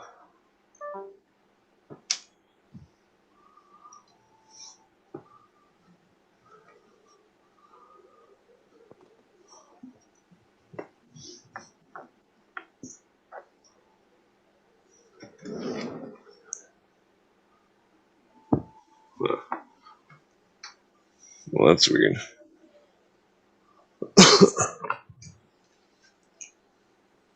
Oh, there it is. I'm retarded.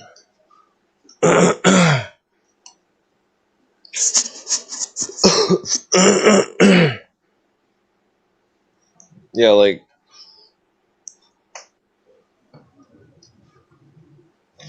because somebody could say there's no God, but they can't prove there's no God. Yeah. In court, if you made the claim, it'd be your burden of proof to prove the claim, because the lack of proof isn't proof. Uh, okay. Damn, was I smoking a joint? I forget. Oh, I guess it's out. I forget what I was talking about. The burden of proof. Something about God or something. Atheist. Damn, what was it? Something before that. I was bringing it to something. I forget. I guess I better smoke another joint. Okay, well, this will probably be my last joint here. The something about God or something.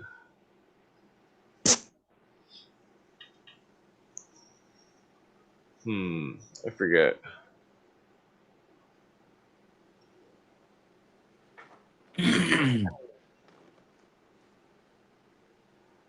Oh, take another dab. Then I'll be quiet for like 10 minutes because I cough forever. Oh yeah, I'm trying to take a small dab. That's a good idea. That's what I would do when I used to smoke that stuff. Small little dabby dab. Oh wait, I remember what I was doing. There was a freaking there was a bug. You gotta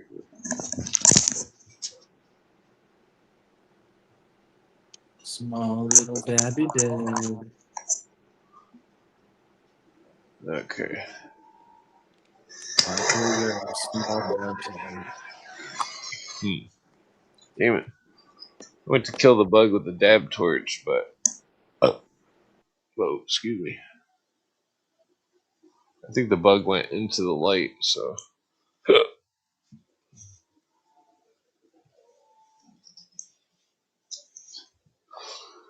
yeah, I need to get some like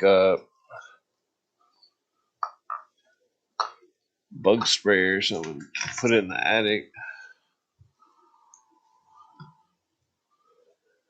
Cause freaking like we heard noises of something chewing on the wood or something.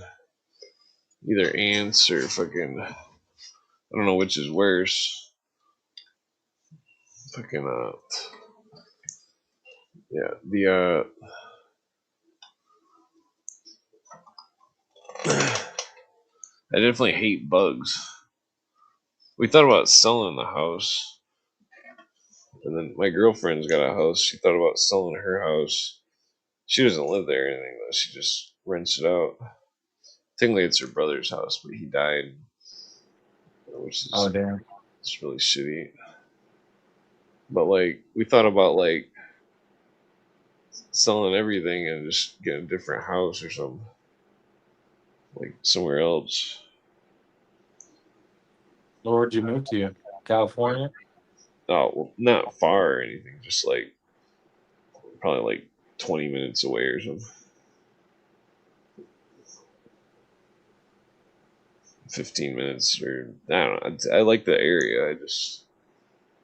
I don't know. It's a really nice area and stuff. It's just well, I mean, there's like a million bugs.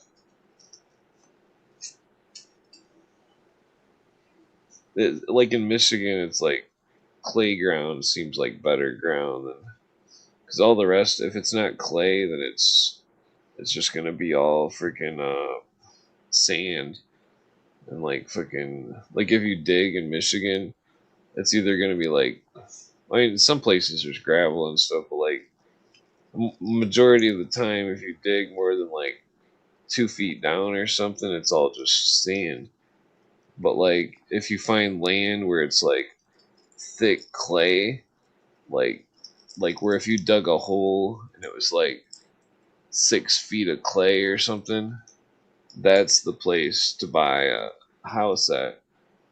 I mean, it could be you want to make sure it's high elevations so it didn't flood or something. But like when there's like a huge, like that's like a, it's just less bugs technically, Oh, or okay. better water because the water will all be like it won't be all rusty because like all the water around here and stuff's all rusty. Yeah. Well, like clay ground has better water. Fucking yeah, because the clay is more it's more minute, Yeah. like sandpaper or something that's like 1,000 grit versus 100 grit, But like so, yeah, it filters the water better, basically. Like when I lived on the farm, there was a spring, and it was like coming right out of the ground, and it was like you could drink out of it and you wouldn't get sick. Because I did it a few times because I'm retarded, but I mean not literally, but these. No Not literally. offense, no offense to anybody or anything. But like, uh, yeah, this technically the farm that I used to live on was native land. That there was even like arrowheads in the house and stuff, in the farmhouse and the siding, like the in the old siding, because we put like new siding over it and stuff. But like we didn't see him, but the guy that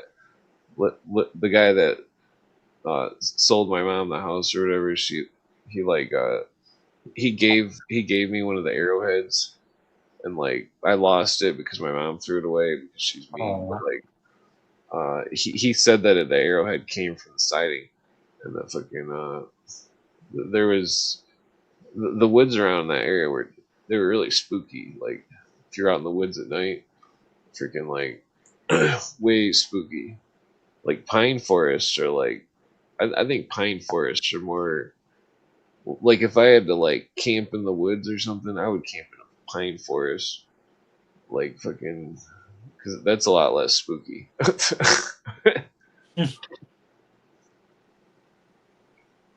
how's that less spooky? I don't know. Well, I used to like hike a lot, and I would get stuck in the woods because if I like made a wrong turn, not really. I didn't really get. Every time I ever got stuck was because somebody else was like, "Oh, that's not the right direction," and I'm like, "Whatever."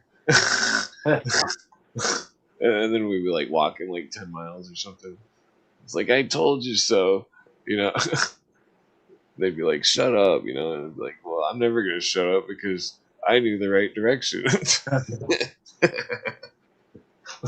the yeah, but like, well, I don't know. I guess it's all pretty creepy. Yeah, I'd rather walk in a pine forest. So 'cause it's like the ground is the pine needles are light colored, so you can see better.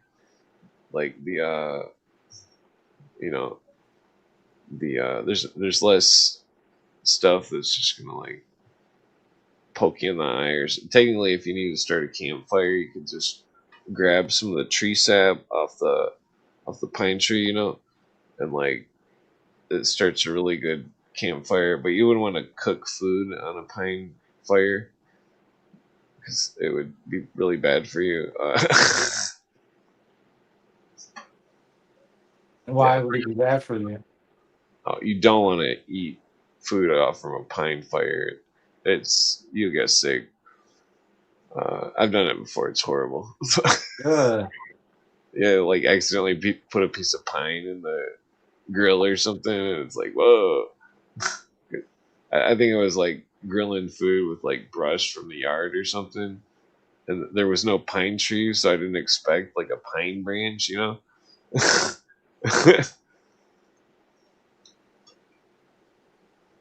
you'd really technically you'd want to use like hickory or oak or something. Yeah. I like hickory the best, I think. Technically, I used ironwood once to grill food.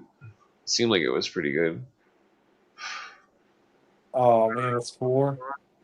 All right, now I need to go to bed because I'll only get 5 hours of sleep. Oh yeah, take it easy. All right, All right, peace out. peace out, man. I'll talk to you later. Peace. Peace.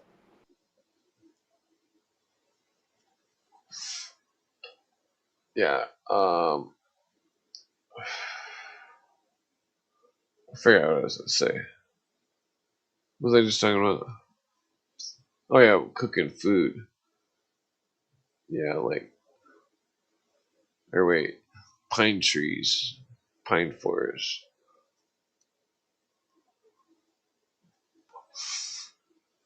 Well, plus it's cool. Like if you find a pine forest that was planted or something, you can see down all the rows, the pine trees. But I mean, technically, if you're camping and there was a thunderstorm or something, I don't think you'd want to be by pine trees because those would probably be more likely to break or fall or something if the wind got heavy. The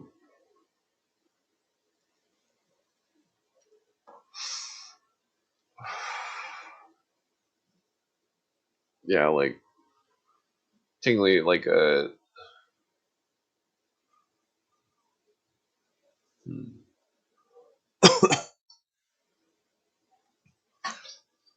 yeah, it'd be cool to camp on the beach in Lake Michigan. That'd be cool. Well, actually, you'd want to be away from the beach a little bit. Well, I don't know if it gets really wavy.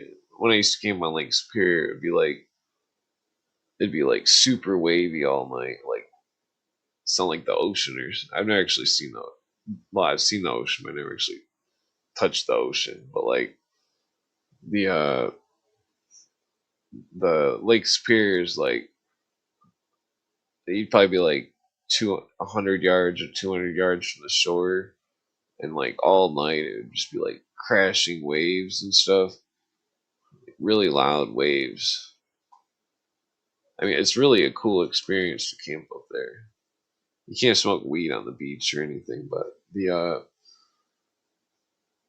I don't even know if you can make a campfire on the beach. I never did that. I was just stuck at the camp spot. I mean, I still would go to the beach.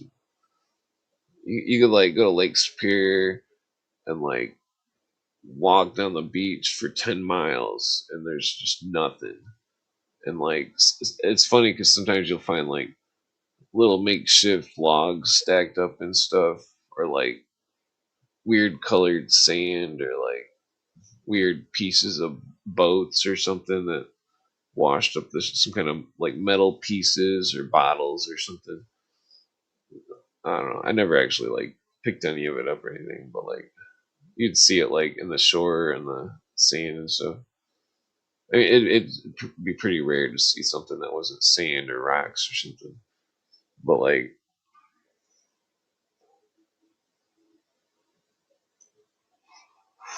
there's like big blueberry patches in the woods. It's like all pine trees with like blueberry patches as far as you can see. And freaking, I'd always go to the blueberry patches in the woods and then like get the blueberries and then I'd shit my brains out eating too many blueberries. There were like blueberry plants like this big. It'd be like a pine forest. There's just blueberry plants everywhere, and like fucking I don't know. I don't know if those were wild or what, but there was like a million of them, and like freaking technically though, if you're in the woods in the Upper Peninsula, you gotta be careful of like some kind of like ancient caves. There's ancient mine shafts that they say the Incans or Mayans or some shit or the Aztecs or somebody pre Toltec. There was because there was a pre Toltec statue. Uh, at the base of the Chicago River. It's so dark in here. There's a Toltec statue at the base of the Chicago River. Or no, not Toltec. It wasn't Toltec. It was like it seemed like well, it seemed like a European type face, which nobody knows how it got there.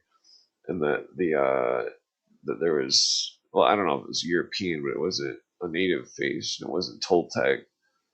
Some of the natives did have like European looking faces though, but like not very many of them. There's like the not like, well, it's probably more like the,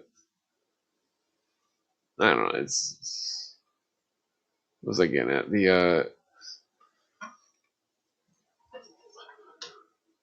I mean like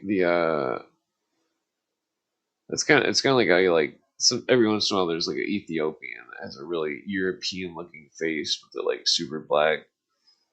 Some of the, because I got books with the drawings and stuff, or maybe it's just, I don't know. Whenever I see European people that are from Europe, they're always different than Americans. Because Americans are like, you can see, like, if you look at all the old pictures of natives and stuff, you can see facial features in the natives that are in a lot of Americans that nobody really notices. Because I only notice it because I went to art school and stuff, and like the, it seems like there's, well, so take like DNA tests for example. It's like if they had DNA tests, I don't know why my hoodie keeps fucking. Oh, it looks like I froze.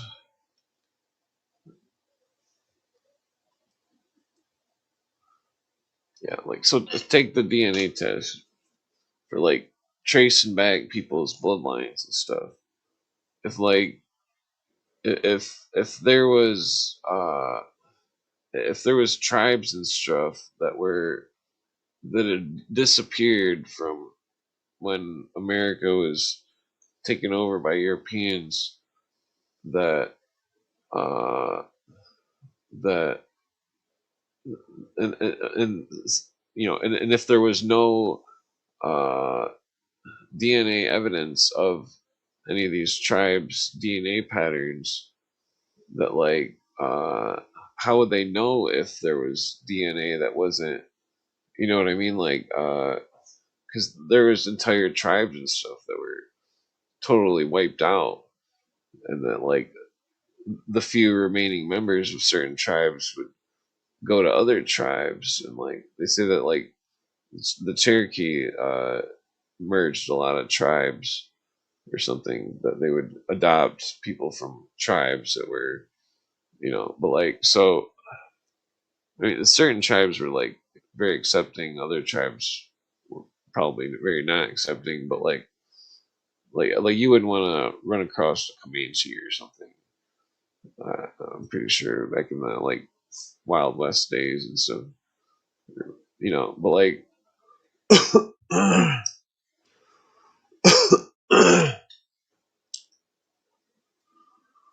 what was the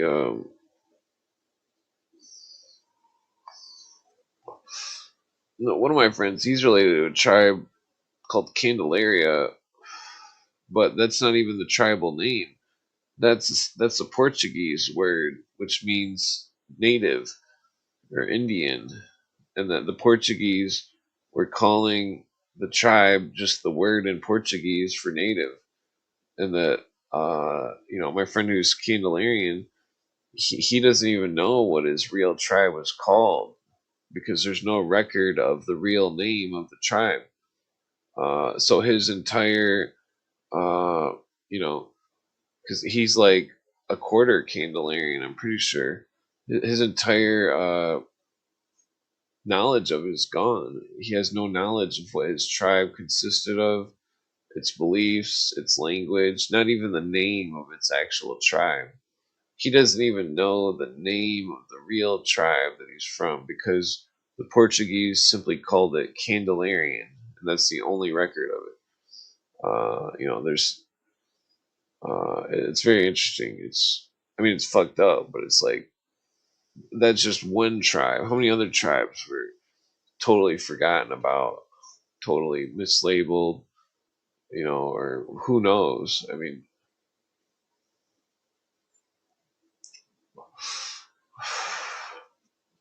it's like history.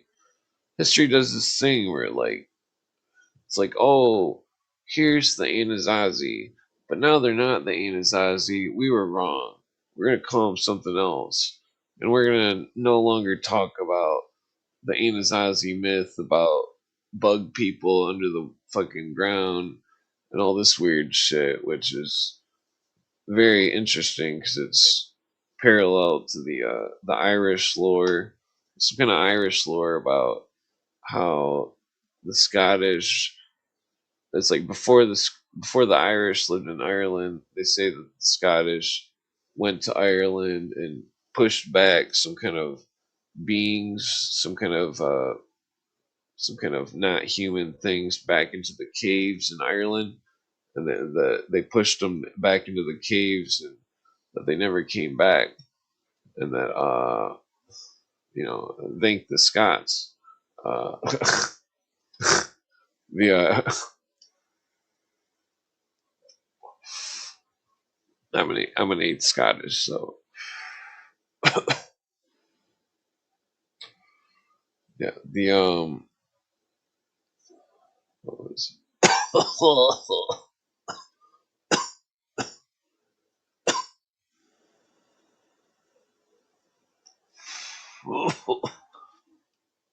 so I mean like you know so like take the Hopi prophecy of the the webs in the sky. I don't think that they were webs from any airplanes from contrails. I think that they were meteors. The webs in the skies were meteors. The Hopi prophesied of a great storm. They say that when the great thunderbird would open its wings, it would blot out the sun. And the same stuff in the ancient Aramaic, and the ancient Hebrew says that there was a bird so big that when it opened its wings, it blotted out the sun. And then when it laid its egg, cities were destroyed, and that most likely they were talking about a meteor. Uh, the great thunderbird, a meteor, you know. I mean, well, technically, there's petroglyphs of uh, double-headed eagles, at least one in the Arizona region. Maybe it's New Mexico on a rock.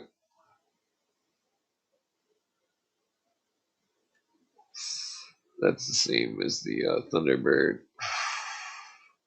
Well, the Thunderbird's the same as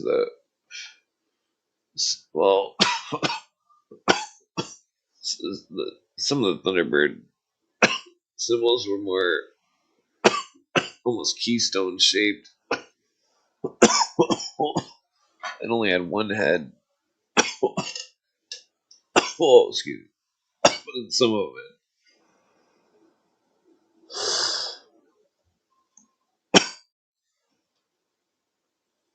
Yeah, but so. Oh, excuse me. How many? Dang, I've been on here for 5 hours. I meant to quit at 4:20. Uh,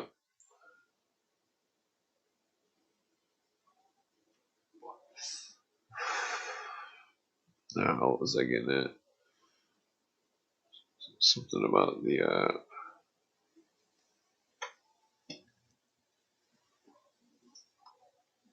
oh shit! I just seen the message. My bad.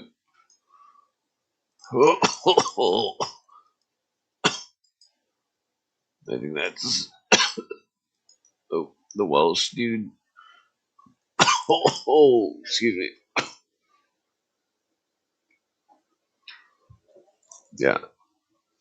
I remember what I was talking about. The Hopi prophecy, the parallels with the Irish mythology of some kind of cave bug people or something. Excuse me. Scottish got no stamina. Well, the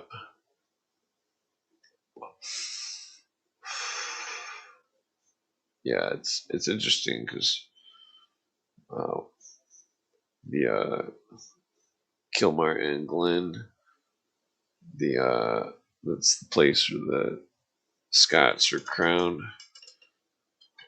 There's a footprint in the rock where they would place their foot and swear an oath to Scotland before the Roman Empire took over and took what the Scottish had. Yar! I don't. Damn it! I should probably turn off that fan. Yeah, I got that fan on like full blast. I better turn that shit down. 1 second.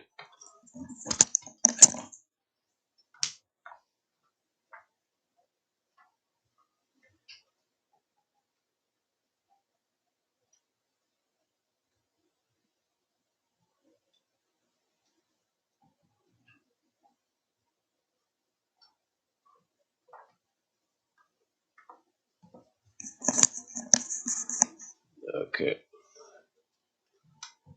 Oh,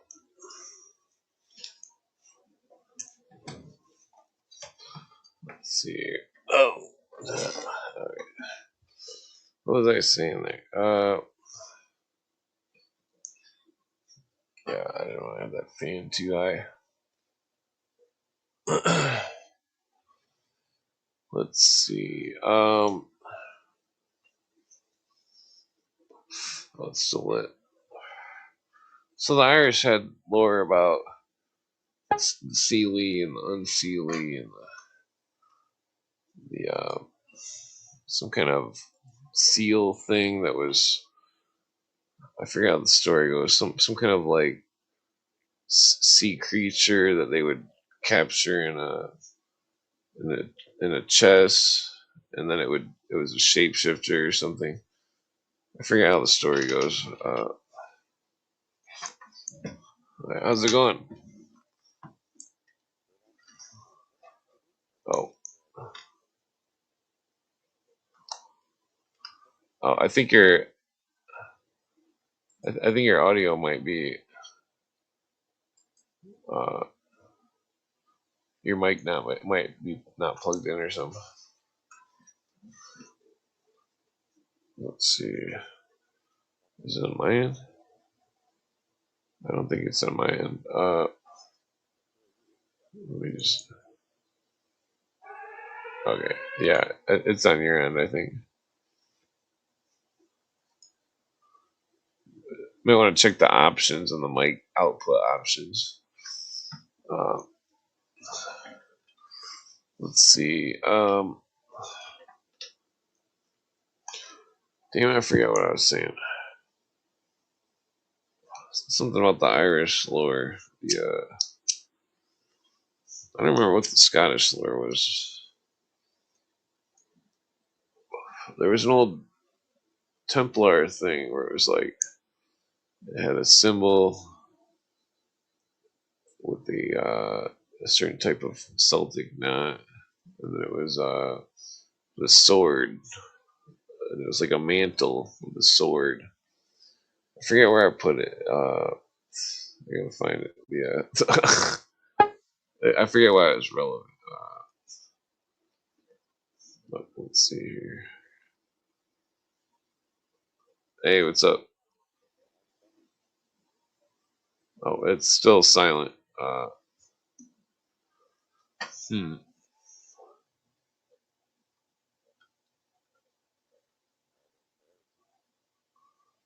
Yeah, I don't know what's going on here.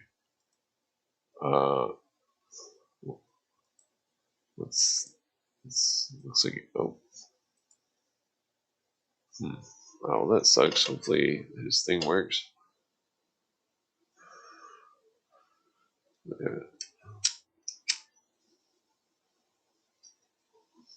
About to roll up one more joint.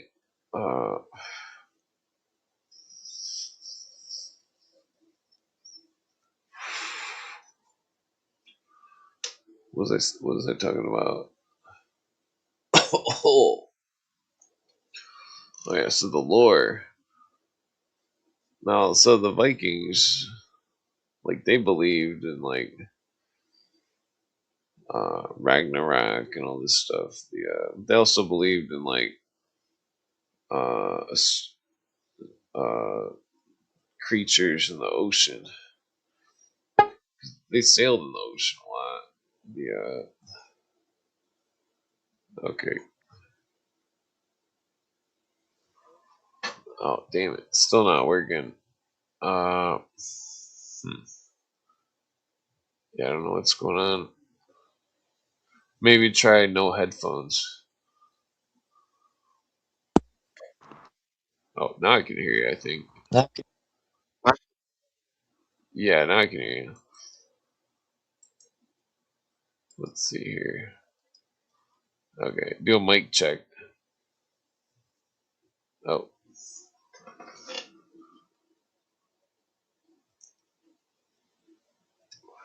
Mic check. Oh. Oh. Can you hear me?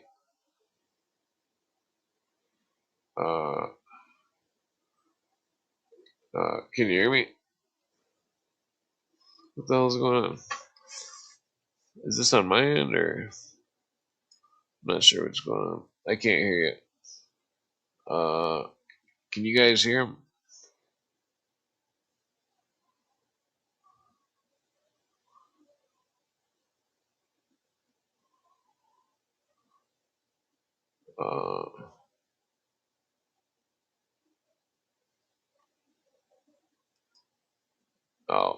Yeah, I can't hear anything.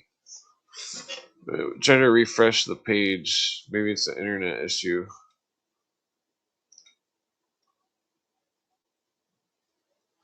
Damn it, that sucks.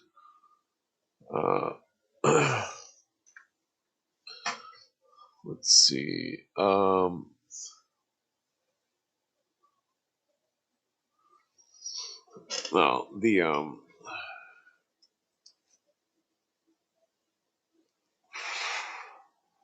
Well, so the Hopi had a similar lore about, because they had a time period going back like five sets of like 30,000 years. So like, what is that, like 150,000 years back that they lived, they claim, and that the Mayans and stuff had like 7 Baktus, which is like 7 times 24,000 years or something, which would be like 7 times 25,000 years. That's like 750. Wait, 7 times. That's like, damn it, I'm stoned. Yeah, that's like 175,000 years. The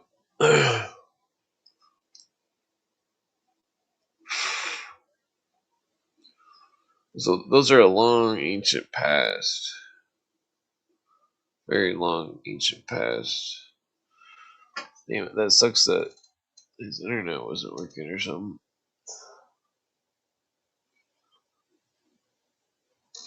The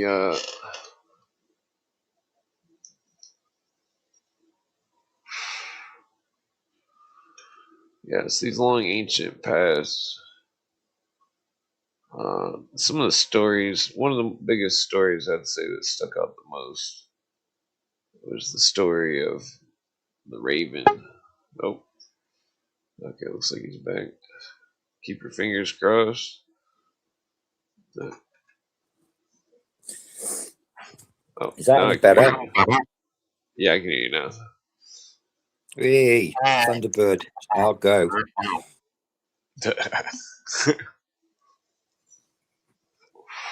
Yeah, I'll have to roll up another joint. Yeah, good idea. How are you, man? You all right? Now I gotta quit eating junk food. I think that's all we can all afford now, isn't it? Yeah, it seems like I need to start I eating more. certainly can't afford ribeye steak. Oh yeah, yeah. I can't buy that type of stuff. I usually just eat a little bit of chicken every day. My cats are fat. That's all I care about. Oh yeah. Let's see here. Right, where was I before Yeah, sometimes I give the cats chicken. It depends on if like I've got chicken and if it went like a day past expiration, then I'll cook it up for them. Yeah, it's costing me a fortune at the moment feeding these kittens. The mother is like a ravenous wild cat. Oh yeah, yeah. You should probably try to give them away while they're young. I've got homes from. They're all going to autistic kids. Oh yeah, that's cool. Yeah, You get good luck for that. like a sensory toy. I just hope they don't swing them around their heads. Oh yeah, yeah. Cats are funny. They're all. Damn it. Oh yeah. So how's England treating you? Oh, same old shit. Absolute fucking horrible over here. Oh yeah, that sucks. The government are trying to force a revolution. They want us all to start rioting so they can bring out the police and the army. Oh yeah, For sure. well, is there a lot of like? That's the plan. Oh yeah. Are you out in the country or like? Oh, I am. Yeah, I'm lucky at the moment. Oh, that's good. Yeah, the I'm city not is in a major probably city. pretty bad. Yeah. Let's see, I forget what it's like. Come on, you know any Irish legends or anything? I know quite a few, yeah. Oh, well, Stories of Bran. Brand. Bran. What is that?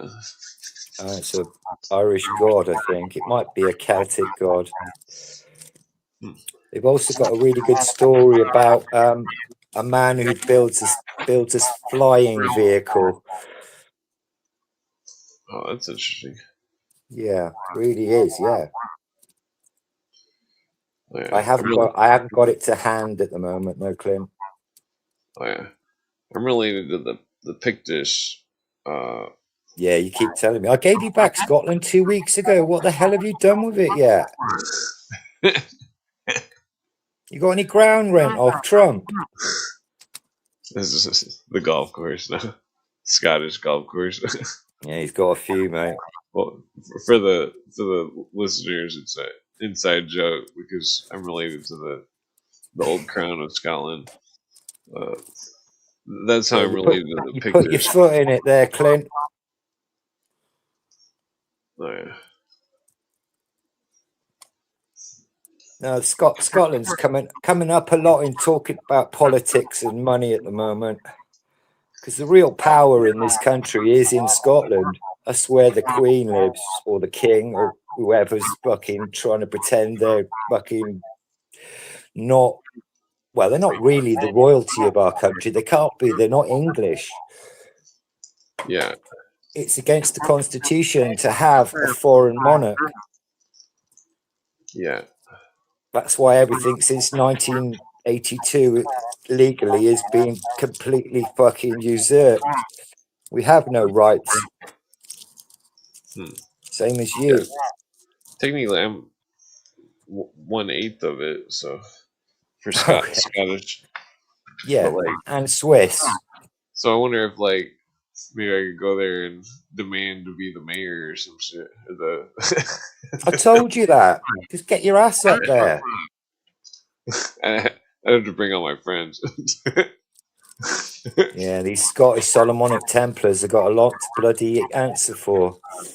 They were the people who let the jury system back into this country. What is the what was I gonna say? Something about the ah shit, I forgot what I was gonna say. Something about Scotland. Oh yeah, can you smoke weed in Scotland?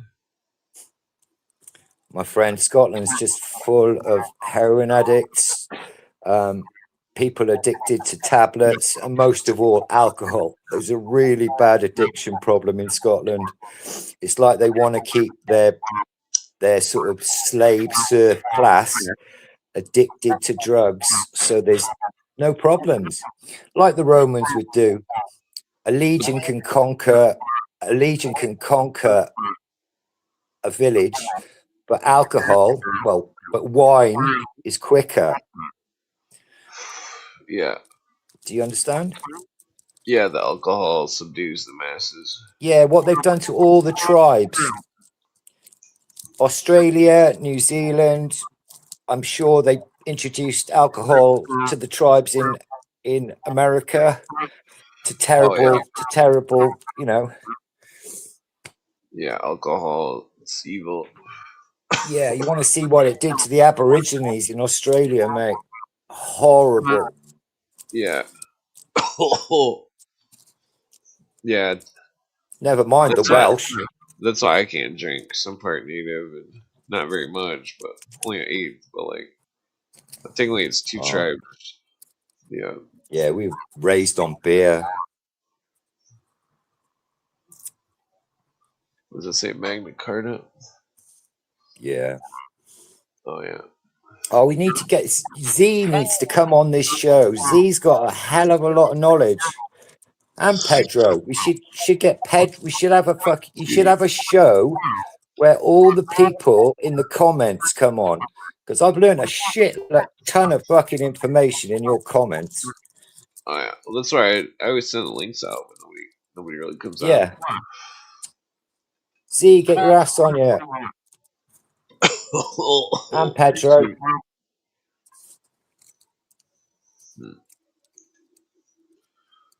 Yeah, yeah, is there even any forest left in Scotland? Forests, yeah, they are forests. Pine forests, they're dead. Everything underneath them doesn't grow because the pine kills out all light. That's why all the foxes are really dark up there. Huh. Yeah, that's what my family's named after. The forest. The Highlands. Yeah. I think most of the pine forests were like planted though up there. Oh. I don't think pine's an indigenous thing. Oh yeah, it is Scots pine. Yeah, sorry. But most of it's not Scots fir. Most of it's just industrial fir grown on estates for posh people.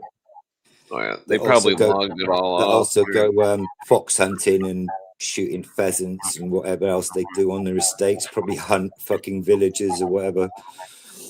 Oh, yeah. But yeah, they Not probably joking. logged it all off during the during the wars when the Romans came. Yeah, you've got a massive. Have you heard of Rosalind Chapel? Yeah. It's the Masonic #1 shit show. Well, in the ancient times, there was wooden castles. Oh yeah, Mott and Bailey's. Yeah, like I wonder if it's like it seems like if you're in England, you could just dig anywhere and eventually find some kind of ancient artifact. Oh yeah, just nip out your back garden, dig up a fucking temple. Have you ever tried to dig a big hole in your backyard? I found a Japanese. I knocked a wall down once and found a Japanese pen sort of painting pot. Must have been 16th century. Oh, wow. Whoa! You still I got lost it. No, I lost it to a witch. Wait, It was in the wall. Yeah, it was. I was knocking down a wall in a fire station, in an old fire station, Oh, and I somebody see. must have put it inside the wall. I thought you meant your own house. Oh no, doing rip outs and How old's your building. house? No, oh, how old's my house? About 1965. Oh, yours is a newer house. Oh yeah, we don't live in a castle. Oh yeah. Well, I mean, like, is there any like cool old stuff on your yard or Oh, we've got a anything? star. I've got a star fort up the road, Clint. I've got a Yeah. star fort. Fuck off police station. Looks like it looks like something out of fucking Battlestar Galactica. And a fire station. And then you've got Crown Hill. You can look this up if you like. Crown Hill Star Fort. Meant to be a defensive area, defending nothing, right next to a Freemasons lodge. It's all a bit weird up there. Yeah, like streams and stuff. You could find cool stuff, like small streams. Oh yeah. Yes. Oh, the trickle of a stream to the flow of a river.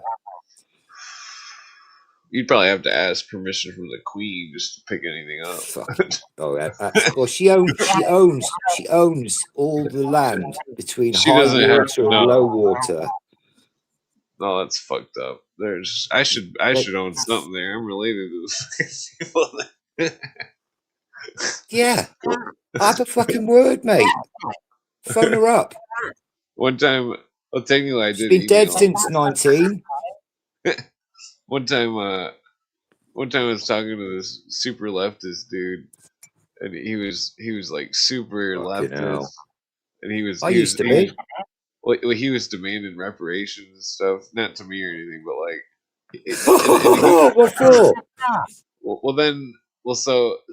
I started talking to him about the logic I hope of you it give all. him some. No, I started talking about like how to make it a court case and stuff, and the logic, and injured parties and so on and so forth. But like, and then he asked me about Yeah, my to get a heritage. court case, there has to be an injured party. Well, then he asked me about my heritage, and it went to the Scottish thing, and he's like, well, where's your reparations from Scotland or the Crown? And I'm like, what you expected me to? It's like a 1,000 years invade. ago. But it was like 1,000 years ago when they when the last time anybody related to me was in Scotland. Okay. Oh, bless you. But like, I'm related to through the family that I told you about in Scotland, the old king. He's related to Leif Erikson, and that he's also related to Eric the Is that why Red. you're a wee dad? Leif Erikson.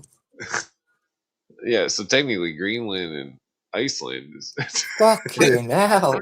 And Switzerland. Don't forget Switzerland. Oh no, just grouching. Yeah, of course. Yeah, I should have like, let's see, was like 1/16. Sorry, I've got a bit of a summer cold. Yeah, technically the grouching fate should be 1/16 mine in Switzerland. Absolutely. I can't see any legal precedent that will stop you retaking that land. I should just write to him and be like, yo, you guys are holding out on me.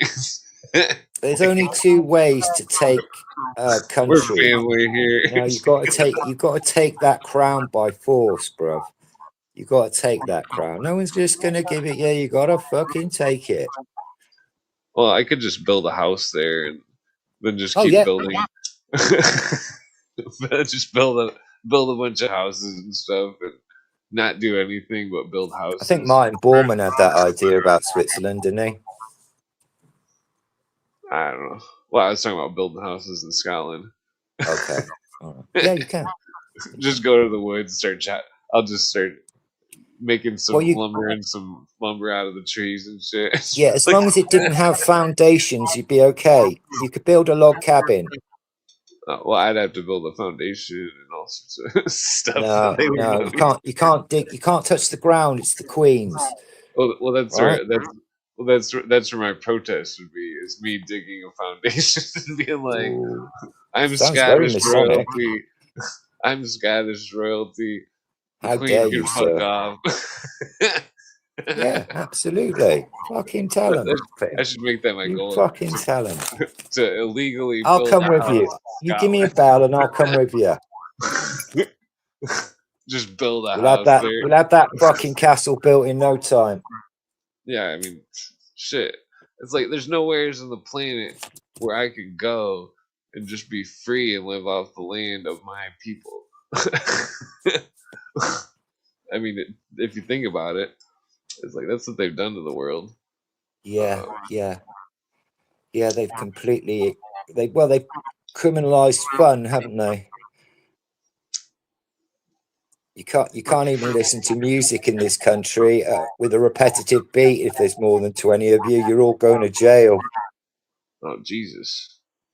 Yeah, first thing I'd have to do is throw a Sorry. beer keg party.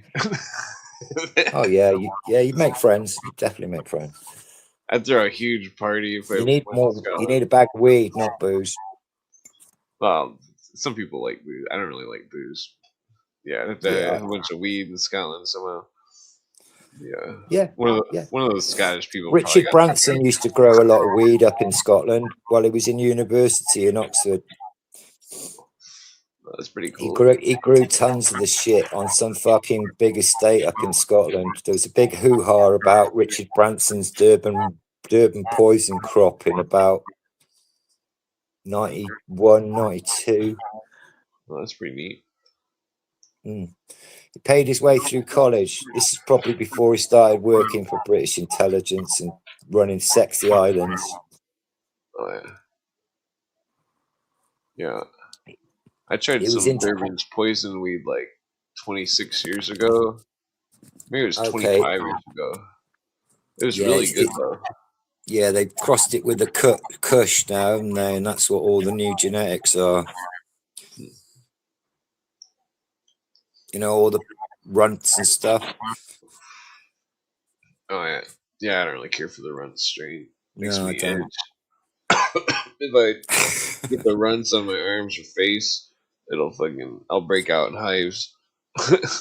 What are you trimming it? Are you? No, just rolling a joint.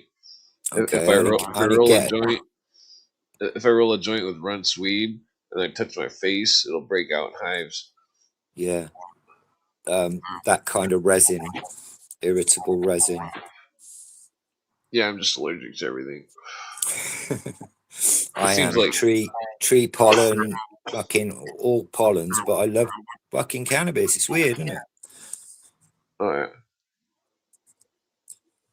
but it seems like it helps the allergies go down or something. Yeah, yeah. Oh yeah, it's an anti-inflammatory, isn't it? Yeah. Well, plus, like if you're stoned and then you're not stoned, you have like hyper senses.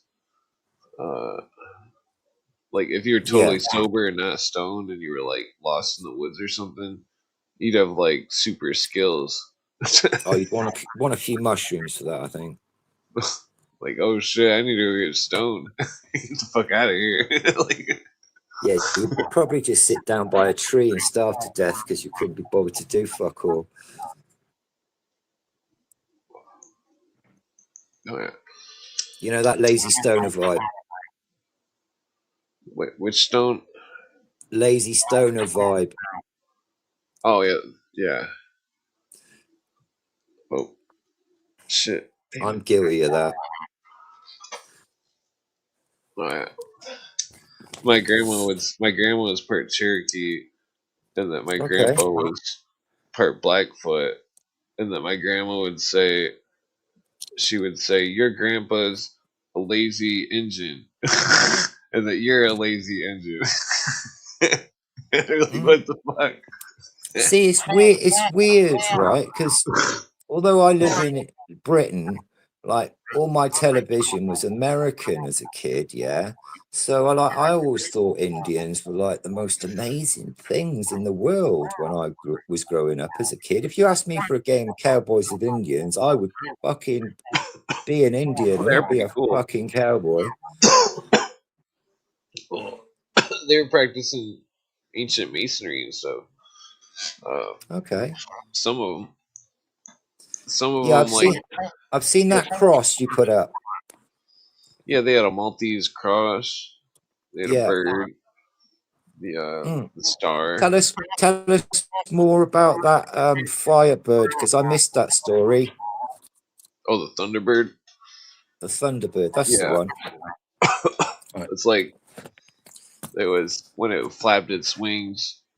It would like, where when it opened its wings, it would blot out the sun, and then it flapped its wings. It would make thunder. But like, it could have been like a meteor or something. The Okay. Thunderbird. Right. But like, there's a Hebrew story that's very similar about a Thunderbird almost. It's called the Zizon, or Zizon. It's like a air destroyer. Yeah, there's a lot of stories about birds, isn't there? Yeah, the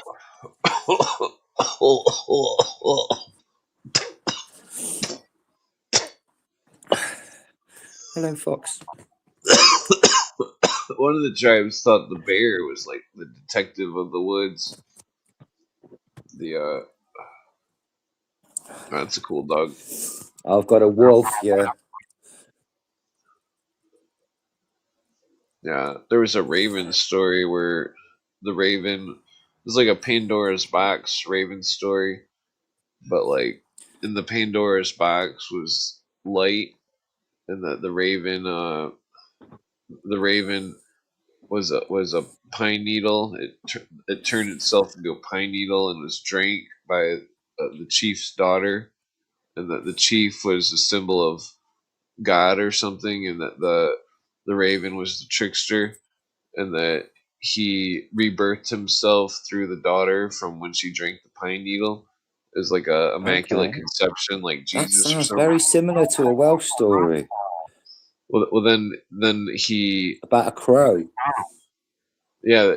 Well, then he went to the king, the chief, and he said the chief had like, or well, I forgot part of the story. Before the Raven had done all this, the great chief had taken the light and he put it in a box, and so then the Raven made a plan to be reborn as the chief's grandson, through the daughter, through an immaculate conception through the pine needle, and that Was was he a drank by her. trickster? Yeah, and that most likely a symbol of planet Mercury. Oh, you've But got some wicked trickster stories, the Red Indians. Am I, well am I then allowed to say well, Red this is more Indians? this is more Alaskan, but like Okay. it was like, pretty sure it was Alaskan or else like West Coast. But like West once Coast. once the chief thought the Raven was his grandson, the Raven asked to see the box, and then the chief showed the Raven the box and He opened let the it. light out. Yeah, and the Raven grabbed the light and let it out and gave it back to the world. Yeah, that's very. There's a story called the Valley of the Crow, and it's a Welsh story, and it's fucking that story basically. Oh wow. Oh yeah.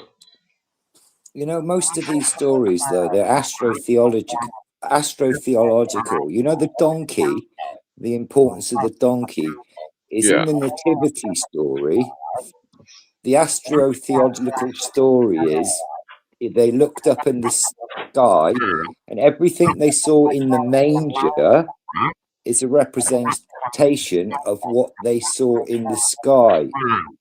So there was a donkey in the manger. Yeah, Yeah. there were shepherds in the manger. There were sheep in the manger. Yeah. Yeah. Yeah, the Cancer sign has the two donkey stars. Uh, Okay. and the cancer sign, before it was cancer, it wasn't a crab, it was a beetle, and it was the beetle that was born through immaculate conception through the dung. Okay. And so remember how like the See, alchemical theoretically, sorry, go on. remember how the alchemical primal materia is the dung or the dirt, or but so like Okay. well, Excuse me. it's like there was a dung beetle that was born of immaculate conception through the dung, and that like there's an ancient Hebrew story where people think Isn't that a it's symbol of the moving of the seasons? The dung beetle, when the dung beetle moves the dung ball over to the other side of the shadow, it becomes spring. what's symbol Like of the giant Mars. crocodile of time is a It's like representation of the clock it's like a in symbol of Egypt. Mars and the summer solstice. Okay. With Cancer, uh, Cancer's on the horizon with Mars on the horizon, and that Okay. My daughter's a like Cancerian. She's a that's healer. I think that's why when they show the dung beetle in the old Egyptian things, I'm pretty sure it has a red sun. Uh, but Yeah, it like does. Yeah. the yeah, but okay, so the ancient Hebrews had a metaphorical story. Well, I believe it was metaphorical. It I'm was trying to think of alchemical the name. story. I'm trying to think of that name. Well, people think it was Jesus in the going in the dung or something in the story, but it's him going into the prima materia, just like the ancient symbol of the dung beetle going into the dung and being reborn. Uh, they had like Possibly. a May I just say, the picture the donkey you showed with the guy riding backwards on it with the snake. yeah. Well, I think it was like a banner or something. I think Uh, that's Roman propaganda against the Essenes. oh yeah, that probably was. Uh, Stupid donkey. yeah, because they didn't understand the symbol of the donkey was the symbol of enlightenment. There you go. Everything has a reversal, yeah? Yeah, because in modern times they make the donkey the retard. It's Winnie the Pooh's friend in a Canadian accent. Yeah, that's what one of my friends. That's what his nickname was in school. He was a grade below me. His nickname was That's my Eeyore. Harry joke.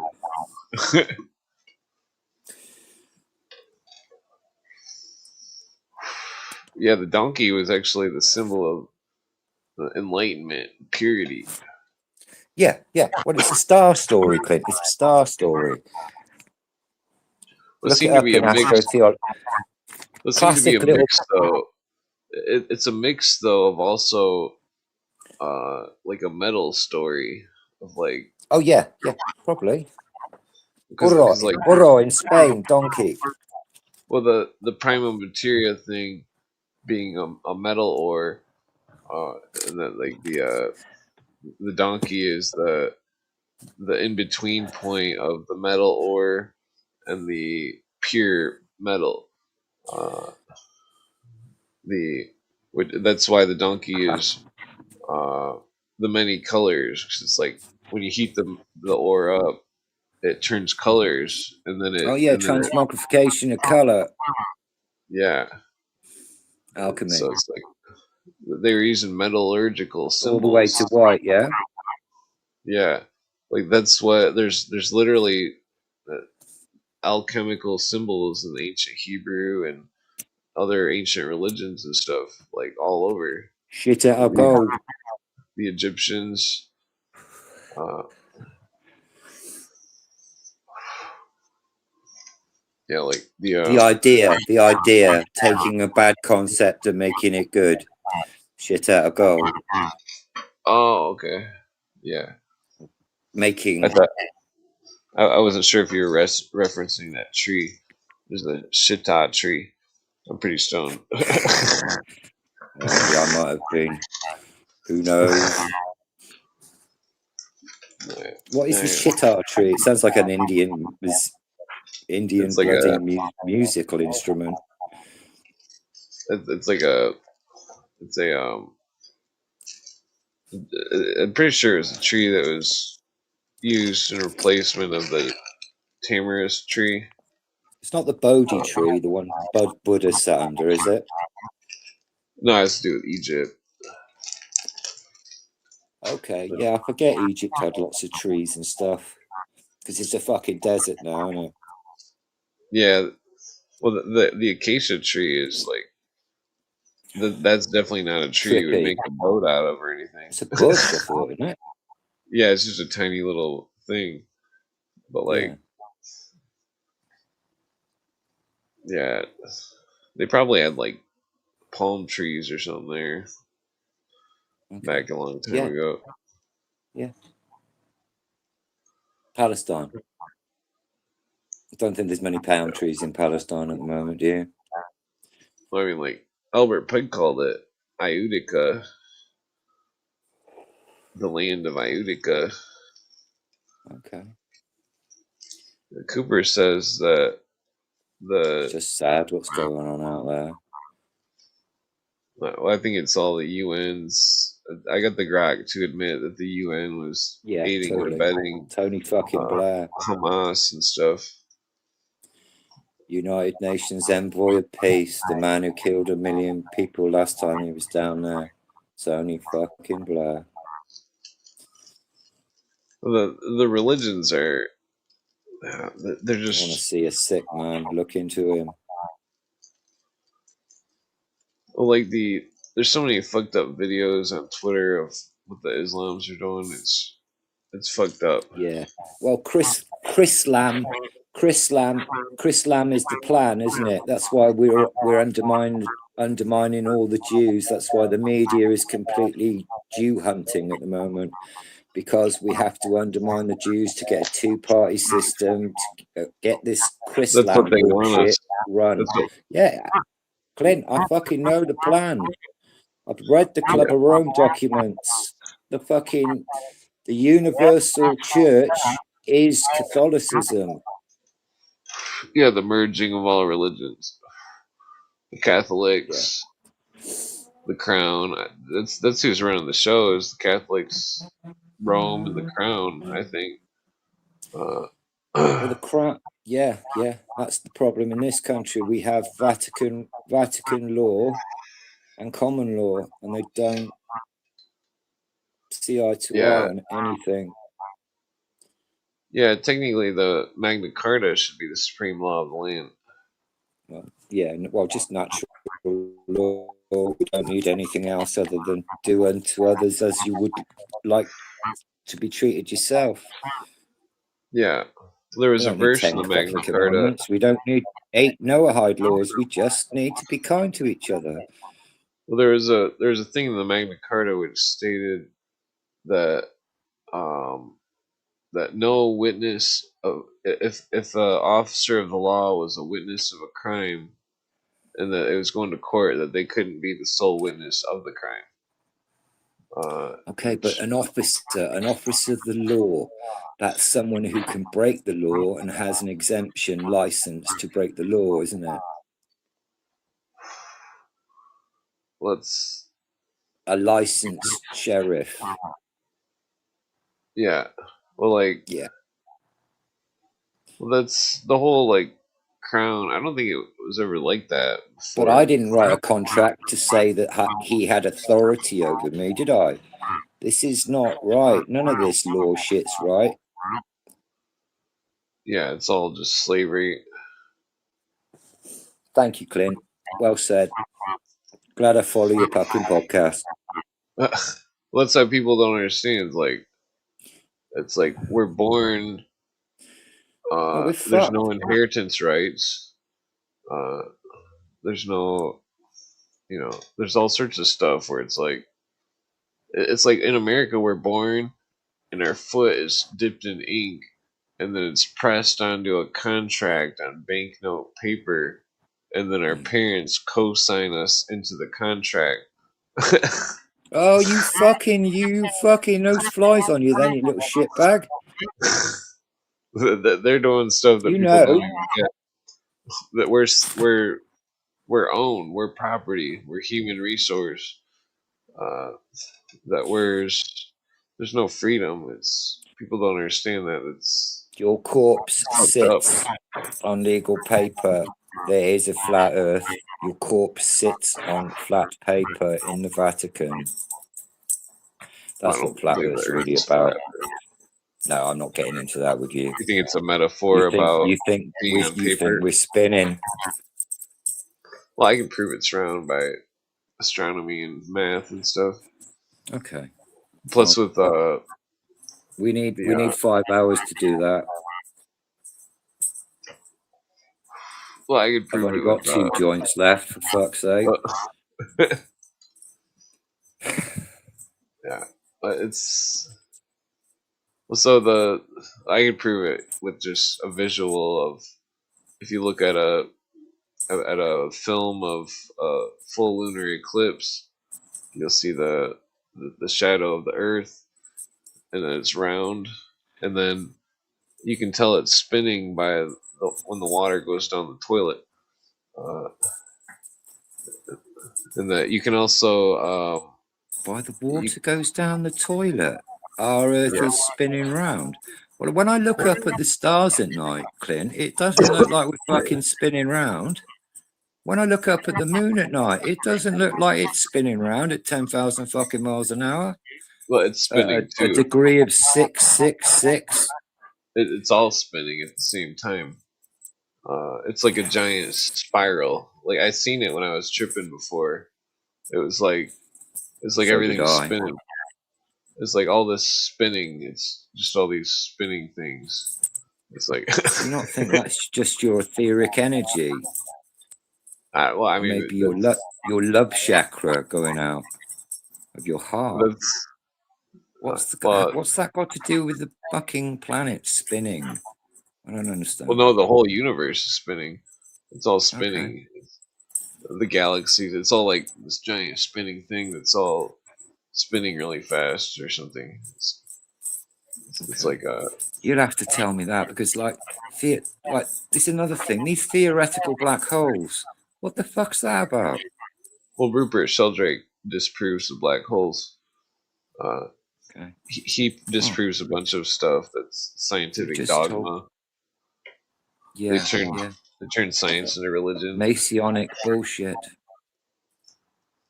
From Darwin on to NASA. Yeah, Darwin was a high Mason. It's like I know a bit about British Masonry. Well, it seemed like he was basing his theory off from Egyptian stuff. That one of the of course he fucking was, wasn't he? Yeah. Well, one of the forms of Horus was a monkey, and that the first degree of masonry, you're one of the forms of Horus.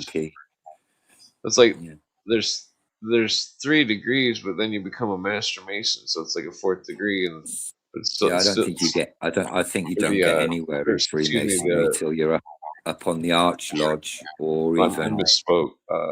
I can't remember the name of it. Templar Knights of Bath and all that lot. They probably got a bit of knowledge. Well, the Order of Bath. Well, it seemed like one of the writers said that the Baphomet was the opposite of John the Baptist said. Well, it was a double-sided symbol. The Baphomet was on the other side. It was the double-headed eagle, and that it was like one was good, one was bad, and that the Baphomet backwards. I thought that was sorry. Well, Baphomet backwards. Oh, sorry. I guess I thought that was the split in Freemasonry where one went that way and became the Prussian, and it went the other way and became the York, the double-headed eagle. But it might be Roman. I don't know. Well, it's like they related Baphomet backwards as Tem Alf Ab, which meant like the double generative force or something. I like it when they speak backwards in rapping, Clint. No. What did you say again? Tem or what? Tem Alf Ab. instead of Baphomet, Tem Oaf Ab. Okay. Yeah, so that means like it's Oh, I'll like tell you what the other story is in the sky. When the donkey's in the sky, there's also the Jabalion story. You know, you use that word, Jabalion. that sounds Is it familiar. What? It's Gibbelum? that's the one. Yeah, Well, it means stoneworker. that's in the story of the Nativity as well. Oh, a stoneworker. Whoa, that's pretty wild. Yeah. Yeah. Gibbelum. Whoa. Yeah, the I was gonna say something about Mason stuff. Oh, the Baphomet. So they say that like the phrase came from Pope Muhammad, but Muhammad was just a symbol of a three-faced thing, and I thought that Muhammad was an orange-haired pirate sent by the Scottish. could be. Research it. Probably sent But by the Vatican under piracy laws. But it seemed as though because it seemed like the Knights Templar had made Islam, that it was a made-up religion. I think it was built out of the well, it was when it was built out of the Man and the Mountain religion, the Essenes or the Assassins or whatever you call them. Yeah, well, that's what the first degree is. It's a reenactment of one of the Man of the Mountain rituals, where he wears a hair shirt or something. Yeah, kidnapped and taken into Shangri-La and given everything you want. Well, then he's drugged. We mixing the ones though that he would wear a hair shirt and then he would stand between two fires. Okay. The two fires were the symbols of the two pillars, and that okay, it's like the hair shirt. He was being initiated, and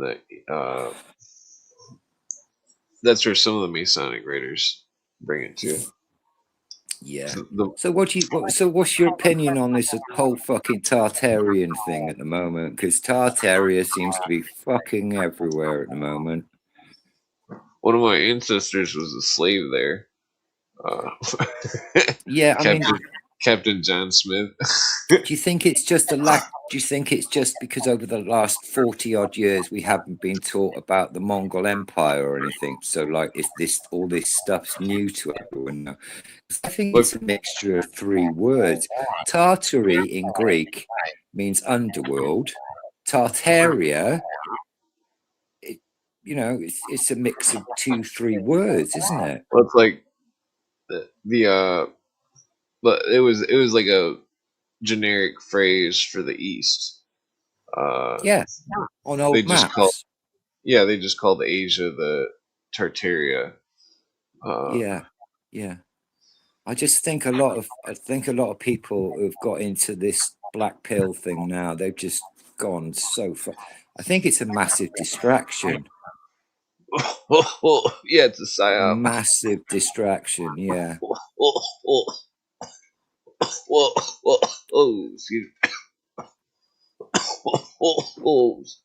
But there's probably some truth in it, There's probably some truth in it. It wouldn't be a conspiracy. Every single conspiracy theory I've ever looked at has come true. I remember buying a Jello Biafra spoken word album in about 1987, and it telling us all about the CIA selling cocaine and yeah, everything's fucking true, isn't it? Whoa, excuse me. The government want us dead any which way they can do it. No, I don't know about that, but we were talking about a minute ago. I think vaccines and COVID-19 proved that.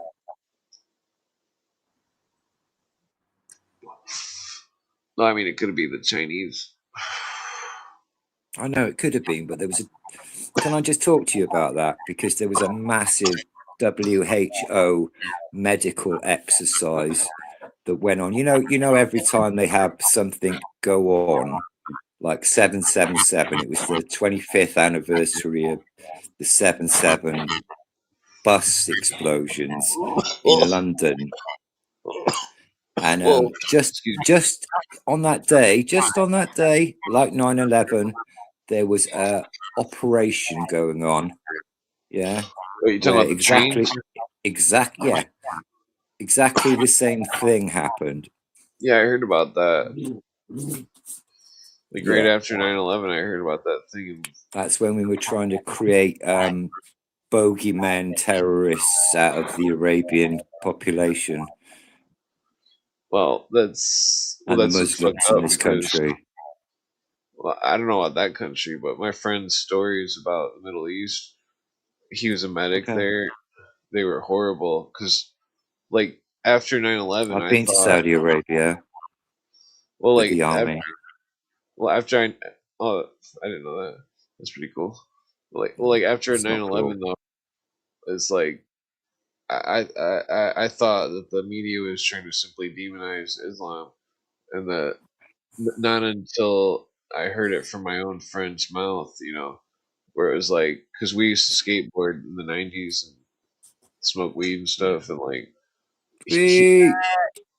but like he was a medic for 4 years in Afghanistan, and like fucking, he said all this horrible stuff that's I can't even repeat it because it's also horrible.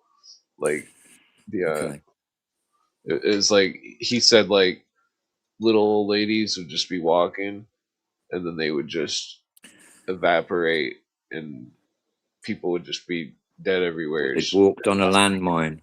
Well, no, he said that the little old ladies were, they were carrying bombs. Yeah, improvised instruments. He said that he's seen it at the market, and that people died and stuff, and that he all of his stories were like that. They were all fucked up. They were all really fucked up. But do you understand what the Afghan war was about, Clint? Well, I think it was UN trying to gain more land. Well, it's a bankers' spread war. They're all bankers' wars, aren't they? It's all about spreading democracy. Yeah. Which eventually turns into socialism. Not in a tribal country like Afghanistan. It's not. Anyway, in the 1970s, your country, America, and my country, obviously, because we do everything together, me and you lot, right? We went over there in the 70s and we built an infrastructure system to irrigate their land, because before in Afghanistan they didn't grow any poppy, right? They didn't grow poppy. They couldn't do it. They didn't have the water system. We went over there in the 70s and we built a water infrastructure so they could farm poppy. Yeah. One of my friends... The Taliban banned the production of poppy, and in we went. Oh, yeah. Do you understand? Well, political history, that is, 101. One of my other friends, he was in the army or something, and he said all he did was guard a poppy field or some shit. Something weird like that. Yeah. Yeah, that's what the Helmand province was about. Yeah, well, that's just evil. Yeah. It's more East India Company type stuff. Yeah. That's all it really is. I mean, the Bushes, the Bush family, the Warburg family. It seemed like there's a lot of it's this whole. It seems like there's still colonies going on. See, this is where it gets complicated, because based on like family trees and stuff, like because really I haven't done a lot of genealogical studies besides Templars, Jesus stuff, but also like families who are related to the crown or the crown subsidiary, like the dukes and stuff. Yeah, see, I was adopted, so I don't really know my real background. I've got like a great genealogy about my adopted family, Well, But not about my realistically, own I don't know background. anything about me. Not about my own background, but about Okay. all the people that were related to dukes and stuff from England and stuff, and the German crown. Well, And they're all like, French, aren't they? The Duke system, that's French, isn't it? well, there's more than just dukes and stuff, but Yeah, it, Dukes it is French. It's seemed like French they word. were, huh? That's interesting. Like seemed like a lot. It seems like there's still dukes and all this stuff. People that are Oh yeah, running there's Dukes, yeah. colonies, basically. Yeah, dukedoms. Yeah, they're Do you know they're what a just hiding dukedom the is? orders. I think Scotland might be a dukedom.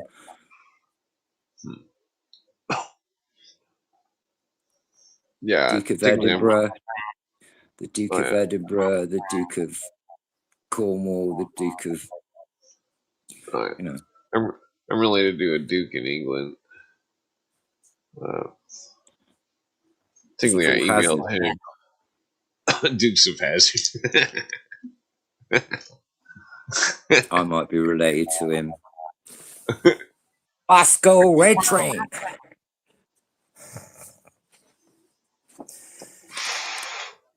Or Coltrane, isn't it? I don't know. Just trying Yeah, to make a joint. yeah. The Duke d'Orleans. He was a duke. Yeah, that's a big Masonic word, isn't it? Orleans. Yeah, seems like Napoleon might have been on the good side of the Masons. Yeah, if he actually existed. It That does whole sound a thing hell about of a lot like Apollyon, doesn't it? JJ thinks Napoleon went to Louisiana. Oh, fucking I hell, I think it's bet a he did. possibility. Yeah, it is. The, the JJ's right, stories. Helen. Bless him. Well, it's interesting. He brings interesting theories to the table that I never really thought of. That are Yeah. Oh, I definitely think you had definitely think you had French Freemasonry battling York Rite Freemasonry during your War of Independence. Not independence, your your war, Oh the yeah. South and the North. So the King Louis. Luckily, you had Russia to bail you out. Well, King Louis though he Don't was. tell anyone from the South I said that; they'll fucking go mental. King Louis he That's a was. joke, by the way. He gave some money to America before his death, and that he wasn't a member of anything. I don't think. But his brother though that killed him The was. Grand Orient, that's the Egyptian lodge, Yeah, the Orient. Well, some of the Yeah, Fulcanelli says Orient means Aryan. yeah. So the Grand Aryan Templaris. Lodge. Templaris. It seems like the Knights Templar. It's like if you think about it, like That's a time. much higher degree, though. You know that, don't you? You do know, like you got to do the whole Masonic shit before you get to anywhere near any Templar degrees. Well, like it's like Templar. Even the word temple means time. Tempest. That's what the root Top of word. your head, this bit there, temple. Well then, what's tempest and then L? L is God, the time of Yeah, God. yeah. Well then, like the Templars' original symbol, the black and white flag, just simply a black and white flag with a dividing down the middle. Red and white, surely. Well, that was later with when Okay. the Vatican had taken a hold of them. But I thought that was Teutonic, black and white. well, I think Hospitallers reversed it, didn't they? maybe. Well, it seemed like a lot of them kind of copied the other ones. They weren't necessarily connected, but they. Any old reason to go and slaughter the pagan. It seemed like or go hunting for red Indians or whatever, anything to just kill the tribe that didn't believe in any of the old Christianic law. oh yeah. Well, it seemed like when they went to the Middle Convert East. or die. Yeah, that's probably what happened to some of my ancestors. Yeah, but, yeah. Yeah, pretty sure it happened to all our ancestors, mate. Oh yeah. Well, like when they went to the Middle East or whatever, they found stuff about the lore, and that they when they were digging up in the mines or the stables of Solomon, they say that the stables of Solomon were packed to the ceiling with stone, and Yeah, that well, do you know what the real thing they came back with from that country, from the Levant? The real secret was they was learned the something secret banking. of architecture, how to build lots of things, properly, and also banking. Yeah, banking. Yeah, I think they That was also. that's the secret of Freemasonry. Oh yeah, They I learned think they also learned architecture. about the story. I don't know why my. Oh, there it is. Yeah, but They you can't also. tell everyone. You can't tell everyone your secret. You just got to write it in donkey star language, ain't you? Well, they also had the story of the Haram Abyss stuff. It's like they had a like imagine Solomon. He's like a symbol of a god, and that Yeah, the his temple is a symbol of time, and that the temple of soul of man. yes, Om is another word for the sun. Om is another word for the sun. Solomon, but some Yeah, of them say it's I forget the Hebrew Muslim. pronunciation. But like okay, so Haram Abiff, it's like the in the story, the person that raises him from the dead is Jesus, and that the Okay. and like he's Haram Abiff is Lazarus. Who were the ruffians then? Uh, well, well, it's the The profane ruffians that's a good question. I mean, I would assume that I would that assume wanted the secret. they may be the symbols of the elemental destroyers, uh, the uh, the air and the land and the water. It's But not the like, three-way confusion that baffles everyone. well, well, there was a couple of Jabaloms or whatever in the Bible, but like that gets really complicated. It's but like when the story though was all about gods and stuff like, but like it was like the real God was the well in the story the God was reborn from death by being buried in a hill and planting an acacia as marking the spot. That's what they did in ancient times. Yeah, they exploited the fear of death, didn't they? Well, it was Why like would I you, think it why was in would you the have a blood oath unless you were going to frighten someone? well originally the blood oaths were to protect the secrets, but like Frighten, threaten. but like It's a well threat. there was It's a fucking threat. Come on. well if you were a knight and like you're trying to have someone enter your knighthood and the knighthood's Oh, like honor. You mean? yeah well like so the thing about the grip of the lion's paw, it's like it was a symbol. Yeah, you haven't taught me that one yet. Well, it was a symbol, I think, of being initiated or receiving an energy. That technically August is the August 7th, I think. September. Well, that's when Leo's It's like the closest. Green Lion. I can't remember. 8th of That's when September. that's when Leo as Oh, sorry. Sirius is the closest. So Sirius is the closest to Earth, and Leo is in between it. Uh, Yeah. and that Oh, the every time you say it, there was a tennis player called Borg, and he was from Sweden. And then there was a tennis player from America called John McEnroe, and the joke was, "You cannot be serious." And he kept telling that to Swedenborg. I just thought that was funny. It's a Masonic joke. I never got it. Well, so it's kind of like the sun thing, where like they have the zodiac behind the sun, but instead it's like the zodiac in between Earth and Sirius.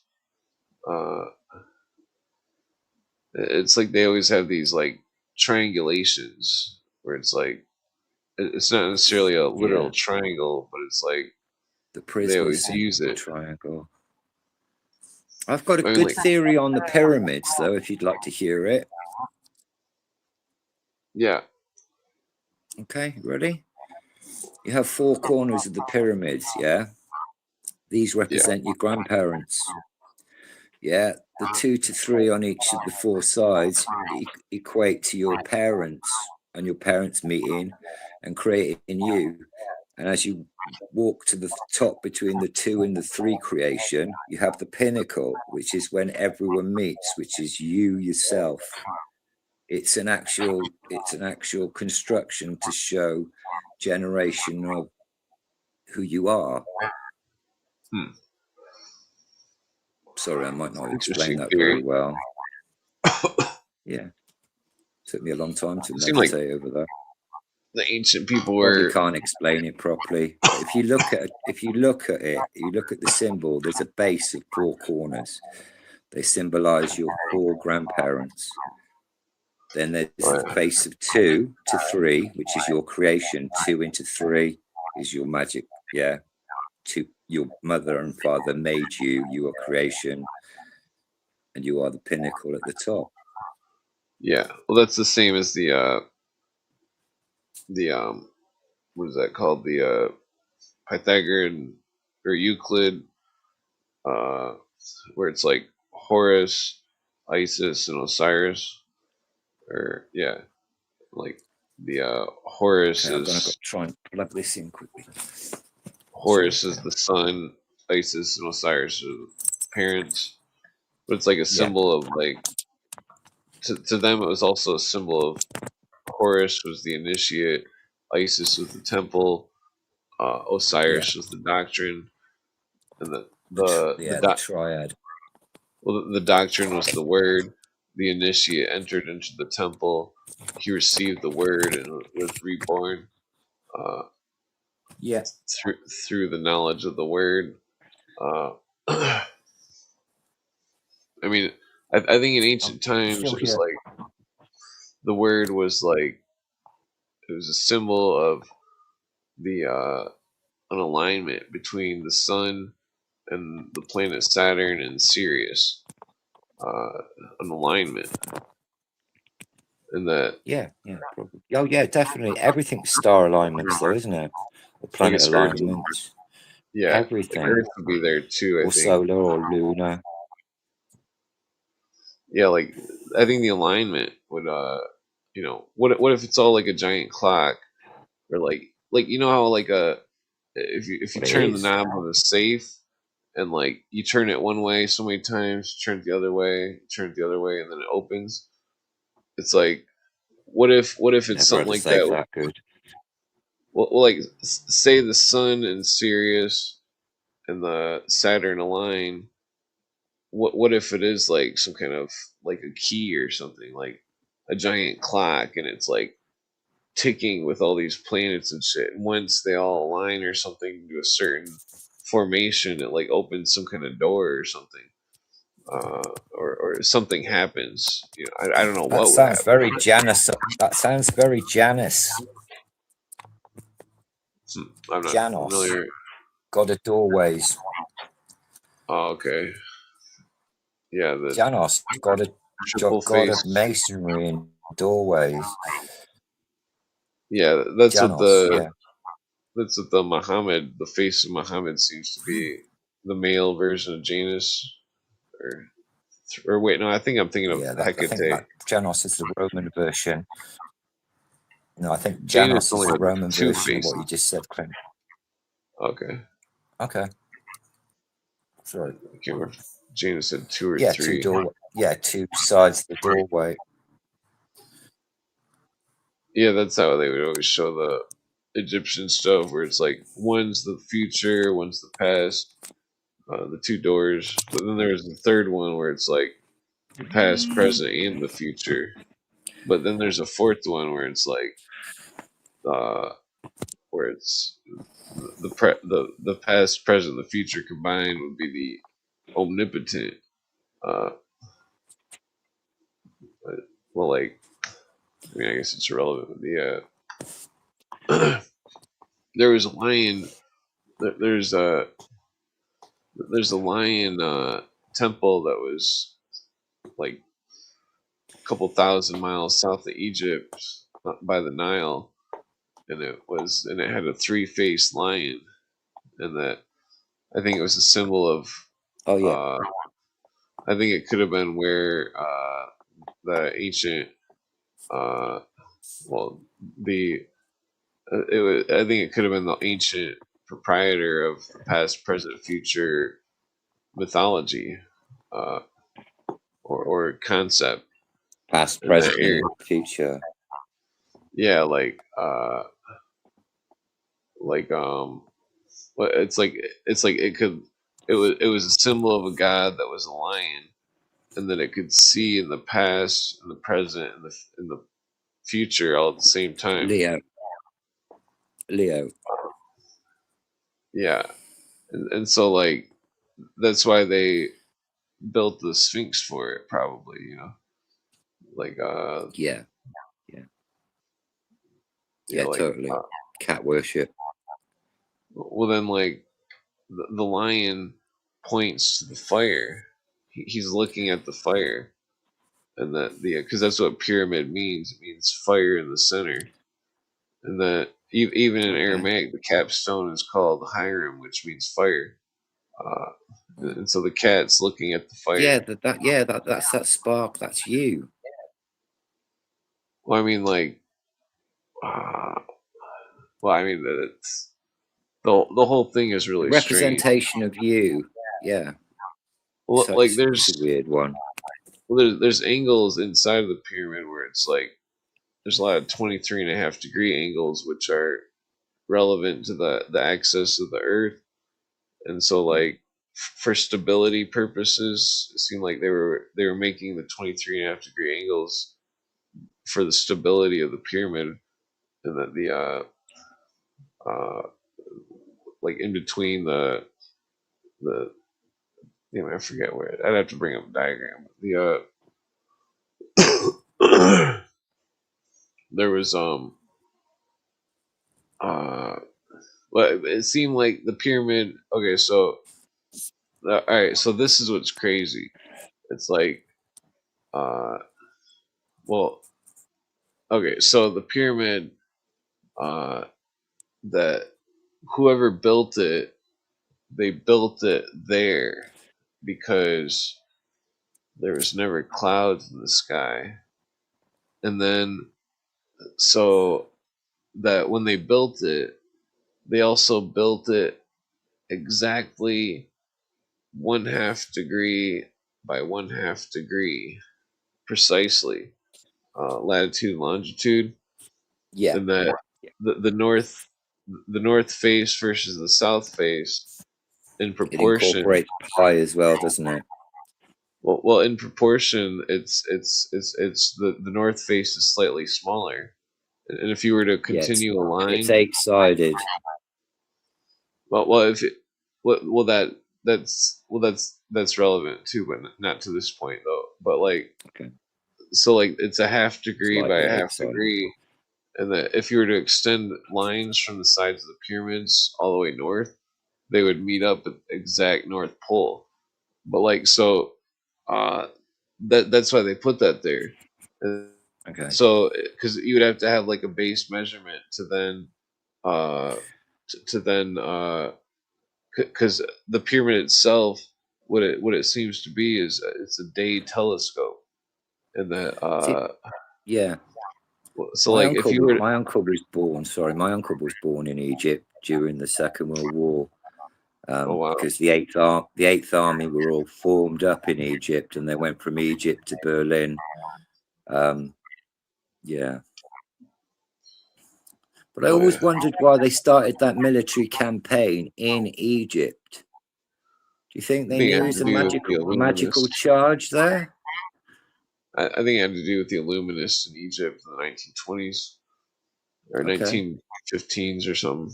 But like, I just never knew why my uncle was born in Egypt. Really, it always weirded me out. oh well, He's a really I got off famous base. rugby player. Oh, yeah. I think I was thinking of something else. Oh, okay, so the pyramid, it's like when they built it, they built tunnels in it to point to certain stars, and but like to build. Okay, so if you were to dig a well and you dug a well really deep and it was the middle Yeah, of the day, Alexandria is all very astrotheological, isn't it? yeah. Well, like if you were to dig a well though, uh, that the Yeah, well, star observation. yeah, you could see the stars during the day, and like, Yeah, so that's what they were essentially doing with the pyramid, what with the those chambers? tunnels. Yeah, because they could. There's no reason to look through the chambers at night at the stars, only during the day, and that Okay, but so when they built it, it's like, they're a mystery and an enigma, aren't they? well, they would have had to known the calculation of where the star was during the day, so they would have had to Yeah, known where it was at night, and then reverse calculate it, and then and so then it's stick like, in the sand theory. well then the pyramid itself, it was done at the exact curvature, uh, and that like I used to build pole barns and stuff. It was like, to get a pole barn perfectly square is like really, it's like impossible. Like fucking, it seems like it'd be so easy, but it's like it's so difficult to move the stakes around over and over, and it's like, and you got the like thing that you look through on the fucking the tripod, I forget what it's Yeah, called, but you'd have to look through it and make sure it's like a certain distance or whatever, and like but like, so they squared it out like perfect. But the pyramid is more square than any building on the entire planet, and that fucking north to south, east to west, and that but like the so then, how the fuck did they do that then? wow, nobody knows, but like, No. so then then the sides of the pyramids, each side was it was all measured in They probably didn't Egyptian have their cubits. they probably didn't have their food poisoned and their air poisoned, and they It's didn't like, have television as a distraction, and they all probably reached a much higher form of intelligence back then, don't you think? With just conversation well, and a fire and a bit of weed to smoke. well, I think we have the same intelligence. It's just we don't know how to No, exercise I it. don't think. But like, I don't think. I well, think so we've then, had 300 years of dumbing down for starters. oh, yeah. Well, so then, As a like, think of, as a general population, Clint. I'm just saying, as a general population. oh yeah. Well, so then think about the measurement of the foot. Okay, so a foot. There's, see, like, the mile is like an ancient measurement, and that the foot. Pedro, get your ass on you. Well, like the You should invite Pedro on. well, I've invited. Well, so is 12 inches, and that 2 feet is 24 inches. 2 feet is the Egyptian cubit, and so the sides of the That's pyramid. a fathom, isn't it? But well, like, so okay, so an Egyptian mile is 8/7 of a mile, and that like everything in our capital in America, some of the main buildings and stuff, they're all 8/7 of a mile away from each Right, other. Clint, listen to me. My phone is about to go. I'll talk to you again, brother. Peace and love. All right. All right, take it easy. All Peace right. out. Happy days, brother. Have a lovely, lovely weekend. Oh yeah, thank you. Oh, yeah, I forgot it's Friday. Shit, I'm fucking stoned.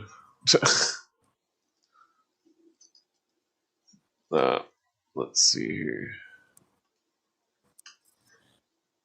Oh, yes, I forgot what I was talking about. The yeah, take it easy. Yeah.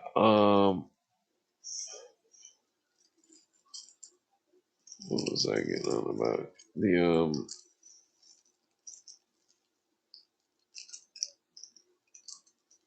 Okay, so maybe I only smoked like part of the cigarette. Wait, I think okay, I'm gonna take them off the screen. So, oh,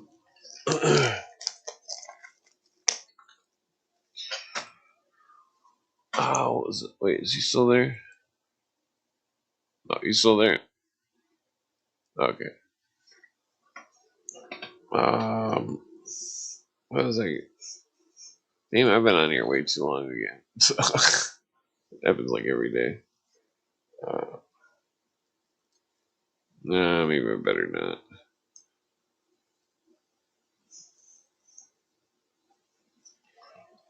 Okay, well, what was I gonna say? There's something I was gonna say about the pyramid. Okay, so the pyramid, 365.242 cubits on each side, four sides. It's the date of the solar year. 1, 2, 3, 4. The 4-year cycle of the extra day. The 2.242 is roughly 1/4. Well, yeah, 6 hours. So 6 hours, 365 days, and 6 hours are on each side. And then so I speculate that the pyramid was made when the story of Anubis was born.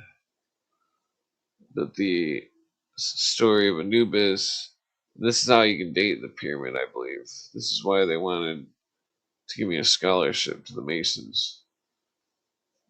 That the for the Scottish Rite, House of the Temple, the pyramid. What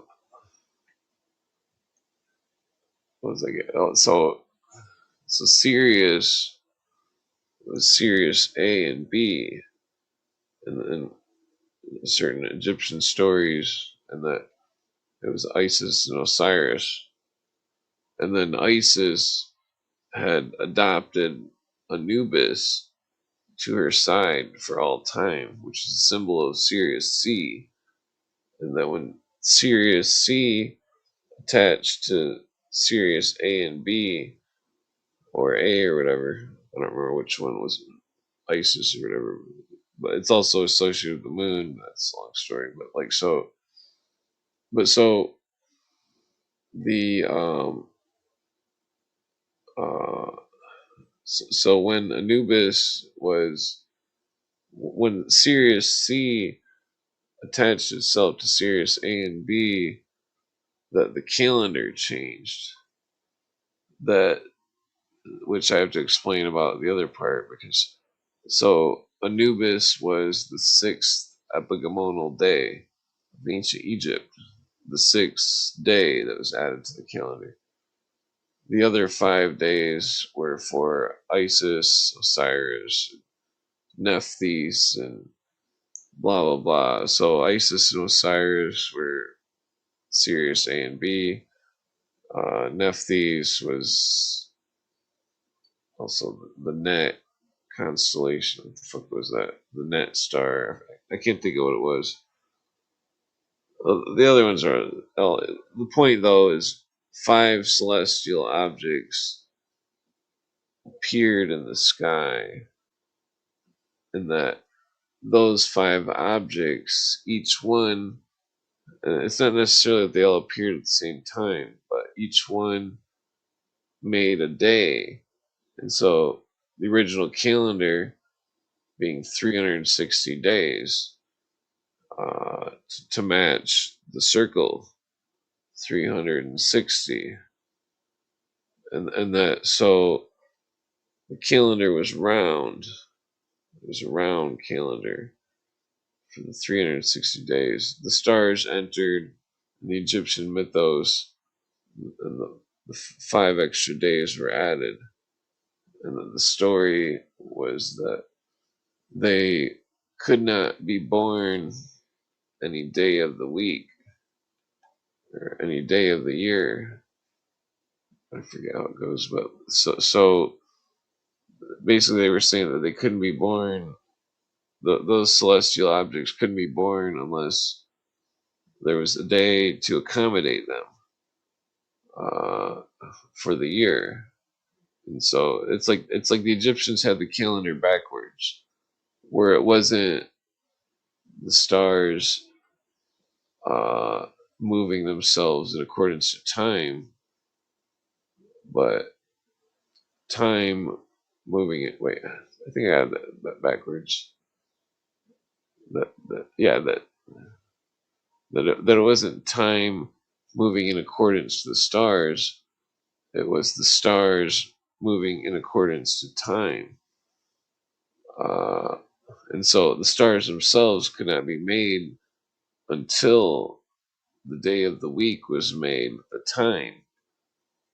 So perhaps there's some sort of metaphor about the shift of our solar system or universe, well, solar system shifting to then move stars in the sky, or perhaps make them. But so it's relevant though, because some of the writers say that the measurement of the pyramid sides. Well, first of all, the original measurement being 365.242. So if you were to take the modern yearly length, it would no longer be exactly 0.242. So then if you do a rate of change in the length of the solar year on the calendar, you can see the rate of change in the mathematics, and that you can pinpoint the date of how long it's been since the pyramid was built. Let's see, what's his name on the Hoover Dam? I think it was, yeah, it was Hoover. He built something very similar. It wasn't the same type of thing, but he built something that was recently destroyed, where it was, well, some kind of renovations, quote unquote.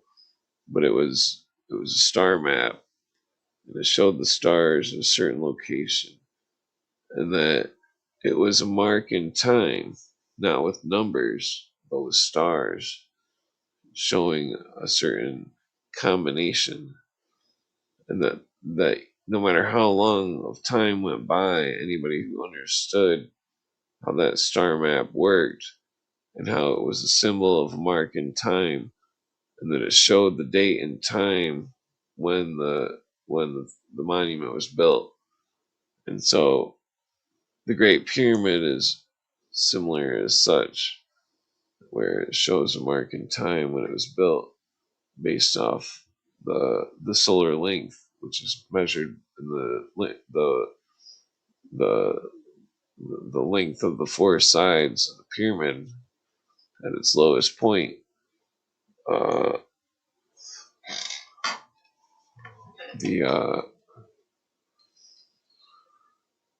what was I getting at? But so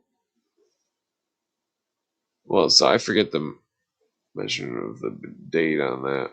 If it's 365.242, but the other measurement though was 365.002, and so that would have originally been the Anubis day, but like and it wasn't a particular day of the year. I mean, some might say it was. Well, I'm sure the Egyptians had it down to a particular day of the year every 4 years. But so the the point being is that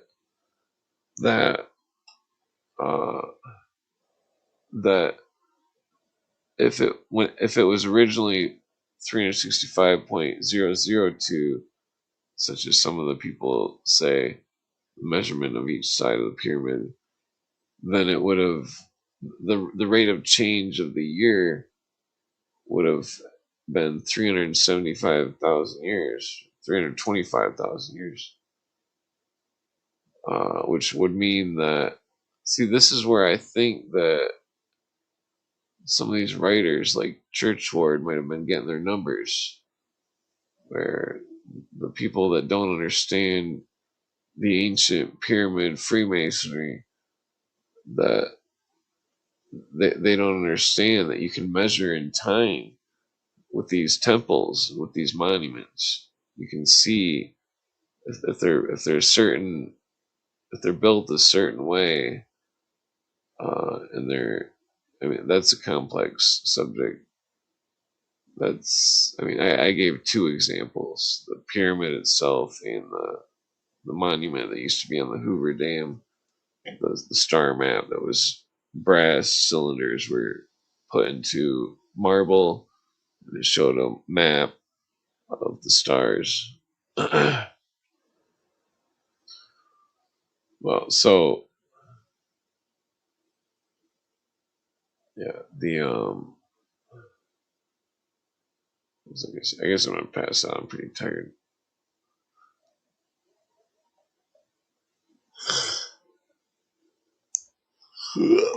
Excuse me. All right, peace out. Hasta luego. Good night. That's like the only Spanish words I know.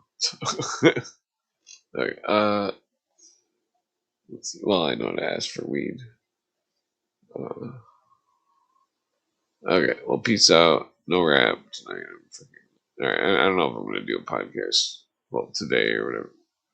Well, I might, 'cause Danny said he might come on, but all right, take it easy. Listen to Wayne Cooper, hourthetime.com.